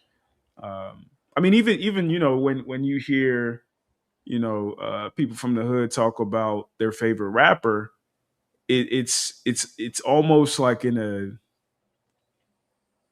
there's almost some divinity ascribed to the guy. Like, yo, he's speaking that pain. He's he's even the movie Sinners, it kind of touched on that, how like a good musician can bridge the gap between time and space and worlds and all that good stuff. So maybe subconsciously, us being a deeply spiritual people, us being a deeply rhythmic, harmonious, etc.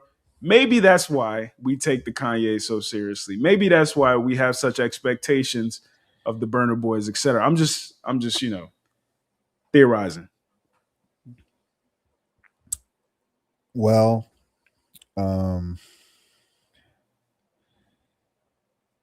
art by I'll just say art by definition is meant to move us.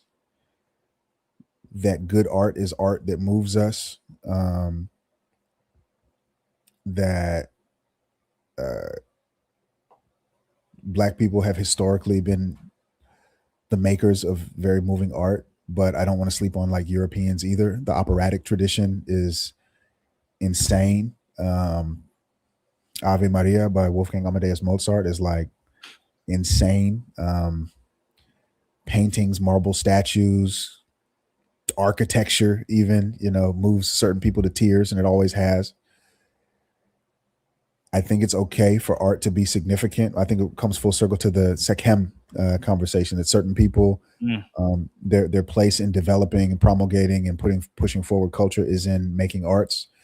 That it is really important that these people are not confused with thought leaders, that these people are not confused with social structuralists who are put in charge of making public policy and et cetera. I certainly hope that people don't do that to Kanye. That would be irresponsible. His art is good, and one of the most I think compelling things about him was his willingness to walk away from inordinate riches and wealth and whatever, to stand on his principles, be they right or wrong. Either the religiously founded principles or the disagreements with a very particular community of people who he had the nerve to tell the truth about, and who very quickly got to doing their best to destroy his legacy. Reminds me a little bit of Michael Jackson, who had a very similar kind of a trajectory towards fame, and then said the wrong thing about the wrong people, even though he was telling the truth. And some people think that has something to do with his death, his demise. His sister does, Janet does. So I think these aspects of a person's personality, be they as simple-minded and unsophisticated as you can imagine, the willingness to, I don't know, stand on one's principles is something that's somewhat universal, in terms of its appeal to people. So I think that is very different than a bitch she ate something. Somebody ate something. I think it's very different. Yeah. I mean, Yeah. I think maybe some of my cynicism is rooted in. I think some people could argue a scarcity mindset. I don't think nature operates based on abundance, particularly within in competition. So I think that the energy, the enthusiasm, the even financial support that our community has optimized to reward and to encourage and to support our artistic class, our entertainment class. Even, I keep coming back to the parallels with women. I think it's wasted on them. And I think it would be better served with our intellectuals. I think it would be better served with our engineers, with our forward thinkers, lest we remain a very rhythmic and beautiful and vibrant people who are permanently fodder. I think that it's one of the things I've said on the channel to my female interviewees. It's like the local rappers never seem to have a shortage of women, right? And if we're looking at it from an epigenetic lens, that means we're going to have a future is pun is very intended, of more local rappers or more artists or more performers, where our community needs scientists, our community needs thought leaders, our community needs civil engineers, Our community needs doctors. So on a low level, the gift of progeny is being given to performers, artists, over intellectuals and builders. I think then you zoom out even further. Our community wastes the energy that I believe is scarce, is limited, not scarce, but limited. There's an opportunity cost. And for every local rapper who has 6 kids, there's a responsible guy who has none. For every local rapper who continuously is supported and encouraged, we're talking about women right now, by a woman and poured into. There's a electrical engineer who struggles to get a date because our community, unfortunately, does not put high value, pun is also intended, high value in things, people, and personality types that actually build communities rather than things, people, and personality types that simply represent and color and perform for communities. So that's my, it's not even about Kanye for me. It's more largely about, like, we want to see something and we want to see our people go in a certain direction, but our time, energy, effort, and even our money, like we talked about, like the support that's necessary to even create this type of content. I know what some of my YouTube colleagues are making. I know what they're making. Mm. And I could also make that money, but I'm not even going to say it's integrity. I can't perform. I'm not a good performer. I suck at it. Right. So I wish, and I've said this to the audience before, but I wish there was a way to shift our minds away from the bitch you ate and the catchy and snappy and attention grabby type of stuff, and focusing on art and valorizing the artist and all that good stuff, to things and structures and conversations and people and skill sets that actually matter. And not saying art doesn't, but in the face of what is actually necessary for revolution, plumbers, electricians, logistical like, our priorities are messed up. That's what I'm saying. So this is certainly a different truth claim than the initial one made against Kanye. I agree to this claim. I think it's clear that there's a mismanagement of resources going out from us, and often it's not money. By the way, side note, insofar as the majority of people who actually attend these rap concerts is like white folks, right? White college kids and stuff like that. When you see the crowd at a Kendrick concert, it's just like a whole bunch of white folks. Mm-hmm. But rather like our attention. I'm aware of statistics about who's going to the movie theaters on a regular basis, mm-hmm. about who listens to the most music, who watches the most television, who's on social media the most. And despite being a minority of the population, Black people, and especially Black women, make up the disproportionate like bulk of a lot of these consuming agents. I'm sure that you've heard it said that if the service is free, then you're the product, right? Mm-hmm. And I think our interrelation with some of these systems in inordinate amounts, like you point out, yields to the way that our people think and the amount of credence or social weight given to the local rapper who has his pick of all the prettiest women, although they may not be the smartest. That this is an engineered kind of like outcome. So I agree that there needs to be a shift in terms of priorities and in terms of where resources go. I heard you say, hopefully not begrudgingly, that that art is important, and I also agree to that. I think it comes full circle to the Sekhem conversation, and my one who got away because all she wanted to do was bake cookies and relax.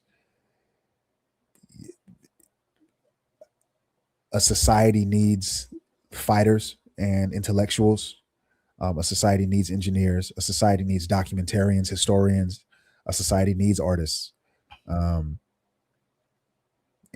equal respect and investment in pathways for people to achieve what they're meant to achieve, as well as like equal for lack of a better term, reception, to these people. To when you see, I don't know, one of the big issues I had, I almost sounded like you, like I had a similar tirade on standby anytime somebody would ask me when I was younger about Black youth in high school chess club and robotics and technology club versus football and basketball. That used to get on my nerves, right? That there's a disproportionate amount of investment to incentivize one, and that leads and yields itself to a certain type of personality archetype that's more prevalent in the Black community than others, which are economically or resource starved and disincentivized by ipso facto. So I agree to that. Yeah, and I think it goes back to the conversation of in what ways are we willing to change? Because I think some of these things are remnants of, or consequences of our epigenetic makeup, maybe as Black people, and even as you just said, equal weight or equal respect should be given to the artist and the engineer and the leader, et cetera, et cetera. I struggle with that. I actually don't think that. You think it should be more weight on certain people? Is that a corrective measure, or you think that should be permanent forever?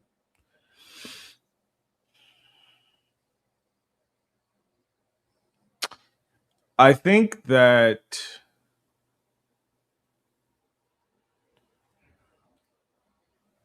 when I think of, so I got a younger brother. He's 21. I think he's about to be 22. Damn, that nigga's getting old. He's in the military now, and one of my concerns when he was coming up, because I'm 11 years older than him, he we both have African parents, but like they were spayed and neutered by the time he came around. I had African parents. He had African parents. Yeah. So I had the opportunity to kind of like observe the difference between his disposition towards life and as it compared to mine. Because I remember like growing up, and also I take into account time period. I have to take into account all other external factors, but like my generation seemed to want things in a way that his generation doesn't. Right? Like I remember desperately wanting to get to the point where I could be independent, stand on my own feet, get my own car, do this, do that, and then I could boom, boom, boom, boom. But there's a complacency with his generation. I would say partly because they lived a more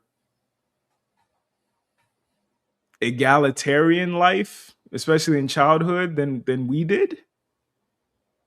And I think that's also one of the critiques of economic Marxism, or more specifically, like socialism, communism. It creates a complacency that stifles progress, technological advancement, ingenuity, etc. Because the reality is, unfortunately, when I say sometimes bad things lead to good things. Some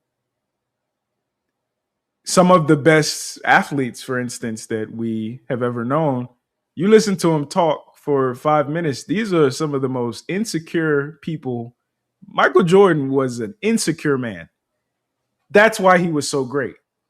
Mike Tyson was an insecure man. That's why he's so great. Our entertainers, even our artists, as we've been talking about. So with that being said, like, the process of climbing hierarchies, I think there's a very strong argument that it is quintessential to human progress. And flattening those hierarchies, although well-meaning, might be bad. I'll just put it like that. So that's my slight hesitation. Your hesitation on socialized governance structures, is that right? More specifically, when you said like the artist and the politician and the doctor should all be respected equally. Oh, I see what you're saying. Yeah. Okay. Yeah. As far as socialism or socialized economic governance structures disincentivizing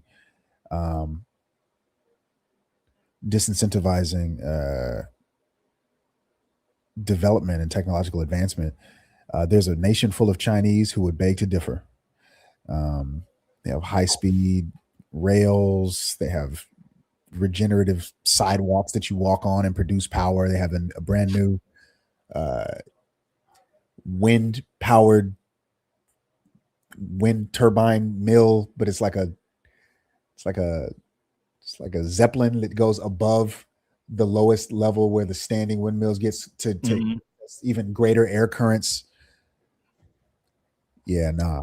But I would argue that they are a more homogeneous group of people, and they are governed by engineers.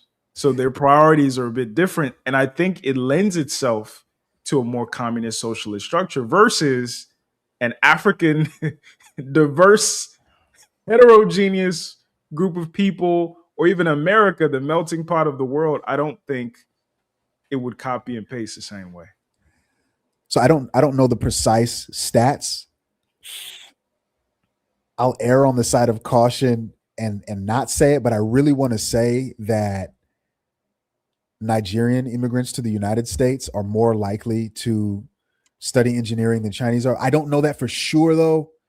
It's and there's some other things going on there. Right? So, but I just want to make note that was a different truth claim than the initial one. So it's one claim to say, I'm sorry? No, I was just going to say, I think that's different, but it's one claim to say that socialized governance structures don't incentivize technological advancements. It's another one to say certain socialized governance structures do incentivize technological advancements, but that's because of XYZ, right? So I'm just making note that whatever context we want to give it, it is possible and it is actively being done right now. However, the constitutional cultural makeup of those societies, and I do believe in the heterogeneity of it, or the homogeneity of it.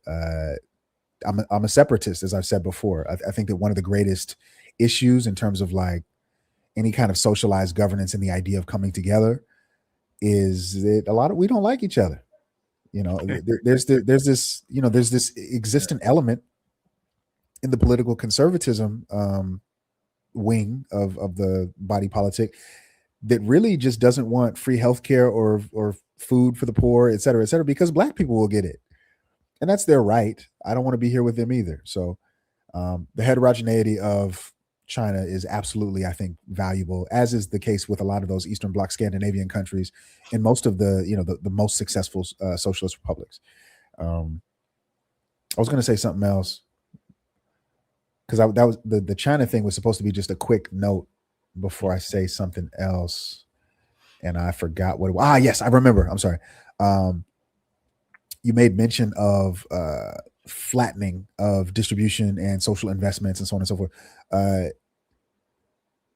Neither socialism nor communism inherently apply this logic. So it's a popular capitalist myth that if you lived in a communist nation or if you lived in a socialist nation, then the McDonald's fry cook, I keep using McDonald's, that the fry cook would be paid the same wage as Mr. McDonald himself. This is simply not true. There's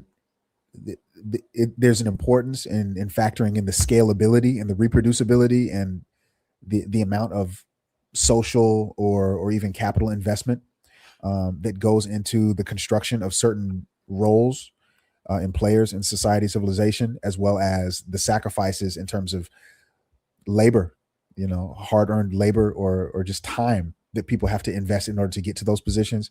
And both communist and socialist economic structures allow for symmetrical returns on those investments. If you just walk in on Monday and you're able to mop the floor, that does not equate to somebody who went to business school for 8 years and did XYZ to become, the leader of the We Need to Talk media company. Yeah. So I just wanted to throw that out there real quick. No, This that's is fair. a popular thing that people say against socialists, and it's not accurate. That's fair. Let me read some of these super chats, and then we'll get up out of here, man. Yes, sir. So the first one's from I Am Courtney Michelle. Shout out to you, darling. She says, showing support. Damn, my eyes are terrible. I can barely see this. I need new glasses. Thank you, Courtney, by the way. The next one is from Dusty One. He says, another issue is that we have creators like y'all and like Cam Jones all claiming to be pro-black, but with directly opposing ideologies. How, Sway? Do you want to respond to that? Because I think we touched on it. I guess I don't. Well, first, I kind of reject the premise, which is ironic because then I'm opposing his ideology, the ideology of the commenter. But I will say I don't know that I'm directly opposed to Mr. Obi, but I will say even if I was, one of the things at the top of this conversation, which is about to be 5 hours, crazy.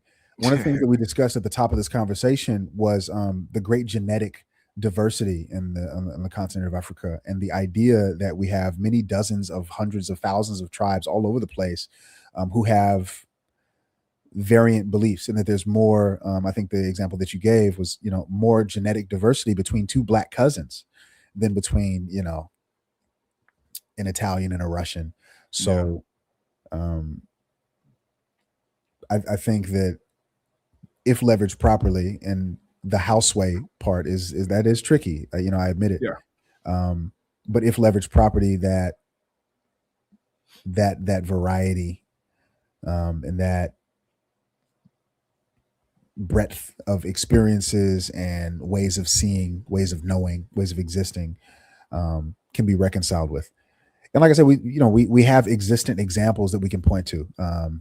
Burkina, I don't know how many dozens of tribes exist in that region right there. But even, Burkina has several tribes, and then Mali has several tribes.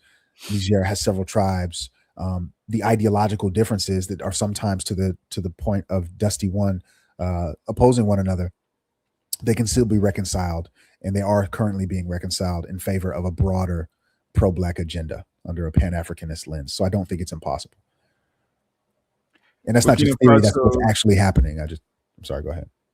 No, I was just reading. Burkina Faso is home to over 60 different ethnic groups with a high level of ethnic diversity.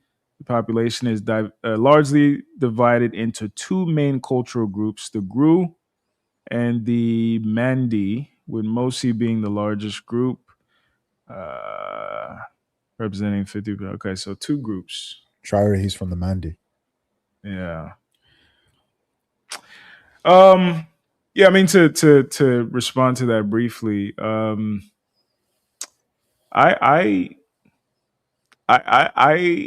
also kind of understand where he's coming from. I think there are certain things that are culturally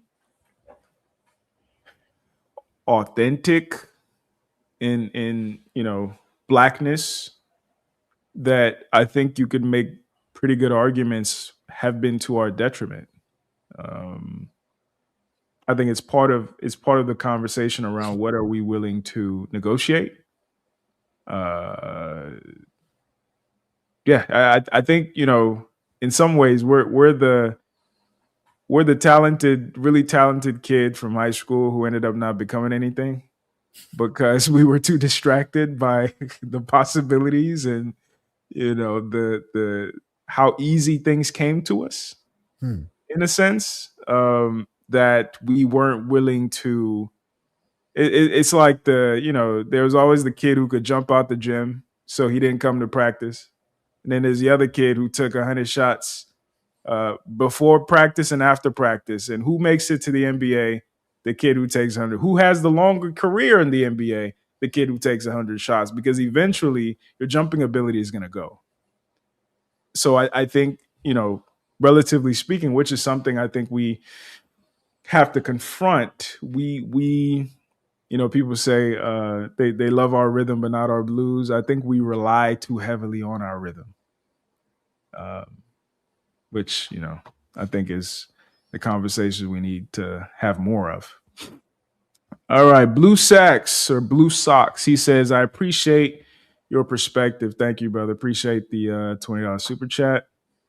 He also says, I had an Igbo girlfriend that gave me this book. Have you read it? The African Possibility in Global Power Struggle by Agwacha author Wankwo. Have you read it? I haven't read it. Have you read it, brother? I've never heard of this author. Yeah, me neither. But I will. Matter of fact, let me look it up so I don't forget. I was going to say, it sounds like something that's worth looking up. Possibility in global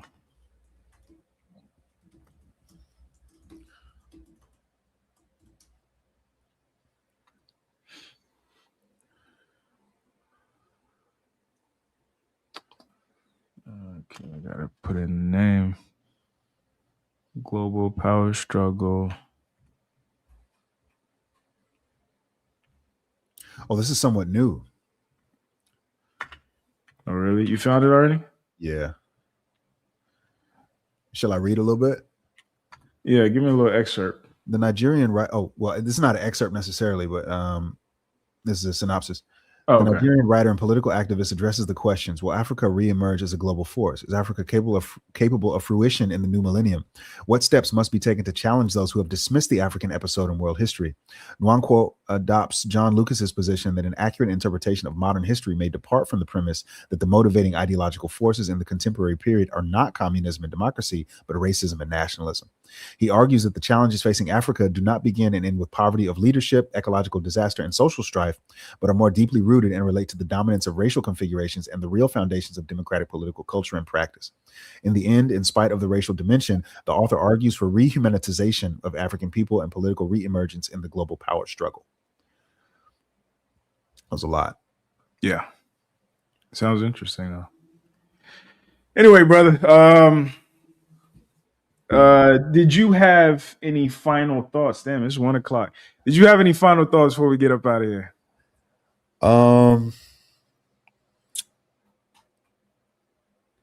One, and it's boy, I didn't give me the full screen now. Yes, sir. What was yours? I was nervous, but I had kind of expected to talk a little bit more about pro-black fatigue. I think we kind of went all over the place, but yeah. I will say, as far as like the Marxism conversation goes, because some of us, we get these allegations all the time, and they really get on my nerves that I'm with the gay shit or I'm with the feminist stuff, or even that I'm like a race baiting kind of crybaby kind of thing. There's you get the idea. Sure. This is not it. So you have documented Marxists like Captain Ibrahim Traore and his predecessor, Captain Thomas Sankara, who were both on the books Marxists and who developed political ideologies and economic governance structures that had real results that we can measure, that lifted their people out of poverty, and who were not with the rainbow flag stuff simultaneously. And on the opposite hand, maybe not opposite hand, but on another example, another case, you have the Black Panthers. Chairman Elaine Brown is still alive to this day, and she viciously and adamantly goes after the feminist lobby. The feminist lobby was actually the third wave feminism was introduced to the Black liberation struggle in the 1970s through a CIA operative named Gloria Steinem. So this is a feminist, once again, who is taking money from the capitalist state of the United States to dissolve and throw a monkey wrench in the developing political potential of Marxists. So these are two examples of certain ideological camps that are now mistakenly lumped in with Marxists being disavowed and ideologically, structurally even opposed by Marxists themselves, specifically Black Marxists, because not all Marxists are the same. I just wanted to clear that up because I get really tired of hearing that. And I think that this kind of reactionary ideological posture that a lot of brothers in the manosphere have around just general economic analysis prevents us from understanding and to contextualizing a lot of the issues that we face, and it stops us from coming up with substantive solutions. We often get so tired of the kind of like democratic, liberal, left-leaning, pseudo lip service, cultural Marxists, as Jordan Peterson would call them, that we then oscillate and we say, okay, now I'm on the Trump train. Now I'm a super capitalist. I'm a hyper individualist or whatever. I'll try it this way because the left is so hostile to my masculinity. And I'm saying that prior to the existence of the United States, there existed another way to do it. And to exist within that two sides of the same coin thing, I think is for us to do ourselves a disservice. So I think it's worth looking at.